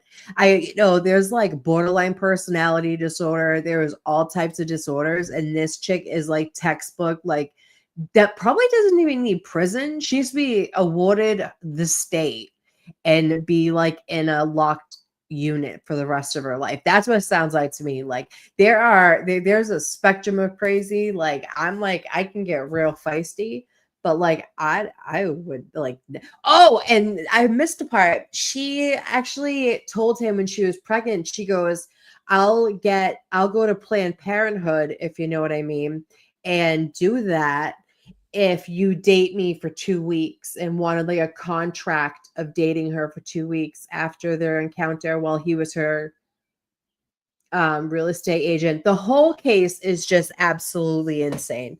I've gone down rabbit holes. I'm a huge case. I've been watching cases probably for 20 years, and it's what I prefer to watch. Like I don't watch TV. The whole case is wild. And so Clayton Eckert was on The Bachelor, okay? And he was finally a guy that stood up and was like, no, you're not going to do this to me. And then 2 other men came out and told their story about her. She has restraining orders against men that have done absolutely nothing to her, but she makes shit up and fabricates things and does all of these things. So she goes to the court and she has granted restraining orders. Now this man is a total victim, okay? And he can't get jobs anymore that he really, really wanted at the time before meeting her, because he has restraining orders and a record now. But now she's indicted on charges with this Bachelor guy. And the 2 men that she had previously done this to are supporting him in court. And they're there and are going to testify that there has hopefully testify that there has been a pattern with this woman. She took sonograms that us women would post, like, oh my God, here's my first sonogram. She took those and fabricated those as if they were hers, that she was having twins. Yeah, stage 5 clinger. Like, I don't even know if this could even be like considered a stage 5 clinger. I think it is way past that, Jay. I think it's way like single white female sleeping with the enemy. Yeah, she's the bachelor psycho. Yes, yes, yeah. So she wasn't on the show, but he was. And then he became her real estate agent and they hooked up and they got to like, I don't know, third base. And she told him a few days later that she was pregnant with twins. Never and then, they start going to court. She wants money. She wants the custody, blah, blah, blah, blah, blah. She can't really produce a pregnancy test. She can't produce anything. I will give her, she's a really good liar. She sticks to her fucking guns, and there are people that believe their own lies. So she believes it so much that she comes across credible, maybe at the time, because she believes her own shit. And so she showed up at court at one of the hearings that had been like, kick the can, see you in June. She got like a body, like a bodysuit from wherever, like the ones that the nutty professor wore, like the fat suits. And she showed the judge that she looked like she had been like 7-8 months pregnant. And she stood up. They were on Zoom. She had this belly. She's holding it. She's doing whatever. A few days later, she supposedly had a miscarriage, allegedly. And she couldn't produce the fat. Like, okay, ladies, I don't know, like, if you ever had miscarriages. I don't want to get into, like, personal shit. But, like, if you have a miscarriage like that at 20 weeks, you're going to need a surgical procedure called the DNC, because if you were to leave that in your body, you would become sepsis, right? And you would die. And none of this happened. She could never produce medical records that she ever got treatment. Like, when like you're pregnant, you go like every single month, like if you had a miscarriage at over 20 weeks, you would be in dire straits. Like, it would be an absolute emergency, an absolute surgery right then and there, because you would become so ill. And she could not even produce records of this miscarriage after showing the judge that she looked 8 months pregnant. Like, she took her lies straight to till the wheels fell off. She's up on the stand at one point, and she's talking, and she's like, I've been seeing Dr. Higley, who's OBGYN. I've been seeing this doctor. Well, the next hearing, after she says she's not pregnant anymore, she can't produce medical records, she goes on the stand, and the defense attorney for Clayton Echard is saying, like, hey, we checked and you never went to the OBGYN. We checked, you never went to the maternal fetal doctor that you said you were going to. And she's like, I had the appointments though. And she's like, well, you didn't show up. And she's like, but I made the appointments. Allegedly, and I didn't go. And she's just like one of those, she's kind of like the guy we're listening to right now, like so stubborn and sticks to her guns. And I swear to God that she just believes her lies, right? So, that happened. And so this has been going on for Clayton Echard for years. And he's been asking for his like attorney fees back. He's been asking for all of this stuff. And he's like, all she did was give me a blowjob. Like, we didn't have sex that night. And it's just been so wild. And so now she has come up on indictments for her lies and the misrepresentation. Like, she was never pregnant, and she faked sonograms, and she did all of those things. Men, if you get a stage 5 clinger day one and they're like this, run as fast as you can. They will fucking ruin your life, right, Kelly? I feel like I'm talking to myself right now. I can't really read chat because I was running my mouth. Let's go back and see what you said about the whole thing. Hold on. Oh, Melly, yeah, bipolar, or like, schizophrenic. She could just be borderline personality is a very, very, very damaging. Mini version. Yeah. Okay, so apparently it's already been heard. What? I'm gonna go back to Megan's and see what I can find. Okay. Right. Yeah.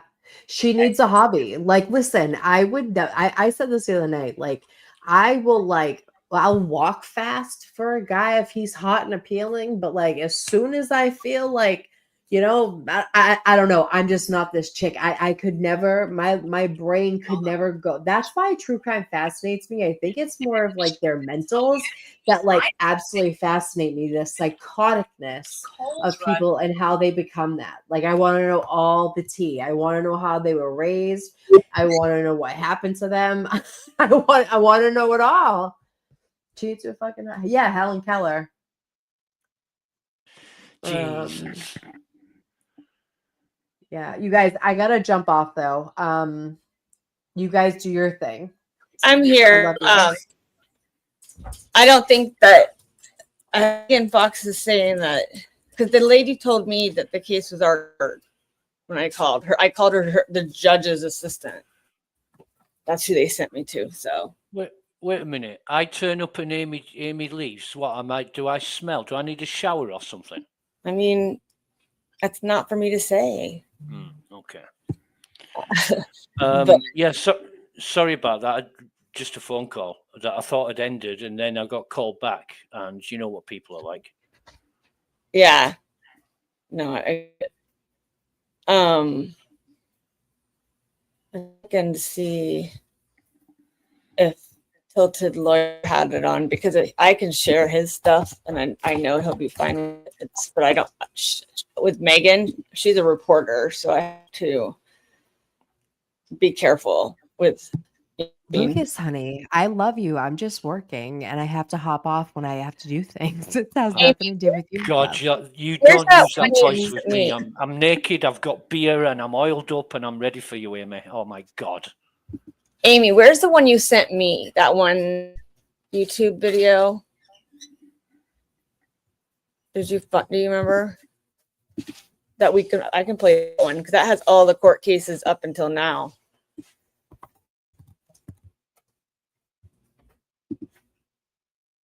Yeah, what you guys been discussing anyway? Because I missed all that. I was on the phone. Okay, so Laura Owens, this is who we're gonna watch. I found it. This is from beginning to end. So if you guys want to stay, tell me. If you don't want to stay, that's fine. We can get off, whatever you want to do. But if you want to watch this, we can watch this.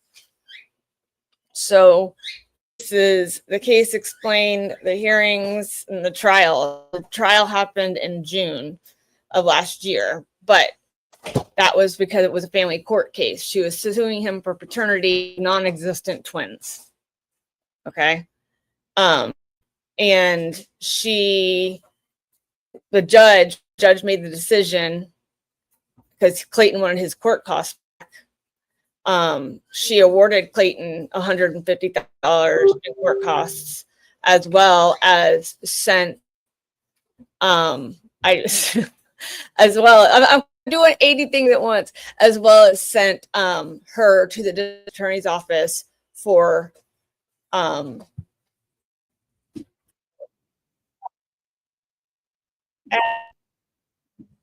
is this the one? Okay, that's okay. So they basically sent her to the prosecution. I am not a prude. Stop. I just didn't even hear you.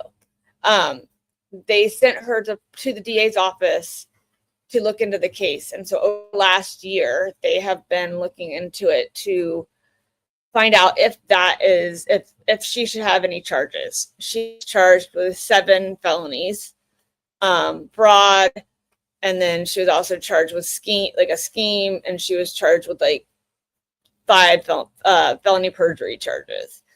And I listened to yes, Melanie was the prude yesterday. I listened to the court or the were reading the report the other day on Tilted Lawyer of when they raided her house to search it in January, and she tried to lock the door and not let them in, and she didn't believe they were really the real police. And she had to be briskly escorted back to her mother's house because she was in the casita, and they found all kinds of things like on her, but they have her phones, their laptops, but their syringes and stuff because she was pretty much injecting the HCG is what they think, like the weight loss when you do it for weight loss. So I'm gonna play this and we'll see where we go. What is the Clayton Echard versus Laura Owens case? Clayton Echard, a well-known American television personality recognized for his role on The Bachelor, became acquainted with Laura Owens in May 2023 when she engaged him as her realtor. On May 20th, 2023, they became intimate on one occasion. On August 1st, 2023, Laura Owens then filed a petition for a court order of paternity, claiming that she was pregnant with Clayton Echard's twins. In response, Clayton Echard refuted the claim of paternity, stating that their encounter was limited to oral sex. This video will present clips from 6 court hearings, and this chart shows how events are intertwined, with the hearings being shown in bold. After Laura Owens claimed that she was pregnant by him, Clayton Echard said that he did not want a relationship with her. She then filed a petition to establish paternity. He, however, maintained his position that he did not want a relationship, and in September 2023, she then approached the Sun newspaper, alleging that he was volatile, controlling, demeaning, and hateful. This led to online support for Clayton Echard, seemingly prompting her to respond by seeking an order of protection against him, although only wanting him to not talk about the case in social media.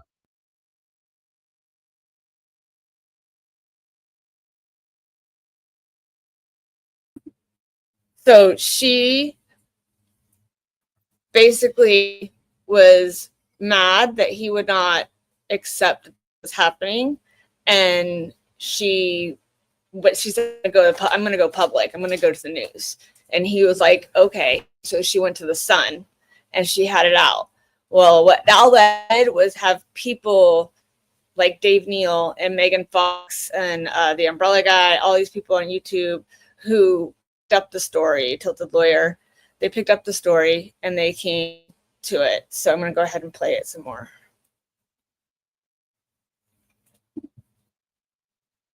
Hello. She still wanted him to talk to her. In turn, he sought an injunction against harassment. The first 4 hearings depicted in the video relate to these events. Earlier, because this goes in December 2023, Laura Owens then states that she is no longer pregnant, and she files a motion to dismiss her petition to establish paternity.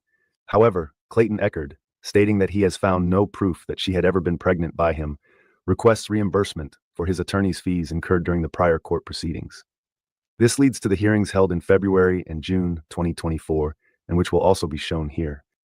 The Laura Owens case is complex and multifaceted. Too much for one video to cover, and additional information can be accessed through the provided sources. This video focuses on the Clayton Echard case. However, Laura Owens appears to have exhibited a similar pattern of behavior in the past, with at least 2 other men. 2 of these men became aware of Clayton Echard's circumstances after Laura Owens chose to approach the Sun newspaper with her story. The 3 men now offer mutual support, and further details regarding the cases of the other 2 individuals can also be found through the links provided.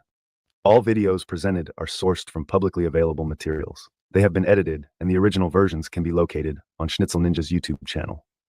Special thanks are extended to Schnitzel Ninja for acquiring these videos, and to Hay Bales for the detailed Padlet timeline. The first hearing to be shown takes place on October 6, 2023. Laura Owens is seeking an order of protection against Clayton Echard. She states that they had a romantic relationship. The judge states that she has already applied for an order of protection, and it has been denied. However, she states that more events have occurred, at points appearing to contradict herself regarding Clayton Echard using her name in social media. This appearing to be of particular interest to the judge. She also says that the results of a prenatal DNA test have not come back, this also appearing contradicted by the evidence. She concludes by stating that she wants an order of protection, but to still be able to contact him. This is a hearing on your petition for order of protection. The nature of your relationship with the defendant, Clayton Echard, is what? So I'm pregnant by Clayton, and so we also had a romantic relationship. Okay. Do you currently reside together? No, we do not. A couple of weeks ago, you had filed a petition against Mr. Eckert involving some of the same circumstances that you've alleged in this petition, and the court at that time denied your petition. You know what allegations I'm referring to? I do, yes, and there have been more, and there was even another one just since I filed it this morning. What is it that Mr. Eckert has done, and when did he do it? When he posted to his followers about to look up my court cases against the man I have the protective order against. Did any of the posts refer to you by name? They did not. Okay, Mine. but did Mr. Eckert post anything that referred to you by name? No, he did not.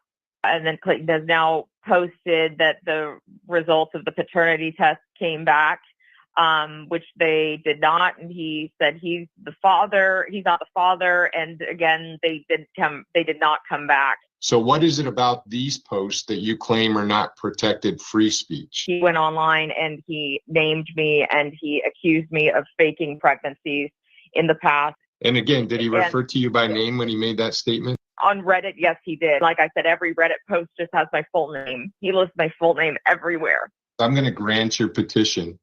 I'm going to issue an order of protection that includes you as a protected person. Oh, okay. I mean, he can, I don't mind if he emails because we don't have counsel in the paternity case. Neither one of us does. The next hearing takes place on October 24th, 2023. On this. Okay, so this is just how it starts, you guys. She wants a protection order, but she wants them to still be able to talk because she still wants his attention. So we're going to keep going. Occasion, Clayton Eckert is seeking an injunction against harassment in relation to Laura Owens. He says he has located a YouTube video with parts of an identical sonogram video to one she has sent him. Her attorney then asks to introduce evidence that Clayton Eckert has not seen, and therefore the hearing is set to continue on November 2nd, 2023. The hearing ends with Laura Owens asking to show Clayton Eckert that she is pregnant, and this is denied. We're here today regarding the pre-issuance hearing on a petition for an injunction against harassment that was filed by Mr. Eckert. I know that this case also has a family court matter. This is not the family court case. You're going to hear that back in May of 2023, Laura Owens and Clayton Eckert became intimate, which led to my client becoming pregnant with twins. And since May of 2023, Clayton has refused to believe that my client became pregnant.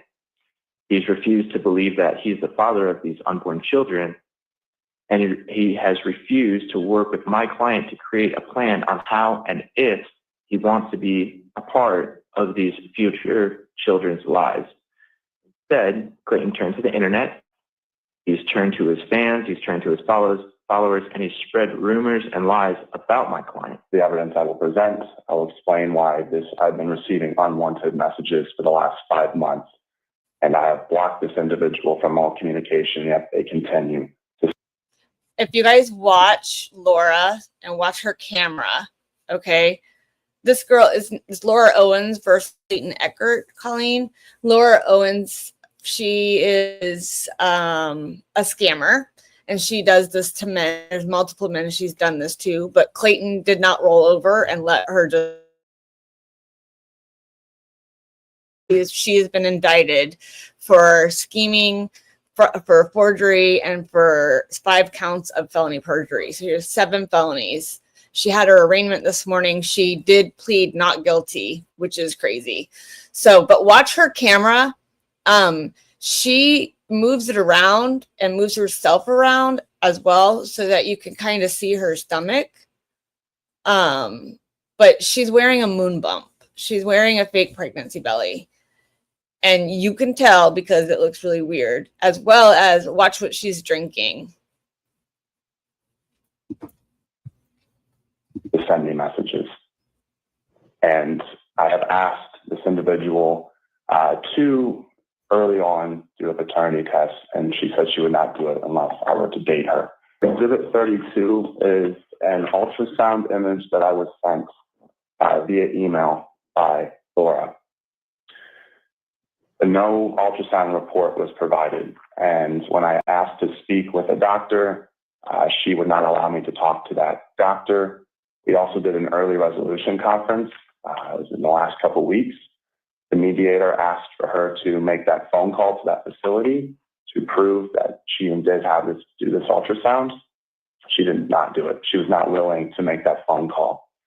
And so with that picture and that picture alone, I believe it is photoshopped, and there is no report that she has been able to provide. And I've asked for it, and I would like a doctor to be able to stand behind that image, as I believe it's a fraudulent medical record that she has submitted to me via email. You can just explain to me what you believe your relationship is or was with Miss Owens. Laura and I had engaged in oral sex one time. And to me, as I filed this, I did not believe that constituted a relationship of any kind, as it was a one-time thing. Exhibit 18 is a screenshot of the email that she had sent me with this ultrasound video that she claimed was, you can see on there, I don't know, 1,000,000% real ultrasound video. She's claiming that that was the ultrasound of our children. But then I uncovered the Exhibit 34. This is a YouTube video from over 6 years ago. And that video has the video that she sent me within it.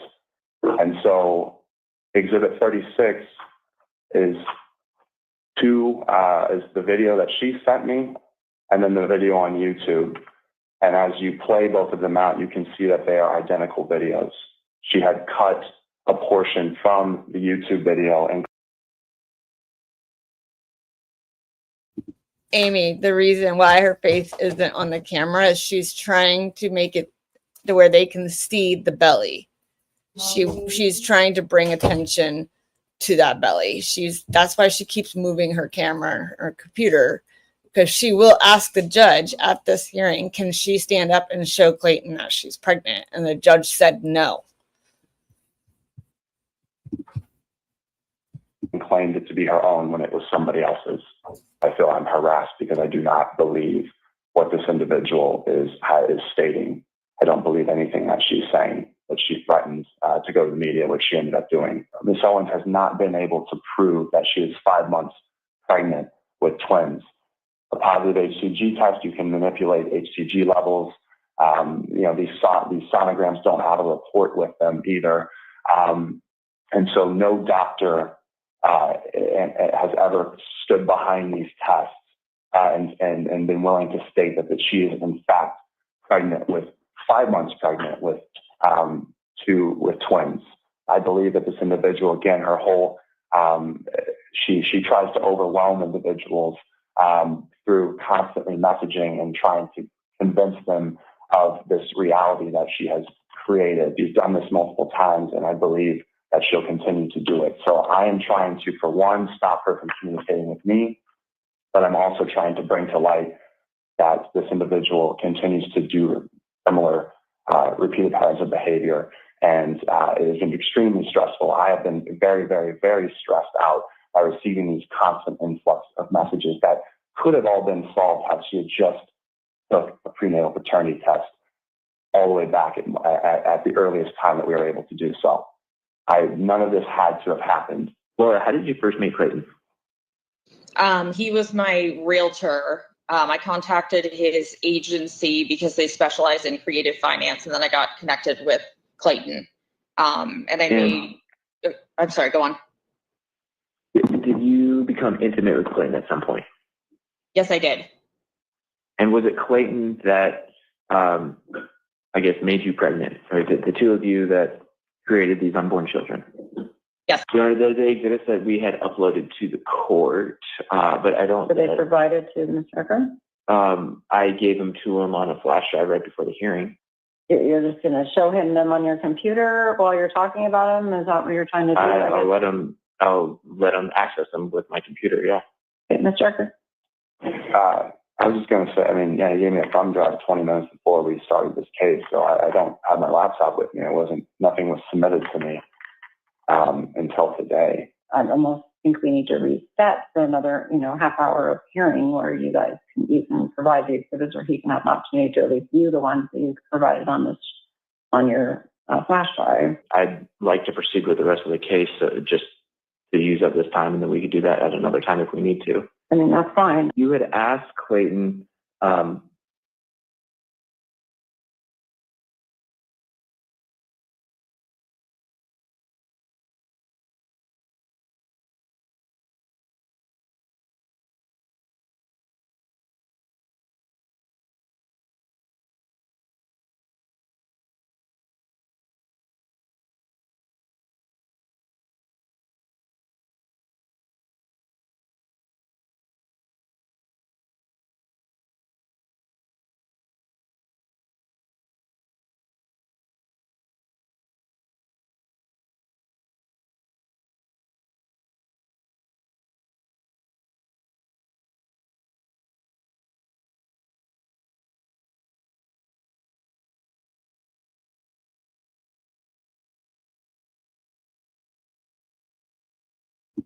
Oh, so I was talking to myself.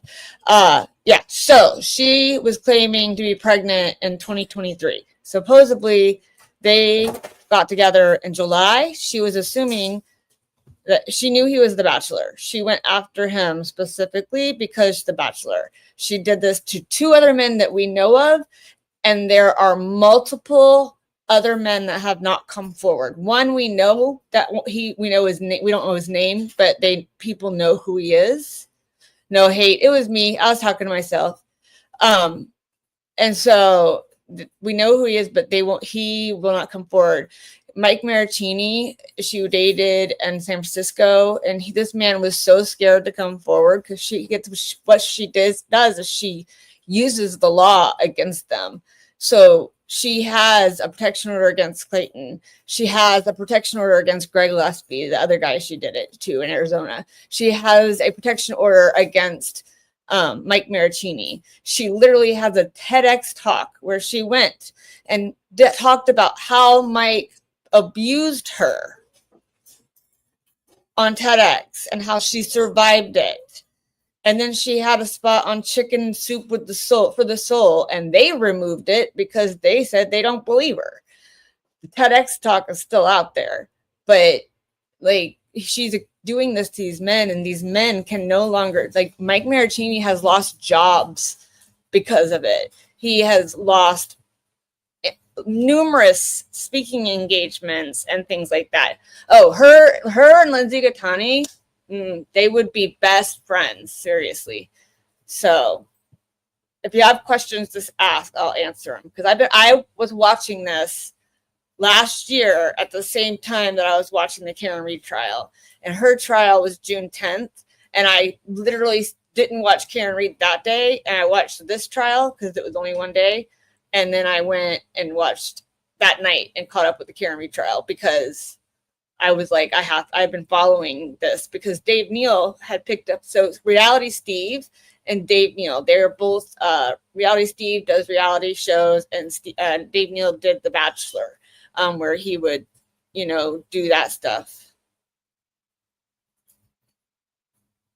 How sure? What do you mean they aren't already? Oh, now I know what you're saying. Okay.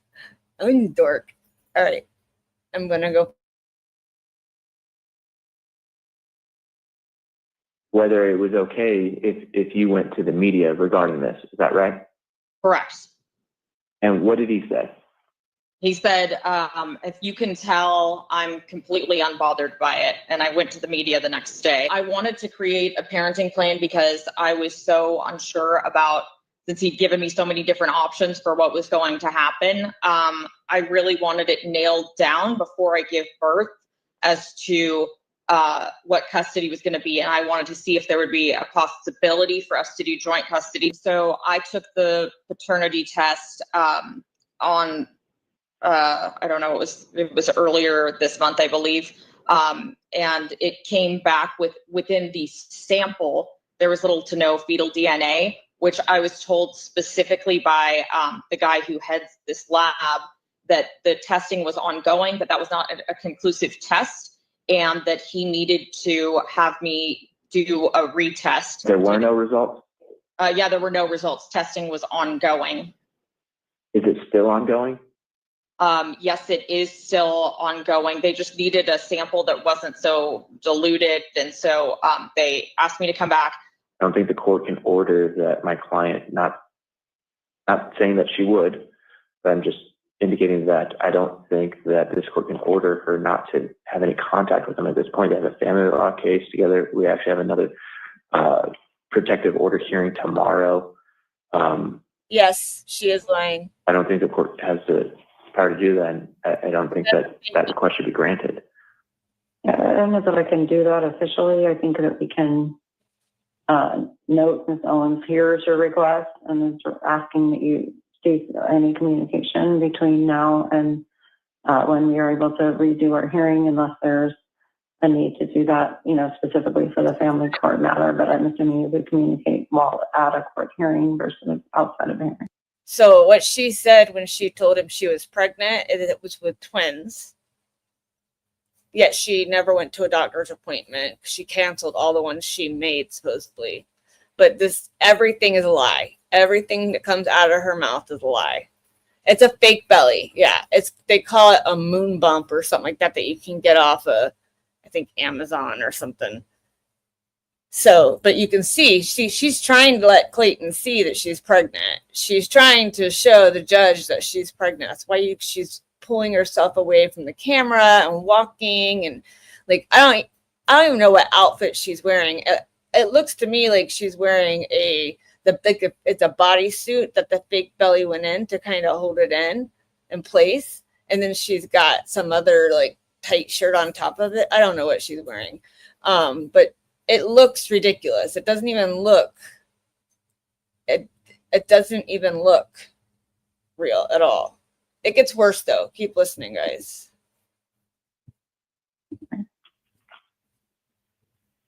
So let me look for another date. Okay.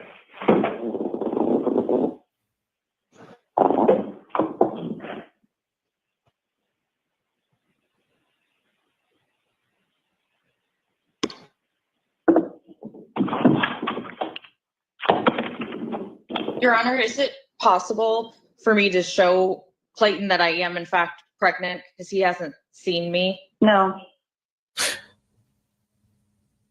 The next hearing takes place a day later, on October 25th, 2023. This is in relation to Laura Owens seeking a full order of protection against Clayton Eckerd, as only a temporary one was issued on October 6, 2023. Laura Owens acknowledges. Okay, so watch this judge. This judge is an idiot. And I'm going to stop right before he says something because I want you guys to really pay attention to what he says. Sending Clayton Eckerd a sonogram ultrasound video. Clayton Eckerd tries to tell the judge that it is the same as one he found online from 6 years previous. The judge for that hearing does not seem to understand and does not admit it into evidence. Laura Owens' order of protection against Clayton Eckerd is granted. Again, Clayton Eckerd does not have legal representation. Clayton has made it known to Laura that he hates her, and this has caused him to post harassing information about Laura to his hundreds of thousands of followers online. The evidence will show that Clayton has committed domestic violence within the meaning of the statute in multiple ways within the past year, and that there is a likelihood that this unlawful conduct will continue into the future if this order of protection does not remain in effect. How do you know Clayton? He was my realtor to start with, and then we were intimate one night in May of this year. And when you say intimate, is that a sexual relationship that you had with Mr. Eckerd? Yes. After that, on June 1st, I found out that I was pregnant, and I figured he probably wouldn't believe it. So I went to urgent care, to Banner Urgent Care, and had it confirmed there by a doctor, and then I told him. Okay. Now, since then, what has your relationship been with Clayton moving forward? Well, I've tried to get Clayton to accept responsibility and figure out a parenting plan. So Clayton posted a video on 10/6 on his Instagram. It was him saying that there had been test results back from the lab, from the prenatal paternity test, saying that the results came back and there was little to no fetal DNA, and that, you know, he wasn't the father, and like, it's a great way to start off the week. Now, was the paternity test over at that point? No, it was not. It still is not over. Is it ongoing? It's ongoing, and that's what I was told by the lab. They said that they got a diluted sample and that they needed me to submit a new sample, that there was little to no fetal DNA within that sample, but obviously not that there wasn't within me. It was some issue with transit, so they had me come back and take another test. Are you pregnant? Yes. Okay, can you stand up for the court? Yes. Now, I'll take her word for it. Everybody seems to be assuming that. Ms. Owens, did you send me via email an ultrasound video? Yes. You did? Okay. That was sent by you, okay. Did you also send me an ultrasound photo via email? Yes, I did. You did? Okay. You sent that video? Yes. And the ultrasound picture that you sent me, or you had your lawyer show me, do you have an ultrasound report that comes with that? Yes. You do? Why have you not presented that as evidence? I offered you a HIPAA release to get my health information as recently as I think last week, and you didn't get back to me. I'm not going to argue with that, but that's false. Did I ask you multiple times early on to take a paternity test? Yes, as did I. I asked you the same thing. And did you place stipulations upon that I had to date you exclusively in order for you to take that test? For 2 weeks in order to take it early. Otherwise, I would just wait until the birth of the children. That was required of me by law. It was if you wanted to know early. You did state that? Yeah. Okay. Last question. Would you agree that only oral sex was performed the night that we were intimate? I would not agree with that. What would you say happened? I explained it to you in an email. You said you were insanely high that night and clearly do not have full recollection of what happened. Okay. I remember everything, but yes, go ahead. I remember everything as well. So with all of the times, all she has presented to claim that she's pregnant is a visual image of her stomach and a positive HCG test, which that is not enough evidence to prove a viable pregnancy. Under normal circumstances, HCG, yes, that hormone is present whenever an individual is pregnant, but that can be manipulated. The proof that she states that she submitted in prior cases was the same positive HCG test. That was it. There was never an ultrasound or report, or a OBGYN or a doctor willing to corroborate her story. So what you're going to see is 2 screen recordings. The first screen recording is showing my email inbox that this message was sent from Ms. Owens. Within the message, you'll see the ultrasound video that she earlier stated she sent to me. Then the second clip you will see is a screen recording of a YouTube video from 6 years ago. That video contains the exact same video that she sent me. So you will see that these videos are identical, and this ultrasound video that she sent to me is not her ultrasound. It is an ultrasound that she stole online.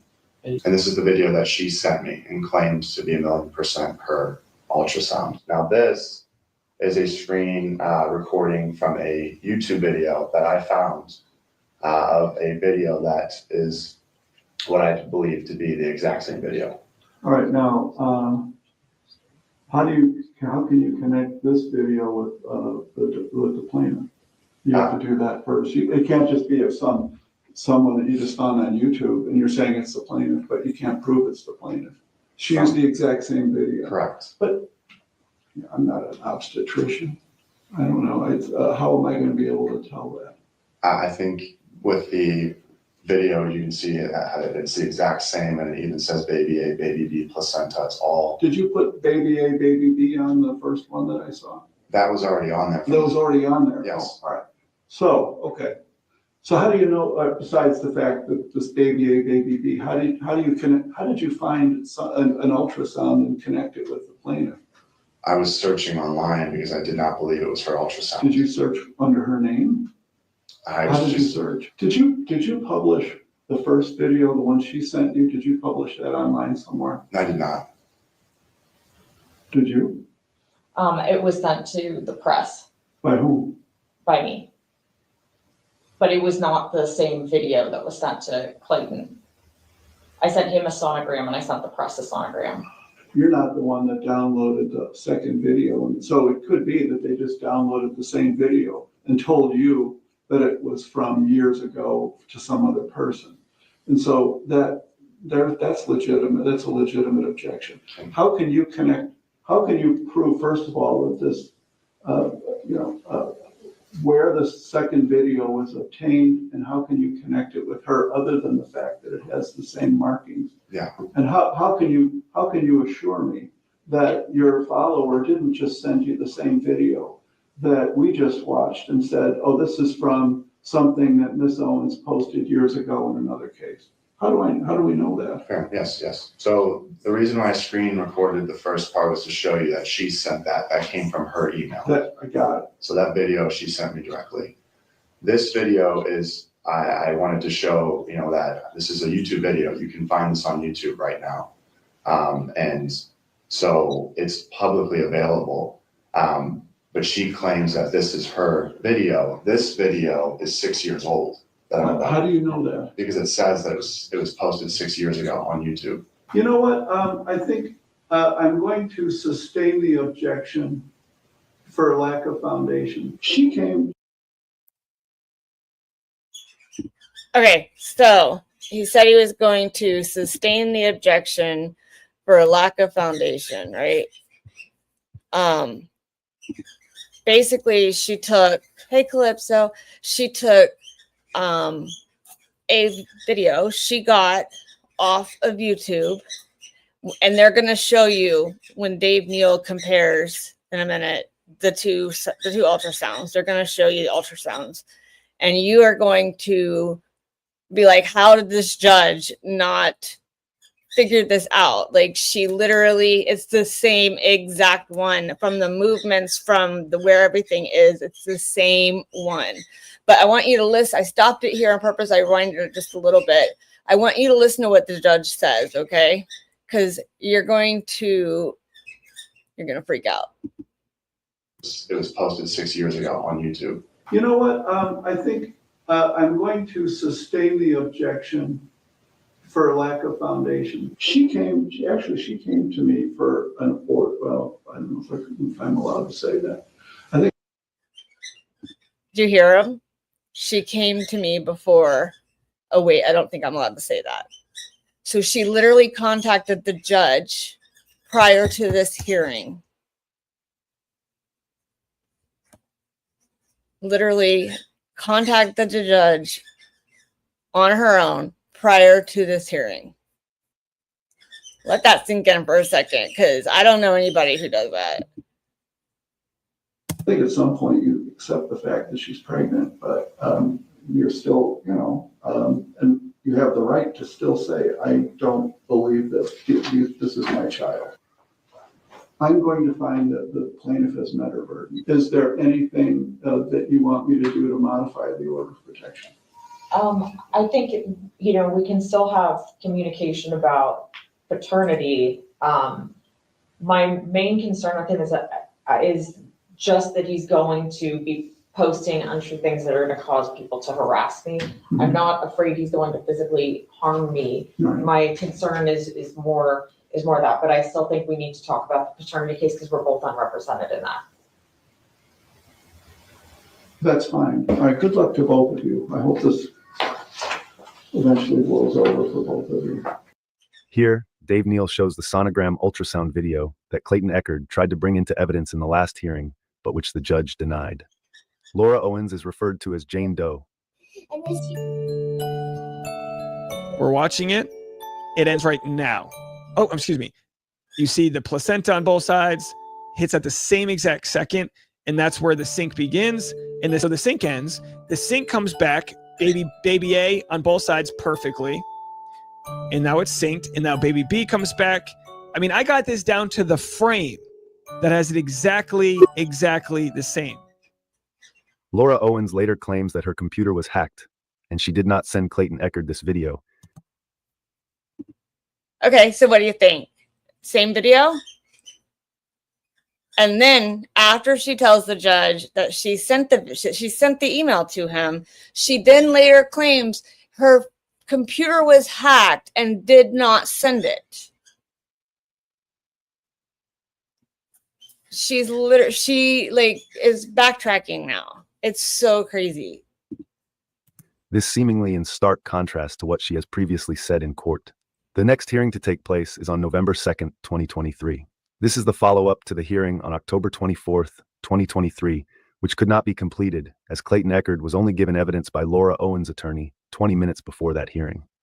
Laura Owens states that she is 24 weeks pregnant with twins with a due date of February 14th, 2024. She also states that she saw a Dr. Higley, an OBGYN, the previous Friday. Clayton Eckerd now has legal representation, and his injunction against harassment is granted. This is the continuation of the contested hearing that the previously held on October 24th. It was a video that Clayton posted on October the 6th on his public. What is it? What is this video? This is Mr. Eckerd telling his 200 and nearly 300,000 followers that the results of our paternity testing were back, and he was not the father when, in fact, the paternity test results were not back. Okay, so you had done a paternity test? Correct. The results are not back? The results are still not back. The testing is ongoing according to the lab. Exhibit 46 is a variety of different medical providers that I saw confirming that I am, in fact, pregnant from the day I found out I was pregnant on June 1st through, I believe it was last week. It may have been through the week prior to that. He asked for these documents to show that I was indeed pregnant and that the pregnancy was ongoing and that it was viable. Have you altered any of these documents in any way to misconstrue their meaning? No, I have not altered them. Ms. Owens, before I proceed with my line of questioning, do you have any prior testimony that you'd like to correct at this time? I do not. I want to make sure that you're clear-headed, and obviously it's your position that you are pregnant with alleged twins, correct? 100%, yes, correct. And how far along are you as we sit here today with respect to the pregnancy? I am 24 weeks along. Can you please provide us with your alleged due date? February 14th. And as we sit here today, you have participated in 3 DNA tests to try to prove that Clayton's the father, correct? Correct. And not a single DNA test has come back. Oh, I'm sorry. Stating Clayton's the father. Sorry, it was 2 DNA tests, not 3. Well, you indicated at the last hearing that you were providing a sample for the 3rd DNA test to be completed, correct? But the second one there was an issue with the transit according to the lab. So, I mean, that wasn't tested. So I can't say that I have had 3 tests that have come back with different results because only 2 were tested. Ms. Owens, you've provided a sample on 3 separate occasions for DNA tests, correct? Correct, but the second was the samples were diluted, and I'm going back next month. Isn't it true that the test came back and indicated there was 0 fetal DNA? That's absolutely not true. The testing is ongoing. I'm unclear, I guess, is what you're trying to ask me. Who is your OBGYN? Dr. McCool Again. and Dr. Higley. Sure, I wasn't able to hear that, and I'm not sure if the. I'll withdraw the objection then. Are you gonna come up, Amy? Can you please repeat that, Ms. Owens? Who is your OBGYN? My main OBGYN is the perinatologist, Dr. McCool. And when is the last time, well, you said your main OBGYN. Who else are you seeing? What other pregnancy-related doctors are you seeing? Dr. Higley, who I saw last Friday, and an epilepsy doctor as well. He specializes in pregnancy. Ms. Owens, this is not the first time that you've made allegations that you're pregnant with twins within the last 2 years, correct? That is incorrect. Ms. Owens' pattern, her modus operandi, her pattern of behavior, her pattern of making the same claims against other men in the state of Arizona within the last 2 years. And I think it's highly relevant to this case because it supports why Mr. Eckert needs this injunction against harassment, because this individual has done this before and there are concerns that she will not stop. Hey, girl. Hey, girl. Hey. I can't hear you. You're muted. There you unmute. You're unmuted. There you go. I still can't hear you. I can't hear you. Go ahead, say it. There we go. Hey. Say it, like and subscribe. And subscribe and like and subscribe too. He's so cute. All right, bye. So yeah, her facial expressions, Melanie, you're gonna die laughing when she gets so upset at her lawyer. And hold on, his lawyer is really good. She's also she's one of the ones that helped represented him at the same firm, Woodnick. It's Woodnick and Woodnick law firm, but she is on point because she is a female, and females can call other females out about pregnancy and stuff like that. So, and these are the most dangerous women that you could ever encounter in your life. You know what I mean? Sorry, Caden's like such a ham. He's like, hey, like and subscribe. And actually, everybody, if you haven't liked and subscribed and you're watching, come to our YouTube channel, Talk Time with Amy Boston and Kelly, because I know we have a lot of Twitter watchers, and you can come over to YouTube, Talk Time with Amy Boston and Kelly. He does love the camera. He loves the camera hate. He's just like his mother. unlike Kelly, anyway. who's not coming on camera because that guy just got out of bed, which I don't care. So anyway, so this chick, she is the most dangerous, and for her to sit there, she has literally gone onto we'll get there, but she's gone to the stand and lied to the face of the judge and followed through. She follows through with her lies. It's fucking wild. Without a care. Like, she does not care. Zero fucks. She literally has zero fucks about it. Right. It's scary that these women are It out is there. scary. Mhm. I mean, it's not her. There's a lot of them. There's a lot of them. Bro, Yeah.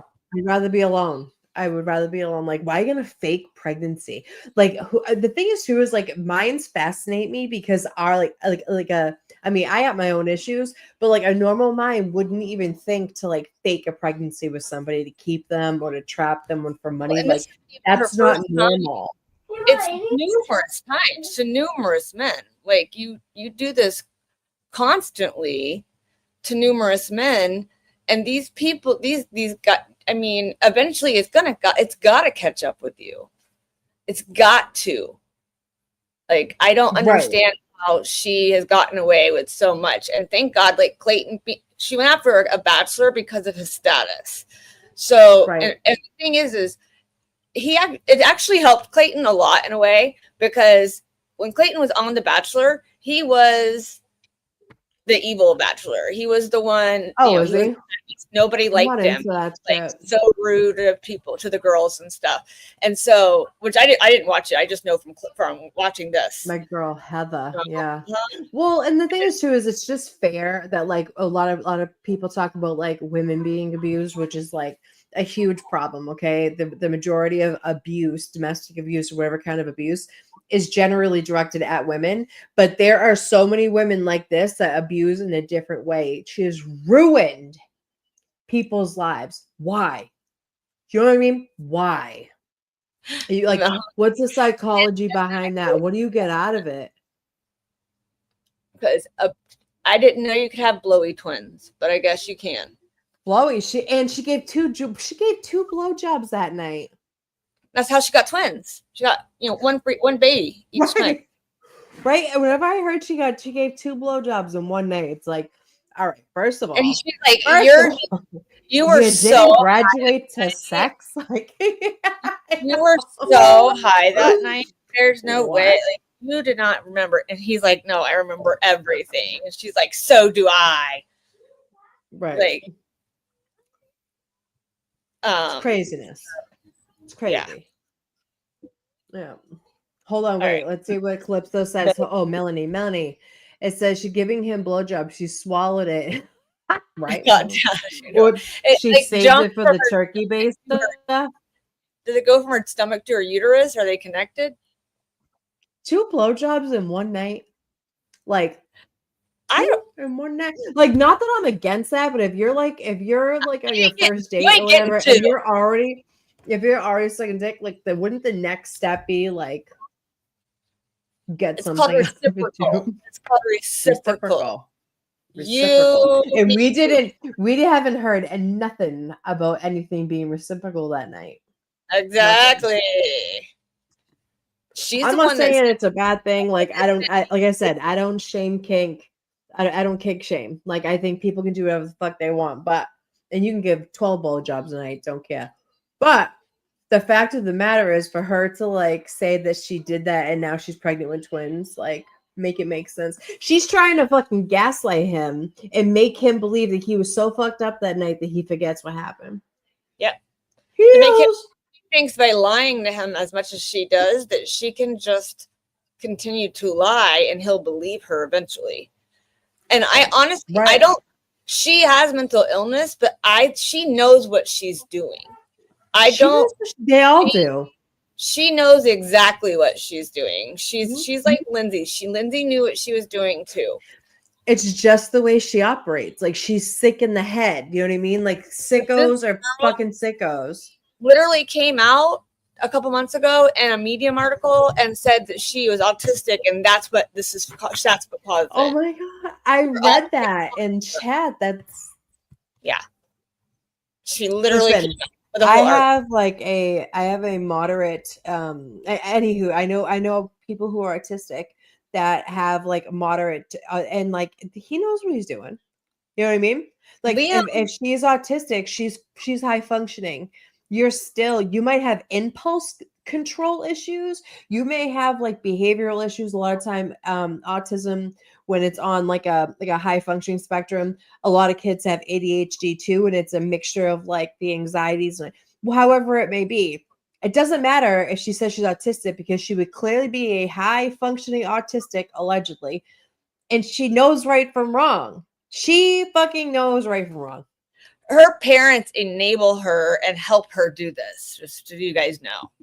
Oh yeah. I think her dad's scared of her. Her dad has They don't literally care. told one of them, Mike Maritini, to just do what she said and he'll fix it later for him. Right. And all it did was cause her to Make it make sense. give him a restraining order and make his life miserable. Right? Watch her guys, face. I gotta jump off. I'm still working. I just want to come in and say hello. I was on break. Love you Love guys. you. See you later. Hey, Bye. don't forget, tomorrow we have the Bad Kids Club. We are going over the federal court trial of Sean Combs. We're gonna go back to the flip side. Right, we're gonna go back to Sean Combs tomorrow night. So get ready. I'm going to sustain the objection. I'm not going to allow that testimony.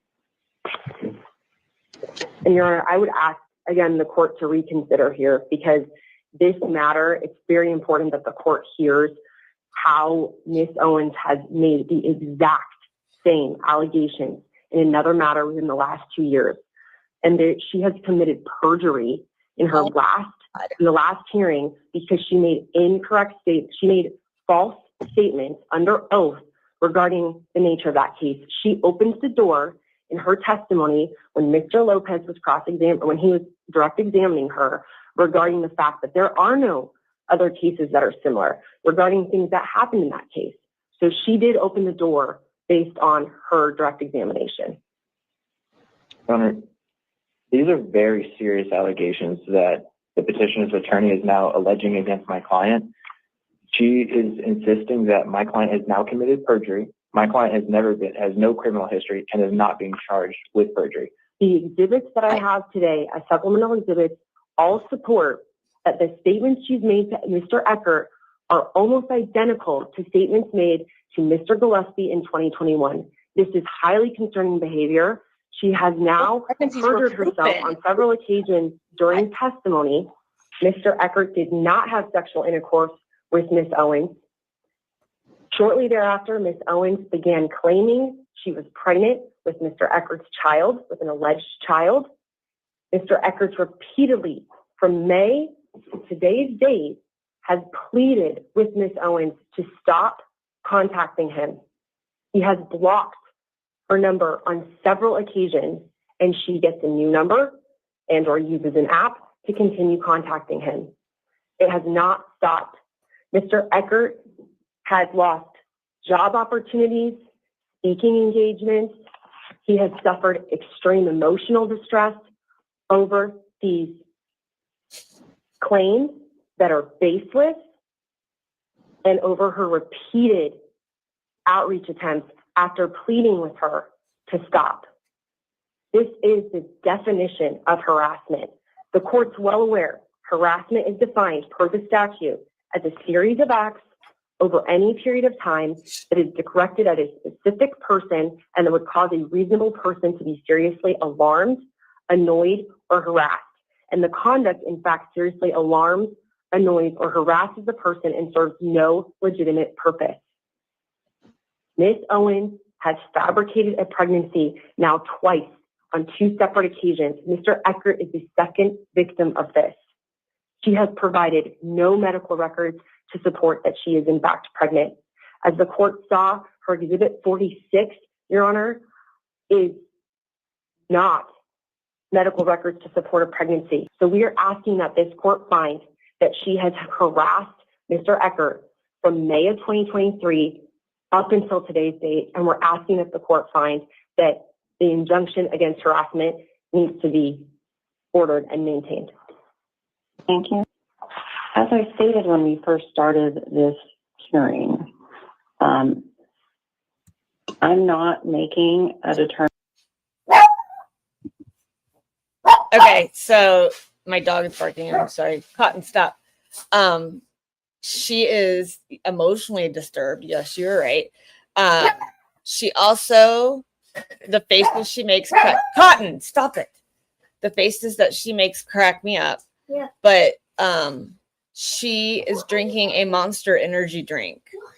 That's what she had in her hand. A Monster energy drink. You're pregnant with twins and you're drinking a Monster? That don't make sense. Determination as to whether or not she's pregnant or not. That is a family court matter. That case is pending before the family court. The testing or whatever is going to happen is a result of that. So I'm not making a decision and a determination today whether or not there is a valid or invalid pregnancy. And so I will sign the granted injunction today. Thank you. Thank you. Thank you. Therefore, as of November 2nd, 2023, Laura Owens had been granted an order of protection, and Clayton Eckert had been granted an injunction against harassment.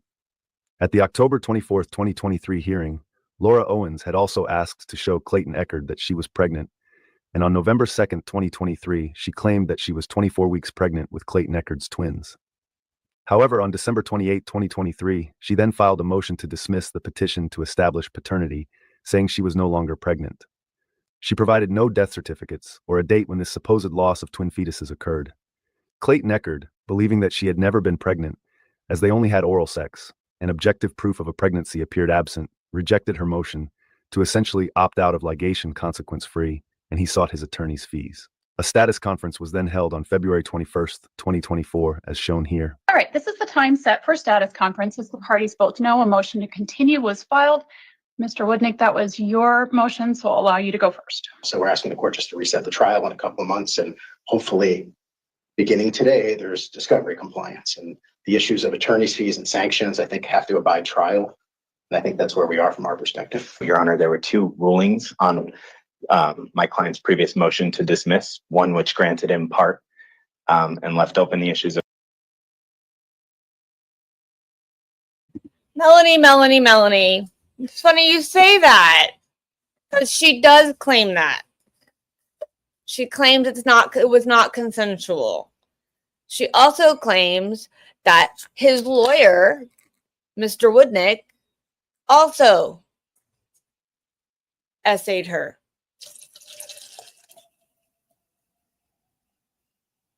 If you look behind the lawyers and the seats, that man right back there, that's Greg Gillespie. That's the one she did it to prior. And he's there supporting Clayton. So, and Woodnick, the lawyer that he has, is the same lawyer that Greg Gillespie has. They are there, they support each other because of it. But yeah, she does. And there's one part when you hear his lawyer say something and he'll go, "She lied." And that's like, we say it all the time now, like over there, because they put it on like a soundboard. So when they want to do it, they'll be, "She lied." And now every time I hear it, I crack up. And there's one person in Free Karen Reed that posts it all the time. And I'm like, you watch Laura Owens. I know you do. So it cracks me up. of attorney's fees and sanctions, and one which I received yesterday, which just outright denied the motion. And so I just wanted to make sure that we were still only talking about attorney's fees and sanctions. And if that is the case, I believe that my client's medical history pertaining to whether or not she was pregnant in this matter is what would be appropriate and relevant for the court to have testimony on. We are looking very specifically for the mental health and medical records that would explain why someone would fabricate a pregnancy, why someone would appear in court in front of Judge Gail Ketsis with a 24-week abdomen, tell Judge Gail Ketsis that they were pregnant, and then magically the babies are gone. And I think in order for us to do that, we have a right to get the relevant mental health records and the relevant medical records. And I also remind the court that that does include the fact, as we've pled here, that there's a history of the fabricating behavior. That's actually the nexus of our Rule 26 motion. And I think asking them to be produced is reasonable.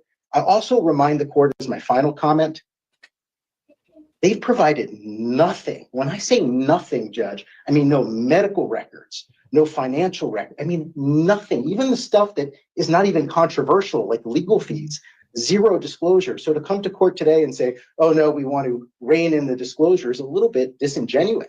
They should have been providing records along the way, because that's what Rule 49 required. Your Honor, just to be clear, discovery has been transmitted, albeit minimally, because my client has been afraid of the backlash that would occur. My client did send Mr. Eckert confirmation that she was pregnant. She sent him over the results of her blood testing. She has sent him over documents. I believe that the evidence will show that she was pregnant. We have a situation where the respondent is on a fishing expedition. He's trying to pull things in and twist stories of previous incidents against my client to make it seem like she's fabricating these allegations. When the reality is, and like I said, I believe the evidence will show this, my client was pregnant. She did have a miscarriage. She's no longer pregnant. And I believe that the evidence will show that. And so for those reasons, we're asking the court not to allow this fishing expedition. You said your client did provide limited disclosure. Did that include evidence of the miscarriage? No, Your Honor. The miscarriage came further throughout this case, and the records that outline the miscarriage and her going to the doctor after the miscarriage have not yet been sent. When did the miscarriage occur, counsel? Your Honor, I'm not sure that an exact date is known. What month? Your Honor, I believe my client went to the doctor in mid-November, and that's when it was determined that she had had a miscarriage. We would believe that it was in the maybe month or 2 months leading up to that time. If she had disclosed it in November, wouldn't this case have simply gone away and these issues wouldn't remain? Well, no, Your Honor, because she did disclose the fact that she had a miscarriage. It's well documented in our pleadings. The statement of counsel was just that mother says she had a miscarriage 2 months before November. In November, the parties appeared in front of Judge Gail Ketsis, where mother had a pregnant belly and told Judge Gail Ketsis she was 100% pregnant by my client. Spoken to experts in this case preemptively about this trial. The reality is sometimes people have miscarriages and they don't even know that they miscarried. That I'm not saying that that is the circumstance here. I certainly wasn't present, saying that my client had.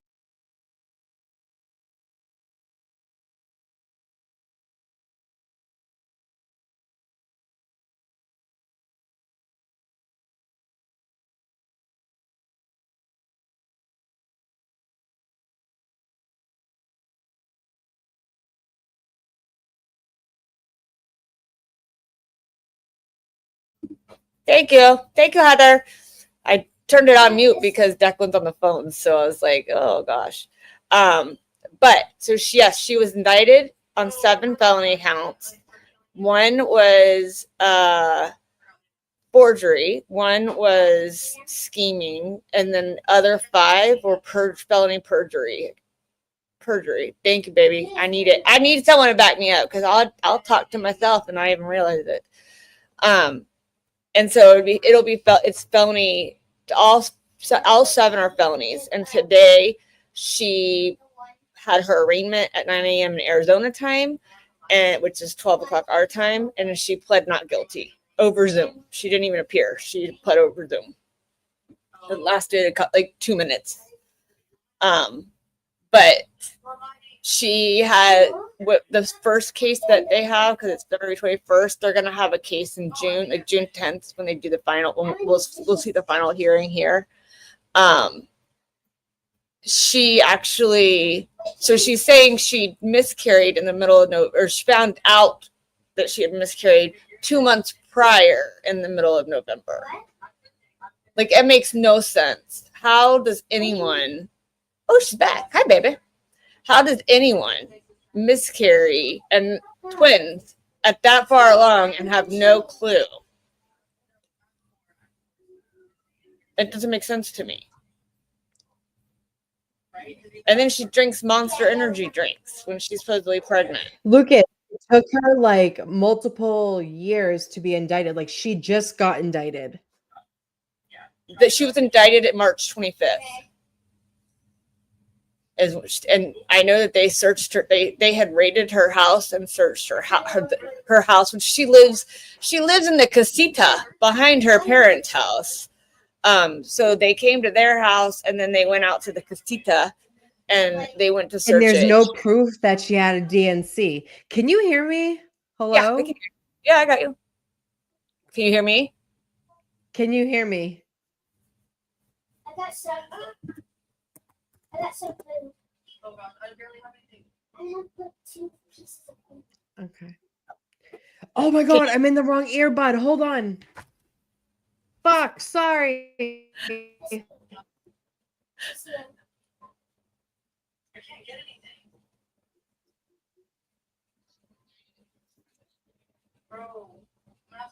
Oh my God, I'm like dying laughing at you right now because this is. I'm dying. You're so funny. You do that all the time. And you're like, anyone hear me? And I'm like,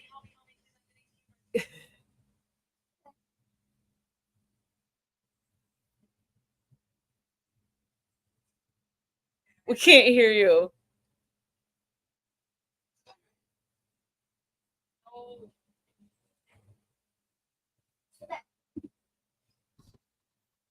Fuck. There you are. There you are. I hear you. Hello? Hello? I hear you. I hear you. I hear you. Okay. I was like, we're like, now we don't hear you. What happened? And she's What the fuck? Sorry to interrupt. laughing because I'm like, I know she has the wrong earbuds in, and she's literally going, "Can you hear me? This is the culprit. Can you hear me?" I'm like, I can hear you. So funny. Okay, so Laura Owens and Eckerd.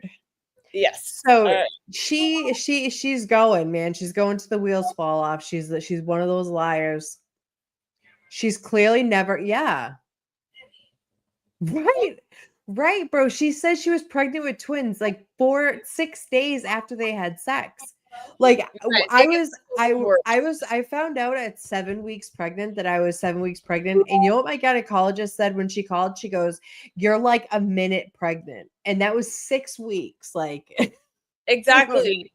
And then you're Yeah. like, you find out that early, because I found out that early with Liam. When you find out that early, you're like, what? Like, and Yeah, then I was like, sorry guys, I'm doing this. I just have to. Yeah, I found it wicked early, and literally the gyno was like, "You're like a minute pregnant." like a you minute. literally had sex the other day. Yeah, right. 6 weeks ago, something happened. I don't know. Yeah, I had. It was funny because when I found out I was pregnant with Liam, I was working at the dental office, and the girl I worked at the front desk with, we had synced, because we were there together all the time. So we had our synced up. She's like, "I just had mine. Did you have yours?" And I was like, "No." It's like, "What's the date?"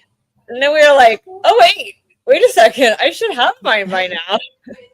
Joe, my kid's father, we were in the kitchen and he goes, I'm just like, we're cooking dinner or something. And he goes, "You're glowing for some reason." And I'm like, "I am?" And he's like, "There's just like something about you. Like, have you gotten your whatever?" And I'm like, "As a matter of that happened." And boom, I was pregnant. He knew before I did. He was like, "You're glowing." It was, yeah. Well, I do cook really well, Scott. I'll cook for you someday. When I got pregnant with Caleb, my oldest, it was like Kevin and I barely knew each other. It was the first time we were ever together. And I got pregnant with Caleb. And so I went home to tell my mom and dad that I was pregnant. And my mom was there and she said, "Whose is it?" And I was like, "Really? Like, Mom, it's the only person I've been talking about for like 5 weeks." But Right? yeah. Yeah. No, this is so true. At 5 months, I was still slightly showing, not looking 9 months. Right. Did you have twins? Because she's saying she had twins. So you do get a little bit bigger faster, but that didn't even look like a pregnant belly. And I blinked and I resembled a blueberry from the Willy Wonka, 100 pounds of joy. Yeah, bro, I gained 36 pounds. Okay. So in all fairness, I had like a 10-pound baby. And so as soon as he came out, I was like, I lost a lot of weight really quick. But you're absolutely right. Absolutely right. And the thing is too, she didn't, how like pregnant women have like that like puffy lip. Yeah. Like I had big ass lips to begin with, but like when I was pregnant, it almost looked like I had injections because you get Your nose like puffiness. changes. Yeah, everything changes. And I had swollen ankles. Liam, oh my God, I couldn't even walk. But at the end of my pregnancy, like Steve would rub my legs to get the swelling down because I was dying. I wore compression socks. Okay, let's get back to Laura Owens. Let's play some more. Has not lied in this case. She has not intentionally lied to the court. Whether or not she was pregnant on that date, I think she could have testified that she was pregnant and she could have had a miscarriage days prior. I don't know, but I believe that the testimony in her deposition, the testimony in her final trial, and the expert testimony that will come with it will make those things clear. Like I said, my client's statements that were made during that hearing were true to the best of her knowledge. The reality here is sometimes women believe that they're still pregnant when they've had a miscarriage, and they don't know until they go to the doctor that their levels are no longer appropriate for a pregnant woman. Because if what counsel just said is that she was not pregnant at that time and she lied to Judge Gail Katsas in that proceeding, then I think that's sanctionable and Your Honor could enter orders under that proceedings. All right, everyone, we will stand in recess until June. On June 10th, 2024, a family court trial took place with Judge Julie Mata presiding. The hearing was kept to a strict time limit of 2 hours total, with Laura Owens' attorney seemingly opting not to cross-examine Clayton Eckerd, instead using most of his time gaining evidence from Laura Owens. Her testimony, though, appeared confusing. She changed previous accounts regarding matters such as sending Clayton Eckerd a sonogram video. She changed accounts of where and when she allegedly had any ultrasound images performed, and whether she had actually attended any doctor's appointments in person. She also Her lawyer called it minor perjury, just a little minor perjury. Minor perjury. This is when it gets good. This is like the main trial. People flew in to Arizona to cover this trial. Mike Maricini, from one of her other victims from prior in California, flew in to go to this trial. Okay. They tried to have him arrested for violating a restraining order because she still has one and keeps getting it renewed in California. And they wanted her attorney tried to have him arrested, called 911 while he's in the court after the judge had already said he's a subpoenaed witness. They subpoenaed him and they tried to have him arrested for coming. This is why that man is scared of her all the time. And at one time, her lawyer was doing, like, when she was being cross-examined, was doing airplane signals to get her to stop talking about stuff. Also admitted to doctoring records, this also being relevant to the images she had sent to Clayton Eckerd, seemingly as proof that she was pregnant. Clayton Eckerd, in contrast, provided compelling testimony, as observed by his many supporters. We're here on a petition to establish paternity. Unless I'm missing something, the only possible outcomes of that petition are that paternity is established or it is not. There's no baby in this case. There's nothing to establish. Our position is that the petition is moot, that the court can simply deny it, dismiss it, use whatever verbiage you want to. The only remaining issue is, I guess, this issue of Mr. Eckerd's request for a judgment of non-paternity. My position is he bears the burden of proving that. There's absolutely no evidence to support that. And Ms. Owens, at the end of the day, she was pregnant, Your Honor. The fact that she was pregnant negates everything else that you're about to hear. Also, if you notice, she has a new lawyer. She now has Gingras, or Dingus, as we like to call him, who likes to fight with people on X about Lauren, who has enabled her for the last year and has also sent like appeals or whatever from this case. And the lawyer she had prior, which was Corey Keith, he submits a paper to this trial stating that to be candor with the court, that he had no idea that he found out later that she had lied to the court. So the last attorney she just had literally said, "I'm done," and withdrew. Yeah. He was like, fuck off, all the way off. So now she has Mr. Gingras, who he's a treat. He's a treat, let me tell you. But all right. Out there. Did you hear? He goes, she lied. Dude, she admits that she lied about everything on the stand, and like it was nothing. Like she thinks she gets no consequences. Yeah. Oh, yeah. That's what it comes down to. She thinks that she's the smartest one. I really think even after having an arraignment that she thinks to this day that they're just gonna let her go. Like she could face 100%. 35 years in prison for all the charges she has.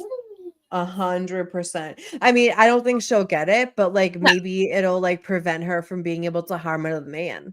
So I wish they would put her in jail for like a year or two just to like make her stop, like really understand that she is not able to do this, because I feel like if she just gets probation, she'll do it again.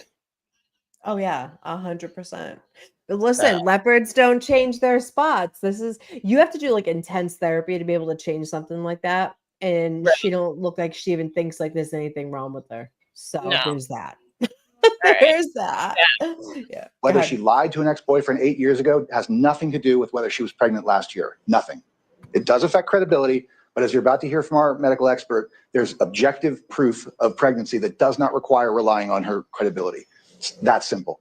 So we would like the court to dismiss, deny the petition. We stand by our pretrial statement in detail as verified by Mr. Eckerd. I'll remind the court that the court not only has the establishment of paternity matter, which was filed woefully inappropriately, as you'll hear today, and as you know from prior pleadings in this matter, but we've got the collateral protective order proceedings and the orders of protection related to that Your Honor has authority to make the findings today that the petition was filed in bad faith, that there was pervasive fraud on this court in multiple proceedings, and that attorney's fees and sanctions can be ordered in this matter. Did you have a sonogram done in California? Yes, I did. And where was that done? Planned Parenthood.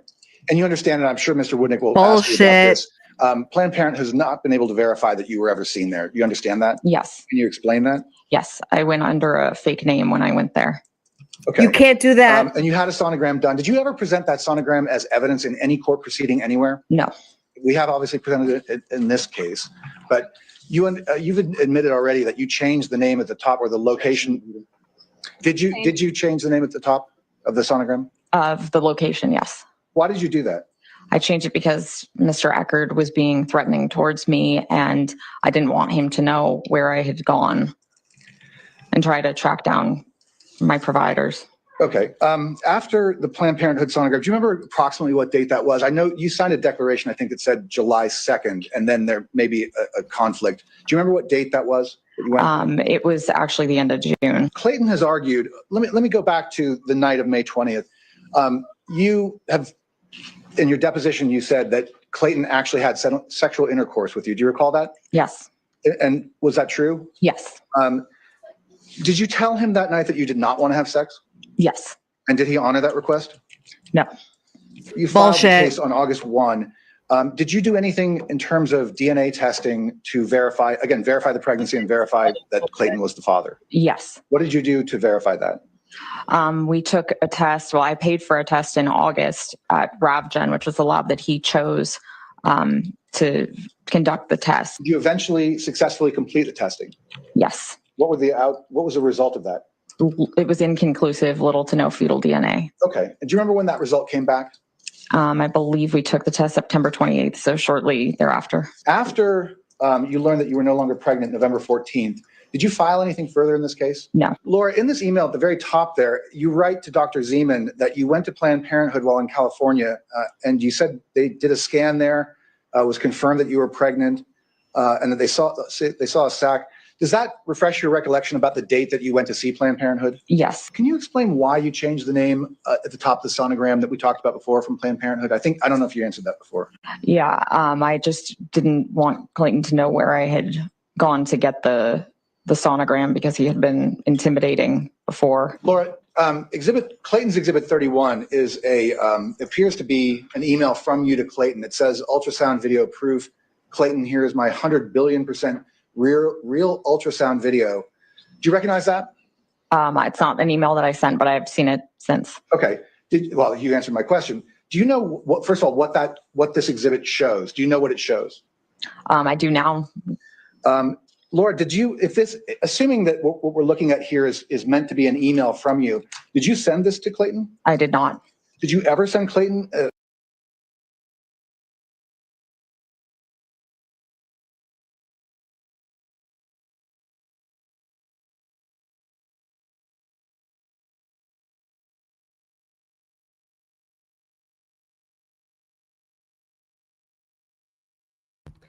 Kelly, you're muted. Dang it. Why do I keep doing it? She's like, mute. Get your fucking shit together. Yeah. Well, it's because I'm not. I know. I'm just like muted. You're good. You're good. So yeah, she literally, this is the same email she said that she did not send right now. It's the same email that the judge said it was not from YouTube in November. She's now saying she did not send this to Clayton. And now she knows what's on it. She didn't know then. She claims somebody hacked her computer. So, yeah. Crazy. It's even worse when you're like not on the screen. Like I can't see myself. So I don't even realize that I'm muted. You gotta look next to your name and it has like a slash through it. I know, but I just don't. I'm like, just like, and then this and that. But yeah. So where are we? Have we gotten to the point with like the last hearing? Is the last hearing being the last streamed or hearing? no? This is the June 10th one. Yeah. Okay. This is where she has Jangress. This is where she said Planned Parenthood. Planned Parenthood is a place that you can go. You can get birth control. You can get It is a place to get rid of an unwanted pregnancy. It is a place that you can get free care for any type of OBGYN issues you may have, and males can go there too for STD testing and all of that kind of stuff. But all Planned Parenthoods, you have to have forms of ID to even walk through the door. And she said that She said that she went under an assumed name. Now you would have to go through a lot of trouble to go and get like a fake ID and a fake name and a fake social security number. Like when I say that you have to have forms of ID to get into Planned Parenthood, you do, no matter where you are. And she said coming one up, in- Planned Parenthood director coming up, correct? Yeah, well, yeah, there's somebody who worked for a doctor that worked for Planned Parenthood comes up. Yeah, Right. She was like a board director. She said she went to the Mission Viejo Planned Parenthood in California, but the actual ultrasound, she admits to changing the name to Smile, which is SMIL, which is like a imaging place in Arizona, because she Right. didn't want Clayton to know where she went.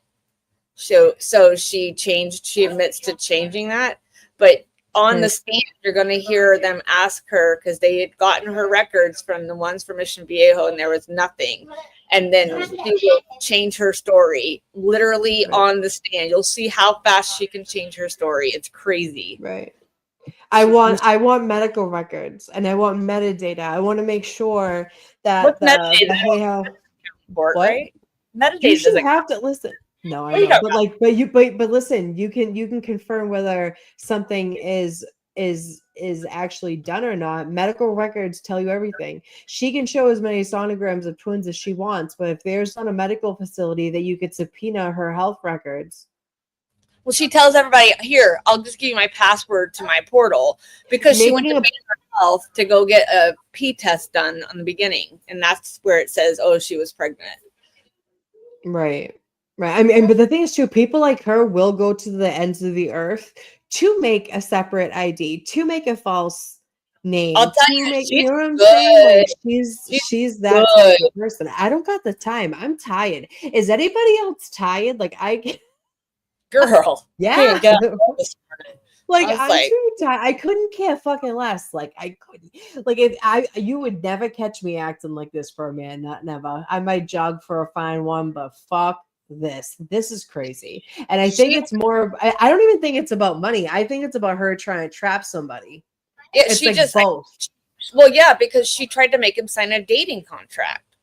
Right for 2 weeks. Like fuck all the way off. Like don't call me. He dated her for 2 weeks with the intent to date, and he decided he didn't want to date her.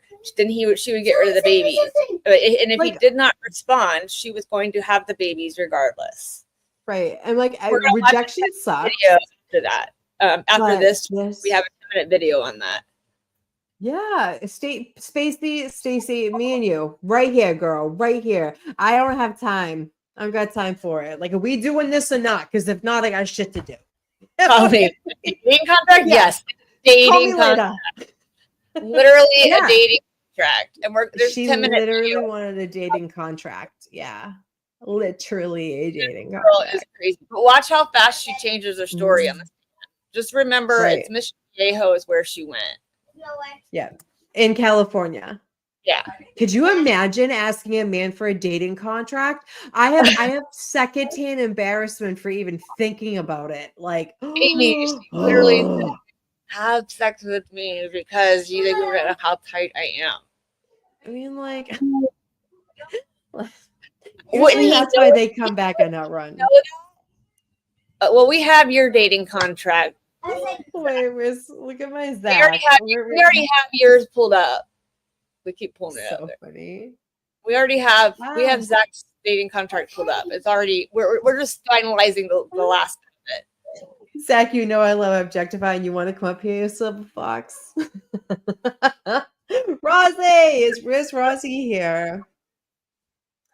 A contract, yeah. Could you imagine the audacity and the desperation that you have to come up with? Hey, do you want a dating contract for 2 weeks and you have to like me and I'm gonna have your children and then the children never come? Like follow the story out. How is this gonna go? right? To She me, was like, going to be like, hey, set a that's so contract. desperate.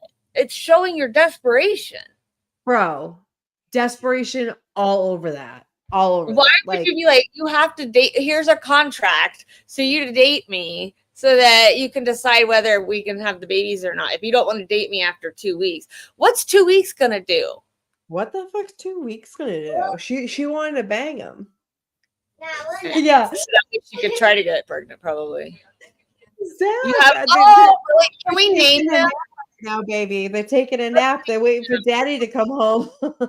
Zach, let's name the babies. Let's name.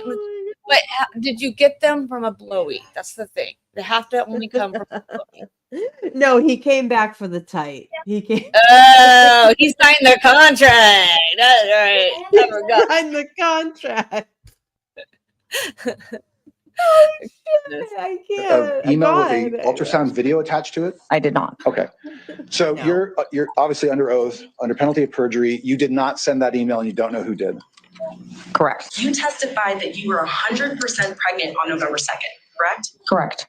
And you testified that you were 24 weeks pregnant specifically. Correct.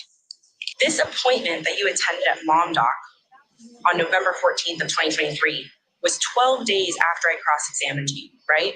Correct.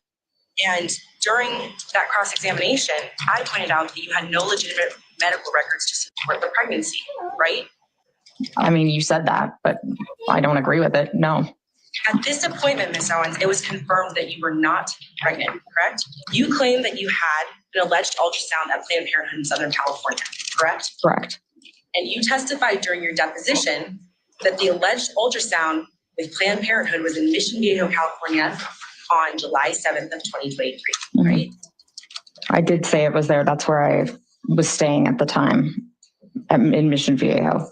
And while being examined by your attorney, Mr. Gingras, you said that you went to Planned Parenthood under a fake name, right? Right.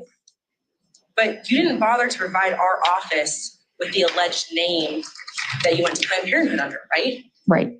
And you knew that we were seeking your records from Planned Parenthood specifically because of the alleged ultrasound that you had there, right? Right. So wouldn't The it make alleged. sense for you to provide our office with a copy or the name that you allegedly went to Planned Parenthood under? I felt like the whole purpose of going to Planned Parenthood is to remain anonymous and that's one of my protections.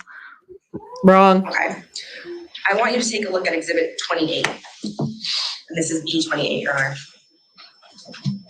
Is this a true and accurate picture of the ultrasound you claim you received at Planned Parenthood in California in July of 2023? That looks.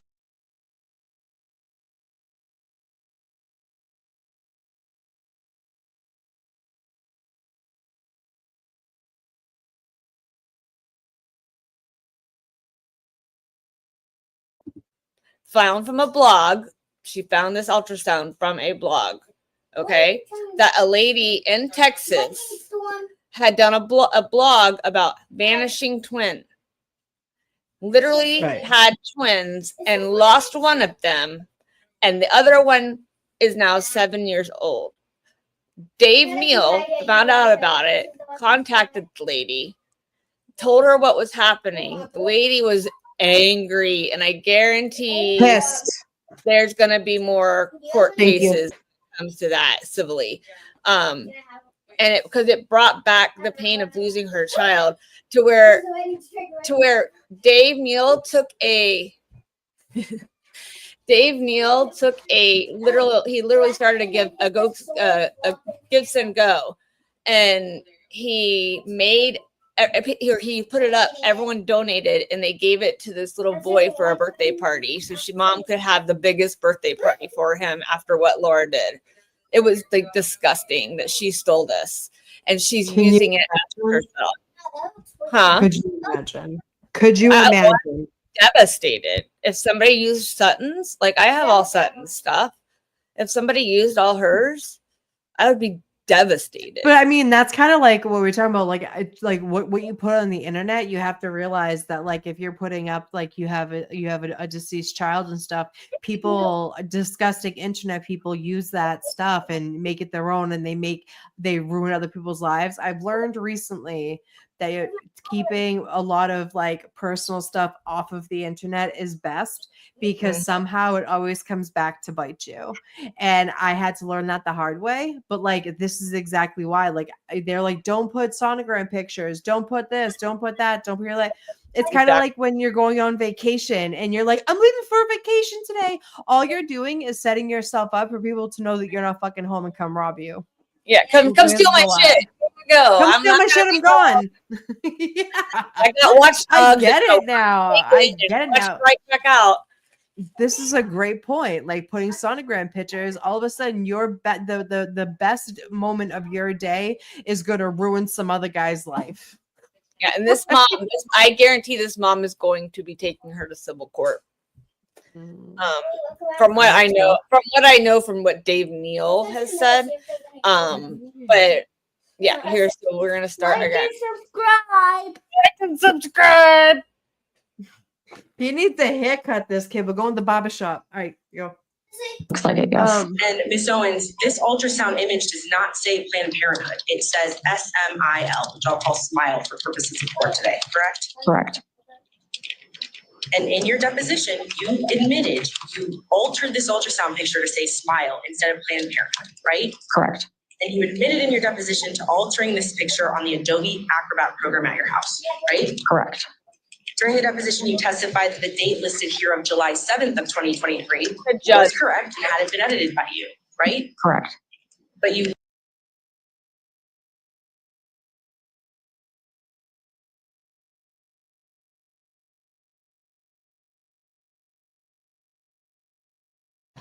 Okay, it's a bench trial, and it was to establish paternity. So this is considered still family court. It's not actually. This is not a criminal proceeding at this moment. With that, this trial was set for trial for paternity when she tried to have it dismissed after she went after him, and he said no. You're not going to dismiss this because you've cost me a lot of money and I want my attorney's fees. So, because he lost work, he lost speaking engagements, he lost work from this, he lost all, I mean, as the bachelor, you automatically get people to call you to do speaking engagements and things like that because you were a former bachelor. And so you have this girl has done this, and she's now got a protection order against you. That's following you around. And then you've got a pregnancy that's following you around, and then you're going to court with her. She's saying that you are the one who got her pregnant. Now she wants to drop it. And he said, hell no. I'm not going to. He's like, you can fuck all the way off. Yeah. It's like, see you later. She got caught was because Clayton said no. Right. You know, I feel like, he took control for all the guys, and that is it's helped give the other guys closure too. Agreed. So, well, they were in court with him and supporting him in the pews in the back, and his lawyer at one point pointed out that her other victims were there supporting Clayton while he was on the stand testifying against her. Nightmare Cheney came in from San Francisco with his wife. My friend flew from Florida out there. Dave Neal had a big van with Bruce from Oregon. He was on the other night with lawyer with us. Lauren is actually my friend. Lauren's actually the one that she got the jury pool or the camera pool, so she was able to stream it. They streamed it. That's why we have it. And then Dave Neal and Reality Steve, they had a big tent outside with scones and all kinds of stuff for everybody. And it was 100 and something degrees outside, and the van wasn't working for the air, and they bought to take, or they rented to take care of them. It sucked for them. But I remember Bruce, he already gets red when he gets embarrassed. You saw him, or when he gets they're awesome to stream with. If you guys haven't gone over and subbed over. They have way more subs than us, but if you haven't gone over and subbed to the Tilted Lawyer, Omar, and all of them are absolutely awesome. And they follow this case and they've been doing it way longer than we have. You should go over there and subscribe and watch their playlist for Laura Owens. It's Bruce from Oregon is who you can Bruce from Oregon. That's right. That's right. He's great. Yeah. He's actually on Megan Fox's right now, or he was earlier when the thing was on. Cool. When he gets upset, his face gets red, or he gets embarrassed, his face gets red. Like he was like a tomato that day. He was so red. So look at my hair. I look like I like just woke up. Sorry, guys. Look good. You don't want to see what that looks like. You later admit that you lied about this July 7th ultrasound date, right? Correct.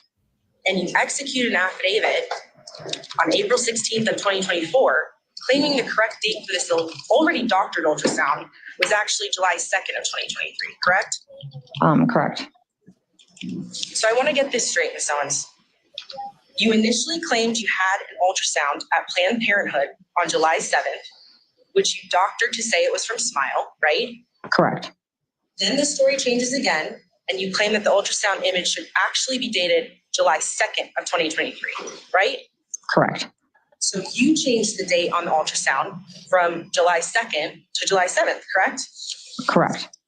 And you utilized this altered or fake ultrasound to try to convince Mr. Eckert and the court and the media that you were pregnant with Mr. Eckert's twins. This was never submitted to the court. You're aware that Planned Parenthood has no record of an ultrasound for you, correct? Under my real name, yes, I'm aware. And again, we've established you didn't provide our office with the name of that you allegedly went to Planned Parenthood under, correct? Correct. You never attended an appointment with Planned Parenthood in this case, Ms. Owens. Yes, I did. While you've indicated today that you went to Planned Parenthood under a fake name, this letter actually indicates that you have scheduled an appointment for July 2nd, but that you failed to attend. Correct. It also indicates that the ultrasound image that you claimed was from Planned Parenthood was not from Planned Parenthood because it was not consistent with ultrasound images generated by their practice, right? Not by the one in Mission Viejo, correct. Ms. Owens, these are yes or no questions. This document states that the ultrasound image you have claimed is from Planned Parenthood is not consistent with ultrasound images generated by their practice, right? By that practice, but as they said, I could have been seen by another different entity. Ms. Owens, you're well aware that this request covered all of Orange County and San Bernardino County. It didn't cover Los Angeles, though. So now you're saying you went to Planned Parenthood in Los Angeles? Yes. So you're telling us you went to Planned Parenthood in Los Angeles on the day of trial today? Yes. Okay. When did you go to Planned Parenthood in Los Angeles? Exactly when I said I went. When was that? July 2nd. Ms. Owens, you had 4 appointments scheduled with Dr. McCool that you never attended, right? Correct. During the November 2nd hearing, you denied that the DNA test results came back with little to no fetal DNA, right? What? During the November 2nd hearing, I said that the test results. The question, Ms. Owens? During the November 2nd hearing, you denied that the DNA test results came back with little to no fetal DNA. Ms. Owens, I see you continue. No, I didn't. I never said it didn't. I said it came back inconclusive. I'm confused about what date she's referring to. What? November 2nd.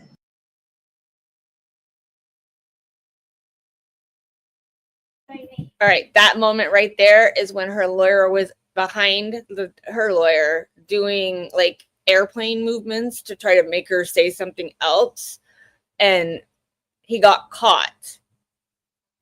And that's when you're gonna hear her freak out and like be like, oh, I need a break. And they literally took a 10-minute break at this moment because she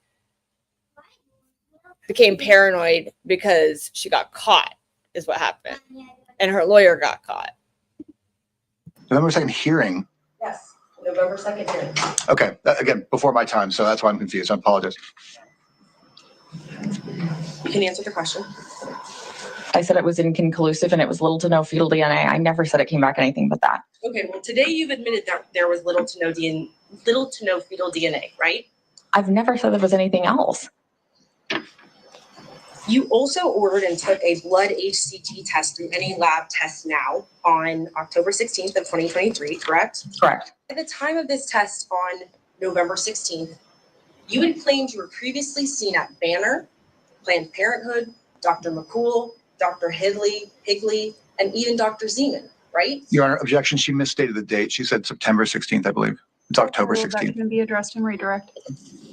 I said that Dr. McCool's my doctor. I did not say that I had seen him. I said I had seen Dr. Higley and the rest. Correct. By the time of your appointment or this test on October 16th of 2023, you claimed you were previously seen at Banner, Planned Parenthood, Dr. Higley, and even Dr. Zeman, right?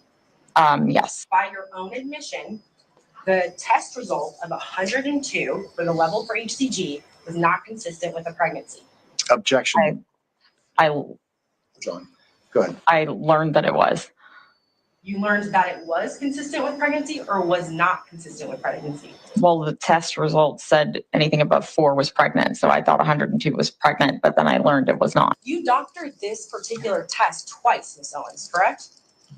I doctored the test once. Okay, and when was that? When I tried to send it to Dave Neal to get him to stop creating harassing videos of me. And what amount did you doctor the HCG level to for that particular? It was like 102,000, I believe. You'll recognize this as it looks like the same test from October 16th, but it has an HCG level different than what you just indicated, and it says 131,902. Okay. Correct? Yes, that's. So you also doctored this test. No, I didn't know what the number was that I had made it to. Well, Ms. Owens, I agree with you. You doctored this test twice, one to say 102,000 and again to say 131,902, right? I doctored it, I guess, to say 131,902. Okay. As of October 17th, 2023, when you received this test result, you had reason to believe you were not pregnant, right? Yes, after doing some research, yes. Okay. But then you proceeded to lie under oath at hearings before this court on October 24th, October 25th, and November 2nd, correct? That's not correct, no. Instead of telling the truth, you tampered with this HCG test to. Hold on, wait. Let me go get my coin that my sponsor gave me. Hold on. Okay.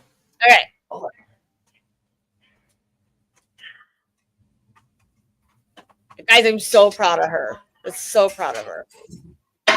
Big deal. Hold on. Let's see if you guys can see it. Let me take it out of the little wrapper. Hold on. Zach Ready? said it's 5 years and 8 months. Woo! Look at that. That's a pretty coin, I'll tell you.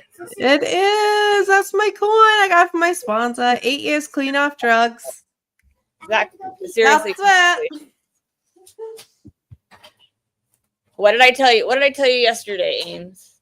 I don't even know what I Been through a lot, bitch. Been through a lot. I think drugs preserve you. I think I like stayed maybe looking a little bit younger because drugs preserved me. My message to her yesterday. It kept me mentally young. My message to her yesterday was 8 years, my girl. That's not just a number. That's 2,920 days of choosing strength, resilience, and healing. You are proof that recovery isn't just possible, it's powerful. Keep shining. You've already moved mountains. So. Thank you guys. Thank you. I didn't want to like hostage. I'll have the show, but I was just. Wow, that's a big deal. Trust me. On. You said that. I was like, no, I gotta go. Whoop, whoop, whoop. My sponsor texted me at like 5 o'clock this morning, and she was like, "Happy 8 years," and she's one of my like dearest friends. She's like a second mom to me, and I was like, I remember like being like 2 days sober and like looking at her at a meeting, and I was like, "Can you please help me?" And she has stuck by my side for the past 8 years, and we became like family. And she still gives me my coin every year, and we still like we're besties. So I'm very blessed. Great. You are. Yeah, I'm very blessed. Oh, look at that. 8 years tomorrow for kindergarten cop. Wow. Oh, shit. You guys. Get it. For all of you. We need to have like a birthday party. It's literally like you guys have had a new We need And cake. it's Kevin Kev's puppy's birthday bandit. He turned 1 today. Bandits won. Oh my gosh. Bandits won. We need a cake. Maybe I just want cake. I don't know. Maybe that's it. A rose for But every hey, stop year. being so bad to yourself. Stop it. Stop it. You know what? It is what it is. We're all beautiful in our own way. And I truly believe that. And you have a beautiful soul, you have a beautiful presence, and you are physically attractive, and you should own that. You are a beautiful woman and you have a beautiful heart. Amy quit drugs. Yeah. The next day. You know what? I became the reformed bad girl and he became a reformed cop. It's kind of like getting off drugs. I mean, if you think about it. Right. I love you, Scotty. You're retired. Talk about a good friend. Listen, if anyone can be a good friend, that man is a good man. I know that for a fact. I've robbed New York City for 8 years. Of criminals. Oh my god, like me and him are like the odd couple friends. But like he's the man, and I really value his friendship. It's a big deal though. Those are huge things. Like you guys, we celebrate that shit here around here. We celebrate that shit.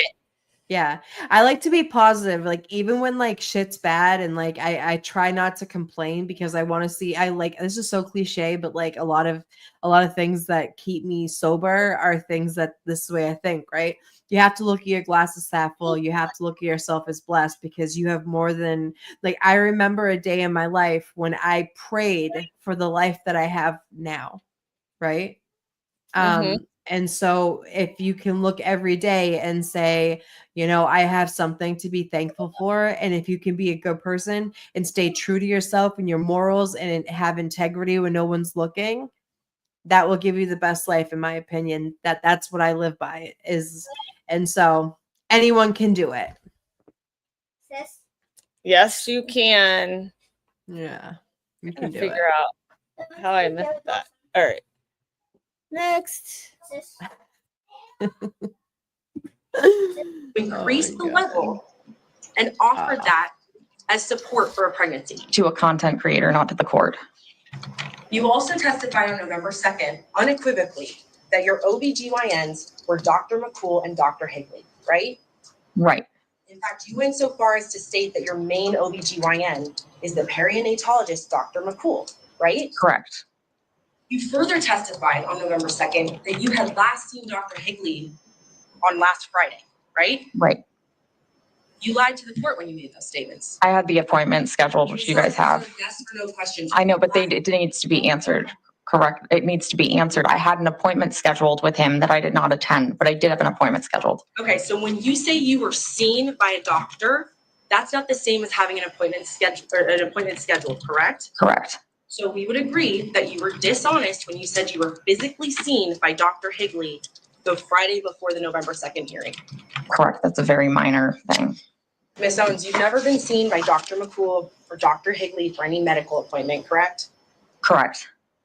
And the records from Dr. McCool's office indicate that you made 4 appointments that you never attended, correct? Correct.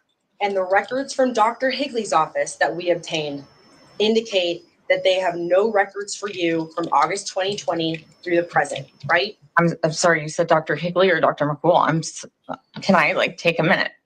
Between 2014 and the present, you have alleged that you were pregnant by 4 different men, correct? Correct. And all 4 of those men told you, one way or another, that they believed you fabricated those pregnancies, right? The first was not so specific about that. And 3 of them are here today, right? Correct. And they also believe that you doctored medical records, right? Objection, foundation. Sustained. Ms. Owens, each time that one of these 3 men refused to be in a relationship with you and questioned your pregnancy narrative, you obtained an order of protection against them, right? False. Good morning, Dr. Mitchell. State your name, please. Dr. Michael Mitchell. I was the chairman of the Department of Obstetrics and Gynecology at St. Joseph's Hospital. How many children did you personally deliver? I delivered over 20,000 babies. Okay, Dr. Mitchell, Mr. Eckert has said that he doesn't believe that a pregnancy was possible here because there was no intercourse. Do you have an opinion about That's a food baby. Just so you know, it's a food baby that she's pushing out, and you can tell by the way she's standing. Stupid. that? Regarding general, not regarding him or her, but in general. Well, it's said that men are like basketball players. They dribble before they shoot. They also dribble afterwards. And if you are rubbing genitalia together, it is possible to get pregnant. How much weight would you assign to the fact that Mr. Eckert denied sexual intercourse? Is that significant to the question of whether she was pregnant, or is it a minor point? It has nothing to do with whether she was pregnant. Dr. Mitchell, I think you said earlier that it's impossible to know for sure when Laura's pregnancy ended. Do you have an opinion about, based on the records that you've seen and the information that's been provided to you, do you have a theory about when? It actually ended in November when her pregnancy test was negative. When it failed, in other words, when it was no longer viable, there is no way of knowing exactly when that happened. Okay. Dr. Mitchell, somebody online, I think, made a comment, it's just a theory, obviously, that Laura may have injected herself with HCG. Oh, look who's here! Omar! What you doing, Omar? Are you having a good day? Do you... Where'd Amy go? Oh, there she is. She's coming. There she is. Look, Omar came to visit. What do you mean? We were telling people we can't hear you. You're muted. I like double mute because my son. Okay, first of we're all, talking Zach, about this that's chick. rude. Do not talk to Omar like that, because I backed Omar and I donated because he was donating his to St. Jude kids, and he tried to do it for Liam. Give him a break. Okay, give him a break. It's I'll let hard. you do whatever he wants. Lauren was like an Olympic swimmer. Gosh. Was she really?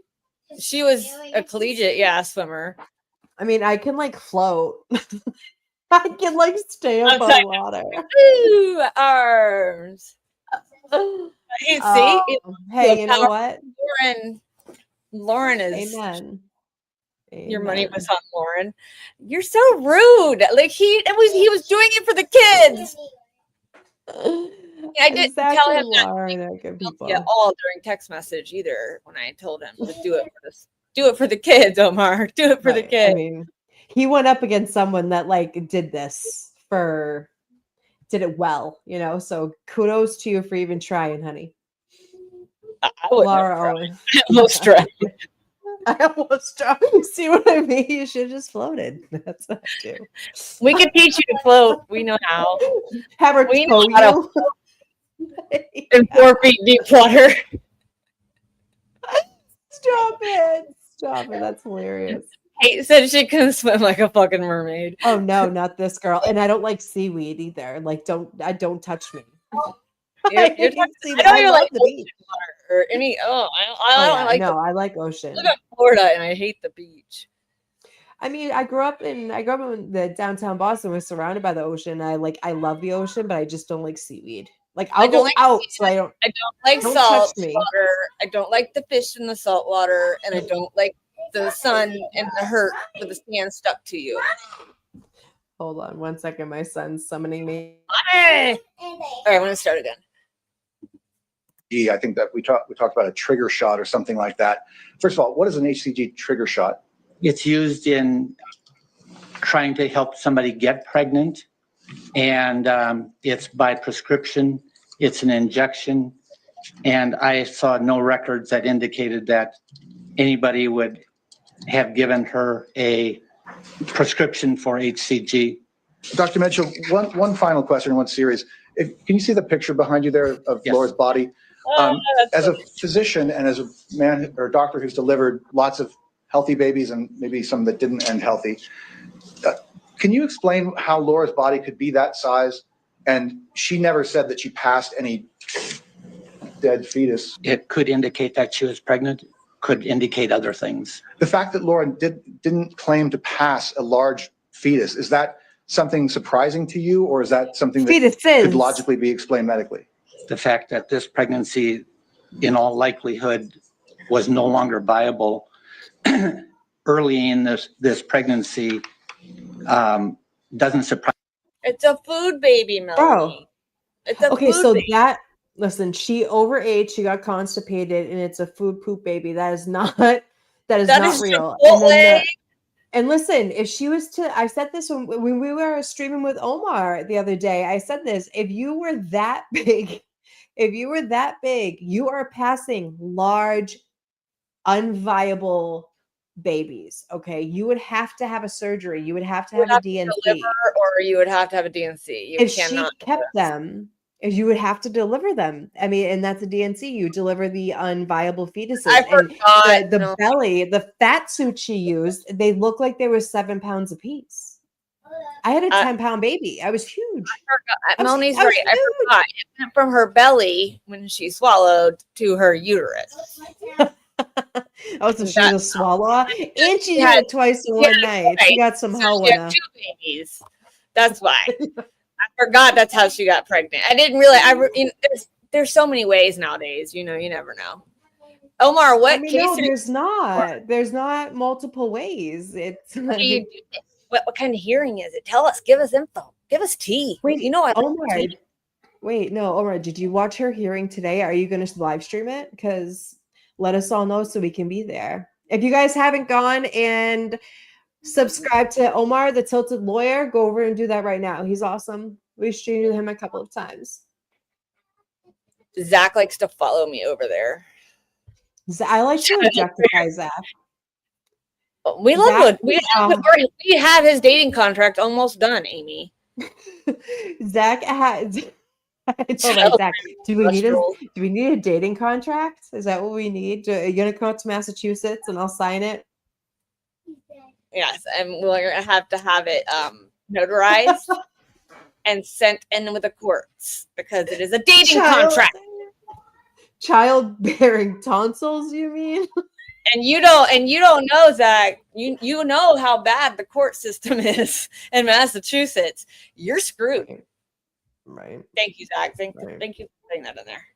Thank you, Zach. Zach's the best. Zach's like the best. Surprised me that she didn't pass much tissue at all. We love Omar. You understand, Laura has admitted to faking medical records in this case. Yes. She faked ultrasounds by putting other lab names on them. She faked the 2 versions of the HCG test that you relied on, correct? Objection, misstates the testimony. Data that I relied on was stuff that was verified from the laboratory itself. That's not true. You relied on a photocopy that Laura took a picture of and provided you. It's in your file. Does it concern you as a scientist that 3 men have accused Laura of fabricating medical documents?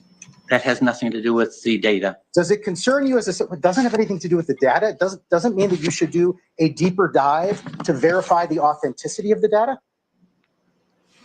If you have proof that the tests from Banner or from Ravgen or from the quantitative HCG were fake, I'm willing to take a look at them, but that's what I have. But doctor, we have proof. She changed the sonogram and she changed the HCG levels in one of the tests that you relied on. I didn't rely on the ultrasound, and I didn't rely on the faked 100 and whatever thousand. Okay. You know that Laura testified that we can agree, you reviewed absolutely 0 records from Laura's PCP, correct? I don't know who her PCP is. Well, that's a problem. Wouldn't you have wanted to talk to her PCP and see what drug she was on? I saw what drugs she was on from Barrow. No, you saw what drug she was on from a neurologist that she had telemed visits with. You didn't request, doctor, records from her PCP, correct? I did not. And you would agree that, thank you. You would agree that it would have been helpful had you reviewed her historic gynecological records, correct? Correct? The testing of her, whether she was pregnant or not, had nothing to do with her gynecological. Dr. Deans, good morning. Are you board certified? Double board certified. What's your first board? Obstetrics and gynecology, And your second board? complex family planning. If this court were to assume that the June 1st HCG test actually came from Laura, would that confirm pregnancy? No. What is the medical standard of care to confirm a pregnancy? That would have to be either serial HCGs showing a trend over time, or a pregnancy test and or an ultrasound, or a physical exam that confirms an intrauterine pregnancy. And we had none of that here, correct? Correct. All right, I'm showing you exhibit number 28. Are you aware that that's the ultrasound from Laura? Are you aware that that was altered? Yes, I am. Laura claimed it was anonymous and from Planned Parenthood. Any thoughts about that? Patients cannot be seen anonymously at Planned Parenthood. Planned Parenthood, having been a former medical director of Planned Parenthood, PPFA, which is our national guidelines, require identification at the time of a visit to confirm the identity of the patient. The patient can't be seen anonymously. Thank you. Laura claims she was pregnant with twins. Anything you reviewed in any of the medical records confirmed that Laura was pregnant with twins? No. Laura claimed that the twins were boy and girl gendered. Anything that you reviewed that confirms that? No. Clayton, I'm going to be lightning fast. Did you have sex with Laura? Absolutely not. I've said time and time again, she performed oral on me twice. That's it. Have you heard two other versions about what happened? Absolutely. Many versions. She's claimed that she was raped by me. She also claims I was too high to remember what happened that day. I'm going to repeat what you just said. She claimed she was raped by you and that you were too high to remember? That's correct. Were you too high to remember? Well, that's incorrect. I remember every single thing from that night. Did you rape her? No, I did not. Did Laura start communicating with you more after she said she thought she was pregnant at 4 days? Yes, nonstop. She sent me over 500 emails and text messages, 13 different phone numbers. 13 phone numbers? 13 phone numbers. How many messages? Over 500. Exhibit 3, is that a sample of those texts and emails that were shown to Judge Gail Ketsis in the injunction against harassment hearing from November 2nd, 2023? At some point, did she start calling your mom, who's in the courtroom? She started reaching out to my parents. She started reaching out to my work organizations. She started reaching out to people, women that I talked to in the past. She went for everybody. Did she reach out to the Sun magazine? She did, yes. Did she ever tell you what genders the imagined twins were? A boy and a girl. Did she ever tell you, drawing your attention to some motions Laura filed, and for purposes of attorney's fees, she filed a motion to communicate on August 8th, a motion to compel communication on August 23rd, and August 29th, a few days later, an expedited motion to communicate. And then shortly thereafter, she filed an order of protection against you, correct? Yes. And you're aware that she's filed orders of protection against two other individuals seated in the back of the courroom, correct? That's correct, yes. They are on the left?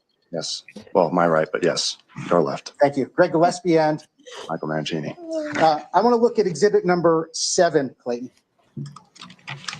Do you know where the video came from on exhibit number 11? Yeah, from a YouTube video from 7 years ago. YouTube video from 7 years ago? Correct. On the caption says, and here's my 100 million% real ultrasound. Yeah. Do you remember receiving that? Yes, I received it from Laura, yes. Do you recall receiving this ultrasound? Yes, I saw this from Bonnie Platter. Okay, I'm going to be real clear about this. Ms. Owens just testified that she did not use this ultrasound in a court proceeding, but it was actually admitted as an exhibit by Laura through her counsel at the February 2nd, 2024 deposition of you, correct? Correct. Did she show up at her earlier deposition? No, she didn't. And the court ordered her compelled to attend, and we're still waiting for the court to order on attorney's fees for that. Is that correct? Correct. But at her, right before, what happened a day or two related to Exhibit 55? love Heather. A day or two before. Oh my God, we your think deposition. alike. She threatened to extort me to the tune of $1.4 million in order for me to drop the deposition and the You case can't entirely. cross lines here. On June 18th, 2024, Judge Mata issued her ruling, determining that Laura Owens acted unreasonably by commencing litigation without sufficient grounds or merit. The judge further Unreasonably? indicated that the petition submitted by Laura Owens lacked good faith, was not supported by factual evidence or legal principles, and was filed for an improper purpose, including the intent to harass the other party. Additionally, Judge Mata found that Laura Owens had provided false testimony and admitted to tampering with HCG test results, as well as an ultrasound and sonogram. Judge Mata ordered that Laura Owens pay Clayton Eckerd's attorney fees and costs. She further stated, Having determined that Laura Owens had a pattern of similar, if not identical, behavior and court involvement, the matter was to be referred to the Maricopa County Attorney's Office. On August 19, 2024, a judgment of fees stated that Clayton Eckerd was to be awarded just under $150,000. However, on November 14, 2024, Laura Owens' attorney filed an appeal alleging, amongst other things, judicial misconduct. On January 10, 2025, Clayton Eckerd's attorney filed a brief in response. The key issues were summarized by Clayton Eckerd's attorney as follows. This somewhat unusual case comes before the Court of Appeals following paternity litigation without a proven pregnancy, or even credible evidence of intercourse that could have produced one. The core issue is whether a person may, 1. File a petition alleging paternity, 2. Fail to provide objectively sufficient proof of pregnancy, 3. Tamper with evidence and lie under oath, and 4. Opt out of the litigation consequence-free. The trial court determined that Laura Owens could not do those things without making Clayton Eckerd whole for the fees he incurred to defend himself. As of January 2025, Laura Owens' appeal against the judge's decision remains ongoing. This also applying to the charging decision following the matter being referred to the Maricopa County Attorney's Office. In October 2024, Rachel Mitchell, the county attorney, providing this message on X, stating that they were continuing to review the case. This video only touches on one part of this complex case. However, hopefully it has given a starting point, with plenty more being found via these sources, such as footage of Laura Owens show jumping allegedly at 21 weeks pregnant with twins, her physique appearing in marked contrast to that presented in court, at that time claiming to be 24 weeks pregnant. The Schnitzel Her Ninja fat YouTube suit. channel also includes audio recordings of some of Laura Owens' contacts with Scottsdale police, following her reports of harassment, as well as body-worn footage of a welfare check following Laura Owens contacting the FBI. The Padlet further outlines the other court cases involving Laura Owens and much more, as well as ways to support Clayton Eckerd and the 2 other men involved. Men whose lives have also been considerably affected by Laura Owens'.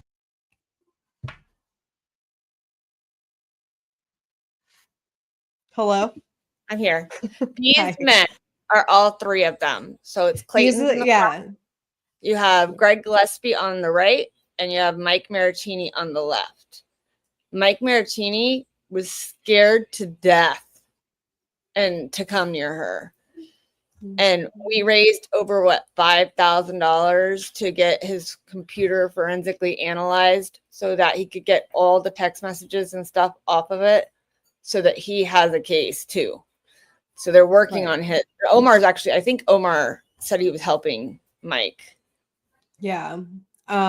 Yeah, these are the men that she has literally for years destroyed their life. There's a man, I think he's the one on the right. I saw a story, I forget, was it Megan Fox who the one interviewed him?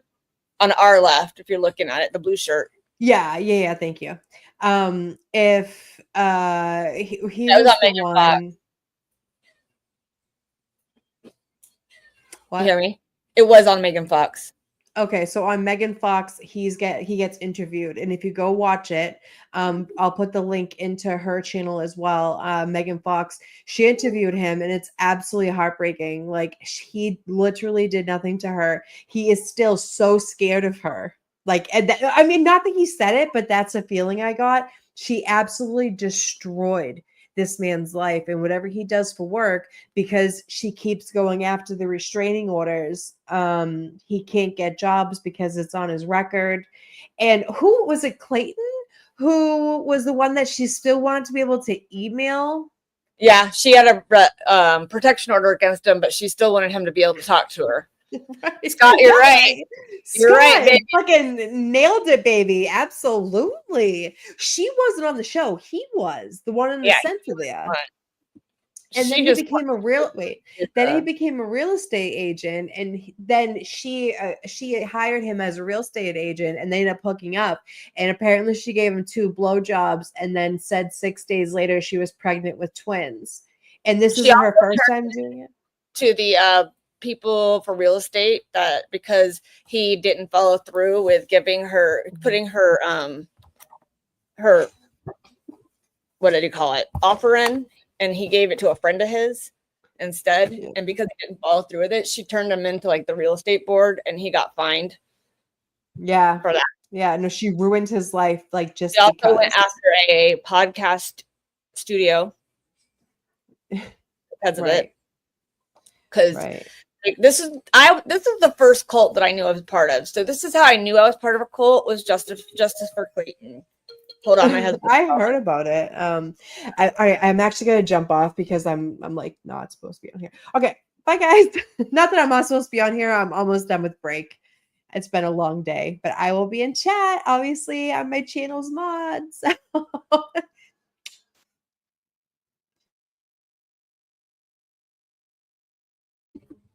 Give me a second, guys.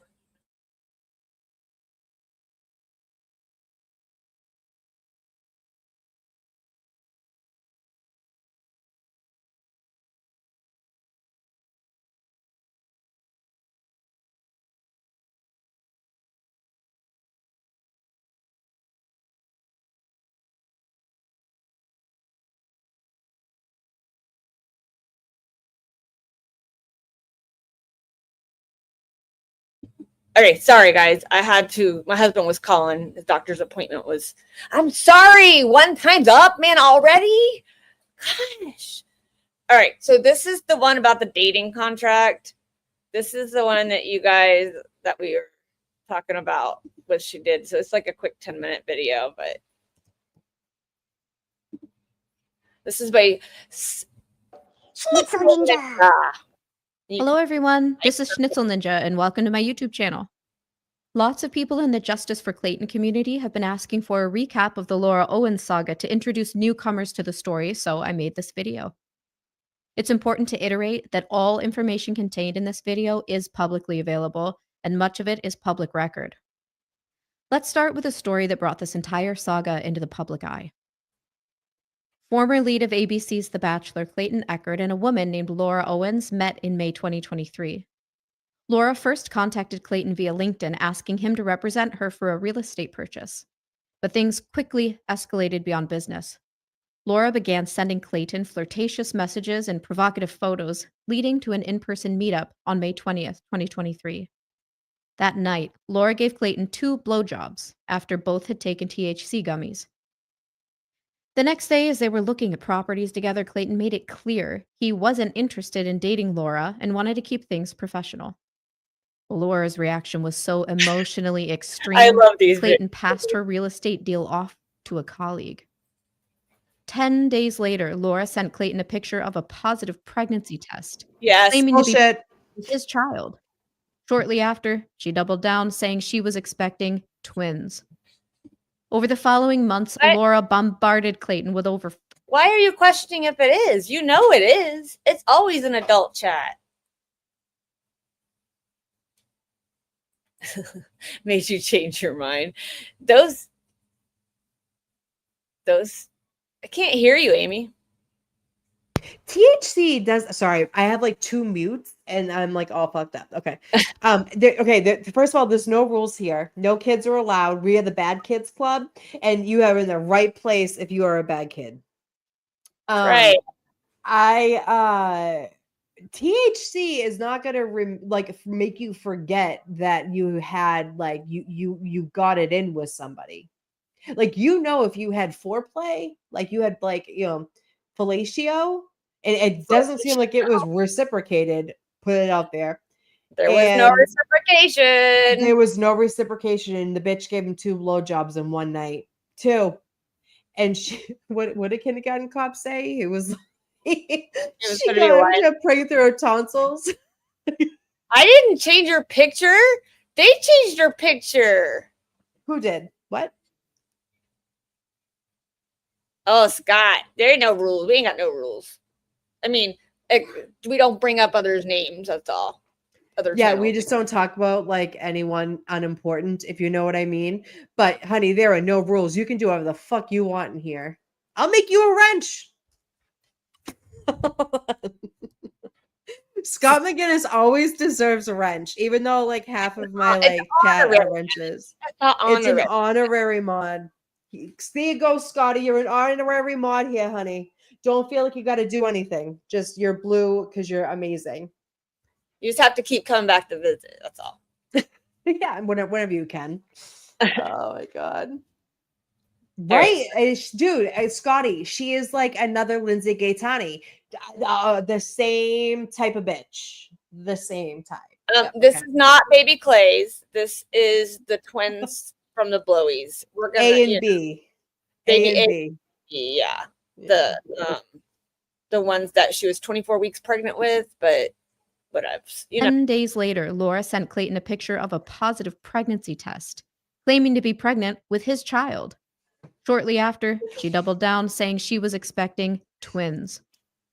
Over the following months, Laura bombarded Clayton with over 500 messages, calls, and emails, using at least 10 different phone numbers and email addresses to contact him.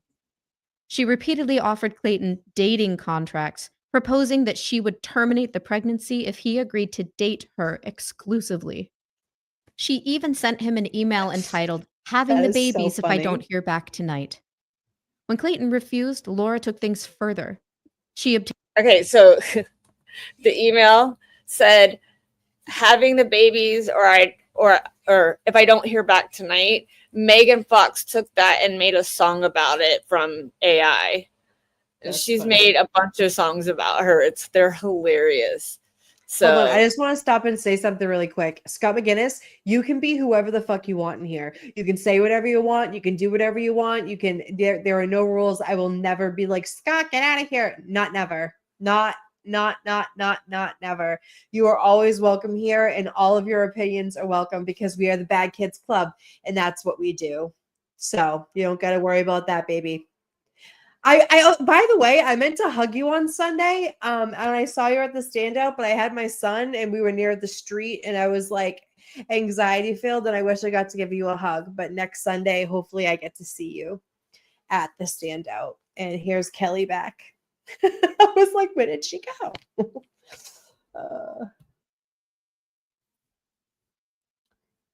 He has super sperm. Yeah. I mean, So I swiped myself right out of the chat or right out of StreamYard. And then I was like, crap, did I turn it off? What the hell did I just do? yeah. No, I was just telling Scott he could be whoever the fuck he wants here, and he can say whatever the fuck he wants here. We're the Bad Kids I saw Club. he said he lost some of his wrenches. Well, he just gained one because he's the fucking balls. So. Oh my god. Yeah, I know. That was fucking weird. I don't know. But you can be whoever you want here, honey. Say whatever you want, do whatever you want. No rules. We just don't bring up bad memories. Yeah, we try to stay away from the bad memories, but like you can do whatever you want. We're just gonna move forward, but you can say whatever. It's fine. Yeah, we've yeah, exactly. You can say and do whatever you want here, and you're always welcome, and you'll always have a wrench. I think you're amazing. Okay, you have to come visit. Don't leave us. I know. All right, go ahead with the story here. hear back tonight. When Clayton refused, Laura took things further. She Facts. obtained his parents' email addresses and invited them to an ultrasound appointment. Well, they never responded, and when Clayton said he would attend, Laura claimed the appointment had been canceled. By August 2023, Laura filed a paternity case against Clayton in Maricopa County Family Court. But that wasn't all. She also threatened to go to the media if he didn't agree to date her. Not surprisingly, on September 18th, 2023, The Sun published an article detailing the story Laura had told them. She then took to Reddit to post further details of her story, even sharing a public Dropbox link with evidence. Evidence which was quickly debunked as edited and misrepresented. Meanwhile, Clayton took 3 separate paternity tests through RavGen. One was allegedly lost in transit, but the other 2 results that were processed stated little to no fetal DNA was found, casting major doubt on Laura's pregnancy claims. In late September 2023, Clayton filed for and obtained an injunction against harassment against Laura Owens. In response, she filed for and obtained an order of protection against Clayton less than 2 weeks later, though she perjured herself several times to obtain it. Things took an even crazier turn when Laura appeared in court claiming to be 24 weeks pregnant, wearing what was immediately identified as a fake pregnancy belly. By December, she stated she was no longer pregnant, yet photographic evidence showed her participating in horseback riding competitions weeks before she supposedly had a 7-month baby bump in court. In February 2024, at a court hearing for the case, Laura changed her story again, saying she had lost the pregnancy in September or October of the previous year, not in December, and asked for the case to be dismissed. The judge denied this request and instead ordered the release of her medical records from 2020 to 2024 to verify her claims. In an attempt to intimidate and extort Clayton, Laura then threatened a $1.4 million lawsuit alleging financial damages due to the handling of her property deal. But Clayton stood firm, continuing to fight to prove non-paternity and seek legal fees and sanctions. On June 10, 2024, a major 2-hour hearing took place. Laura perjured herself and changed important aspects of her story, revealing she did not comply with case discovery. In a not-so-shocking twist, Laura made a claim about Clayton and the night they were together, a claim she had never previously made, had never filed charges for, and had no evidence to support. 1 week later, on June 18, 2024, Judge Julie Mata ruled in Clayton's favor, granting his request for non-paternity, requiring Laura to pay Clayton's legal fees in the amount of $149,219.76, determined Laura had a pattern of similar, if not identical, behavior, and referred Laura Owens to the Maricopa County Attorney's Office for charges of fraud and perjury. In September 2024, Laura's lawyer filed an appeal, which is still ongoing. As Clayton dug deeper, he discovered he wasn't Laura's first victim, not by a long shot. She had previously faked pregnancies with multiple men. During Laura's deposition with Clayton's legal team, she revealed a pregnancy victim from 2014. That year, Laura falsely claimed to be pregnant by a man named Matt. Weeks later, Laura claimed to have had a miscarriage. While living in San Francisco in 2016, Laura met Michael Maricini on a dating app. He quickly noticed some red flags and wanted out of the relationship. When he tried to broach the subject, Laura claimed to be pregnant with his child, later to become twins. Over the next several months, Laura told Michael she had multiple medical and surgical abortions, all for the same pregnancy. She later claimed to have ovarian cancer, sending Michael fake medical documents. In 2016, after admitting she had faked her pregnancy with Michael, Laura threatened suicide and falsely claimed to be in a psychiatric facility. In 2017, after seeing Michael with a new girlfriend, Laura made false claims of physical and sexual abuse.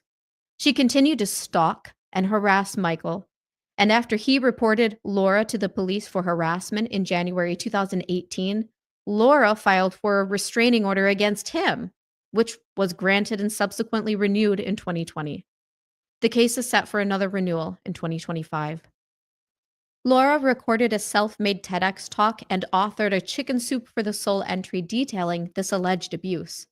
However, after much research, Chicken Soup for the Soul believed her claims to be false and quietly removed her entry from the digital version of the book in which it was published. To this day, not a single piece of evidence has surfaced to support Laura's claims of abuse by Michael. On the contrary, there is plenty of evidence that contradicts her accusations. Laura's next romantic victim was a man named Andrew in 2019. While not much is known about their relationship, we do know that he backed out of an apartment lease with her shortly before ending the relationship. Like the others, Andrew has remained a target of Laura's ever since, though her tactics with him have been more subtle compared to the lawsuits and public accusations she's used against others. Laura then moved to Arizona and quickly spotted her next baby daddy victim. In July 2021, Laura met Greg Gillespie on Bumble. After hooking up once using 2 forms of birth control and meeting publicly on 2 other occasions, he decided he wasn't interested in dating her. Less than 2 weeks later, Laura claimed she was pregnant with his child, turned twins, and proposed a dating contract stating she would terminate the pregnancy if he agreed to date her. Sound familiar? Laura photoshopped an ultrasound to appear as her own, an ultrasound that was later discovered to be stolen from a 2014 blog post. After Greg discovered the ultrasound had been stolen, Photoshop evidence was uncovered by YouTubers Dave Neal and Megan Fox, discovering a Fiverr logo smack dab in the middle of the image. When Greg exposed her lies, Laura retaliated with a civil lawsuit claiming abortion coercion, domestic violence, and emotional distress, requesting $45,000 in damages. The case was ultimately dismissed in February 2024. Laura has continued to harass Greg for over 4 years, filing for multiple restraining orders and filing bogus police reports, all containing completely unsubstantiated claims. Greg, Clayton, and Michael have now racked up more than $400,000 in fees fighting Laura's false claims. Laura's non-romantic victims have also been forced to spend over $100,000 in legal fees. Her actions have impacted a wide range of people: men, women, businesses, and content creators. Some have spoken out while others remain silent, fearing they'll once again end up in Laura's crosshairs. She has weaponized the legal system, filing frivolous lawsuits, spreading false accusations, and using every tactic at her disposal to manipulate and intimidate. An investigation into her fraudulent and perjurious actions, both of which are Class 4 felonies, is still ongoing in the state of Arizona.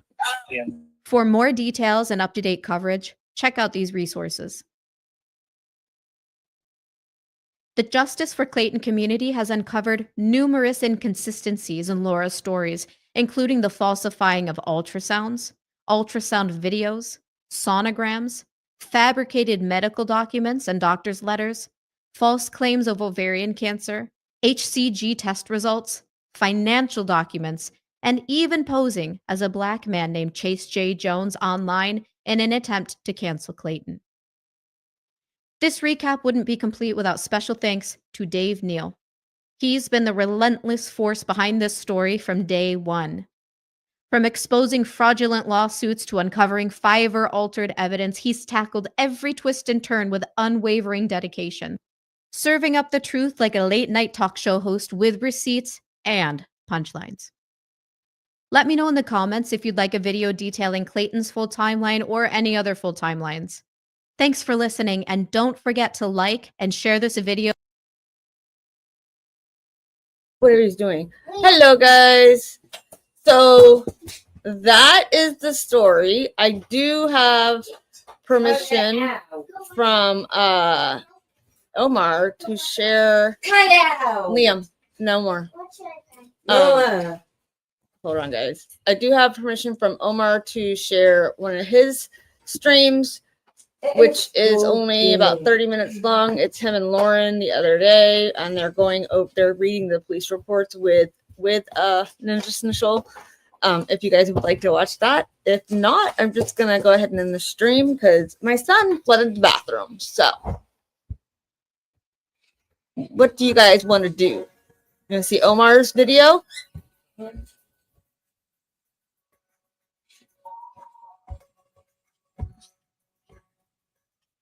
Hey, you want to watch Omar's video? Okay.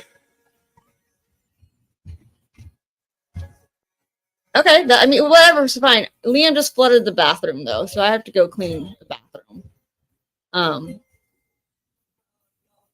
If it works, we could do a stream. And all right, we'll just end the stream then. That works. So, all right, guys, we'll see you tomorrow morning at 9 a.m. or 7:30 a.m. When Boots on the Ground starts with Resistant to Silence and with Dylan at Alternate Corner, and then we will be streaming it here ourselves. It's not that I don't have to plunge the toilet. I just got I gotta just go clean up the water. It's clean water. He's just been flushing crap. So now my husband's gonna have to pull the toilet to get whatever he flushed down there out, which is so much fun, let me tell you. But by Zach, yeah. So I have a lake in my bathroom right now, so you guys can have it. All right, I will talk to you guys later. Bye.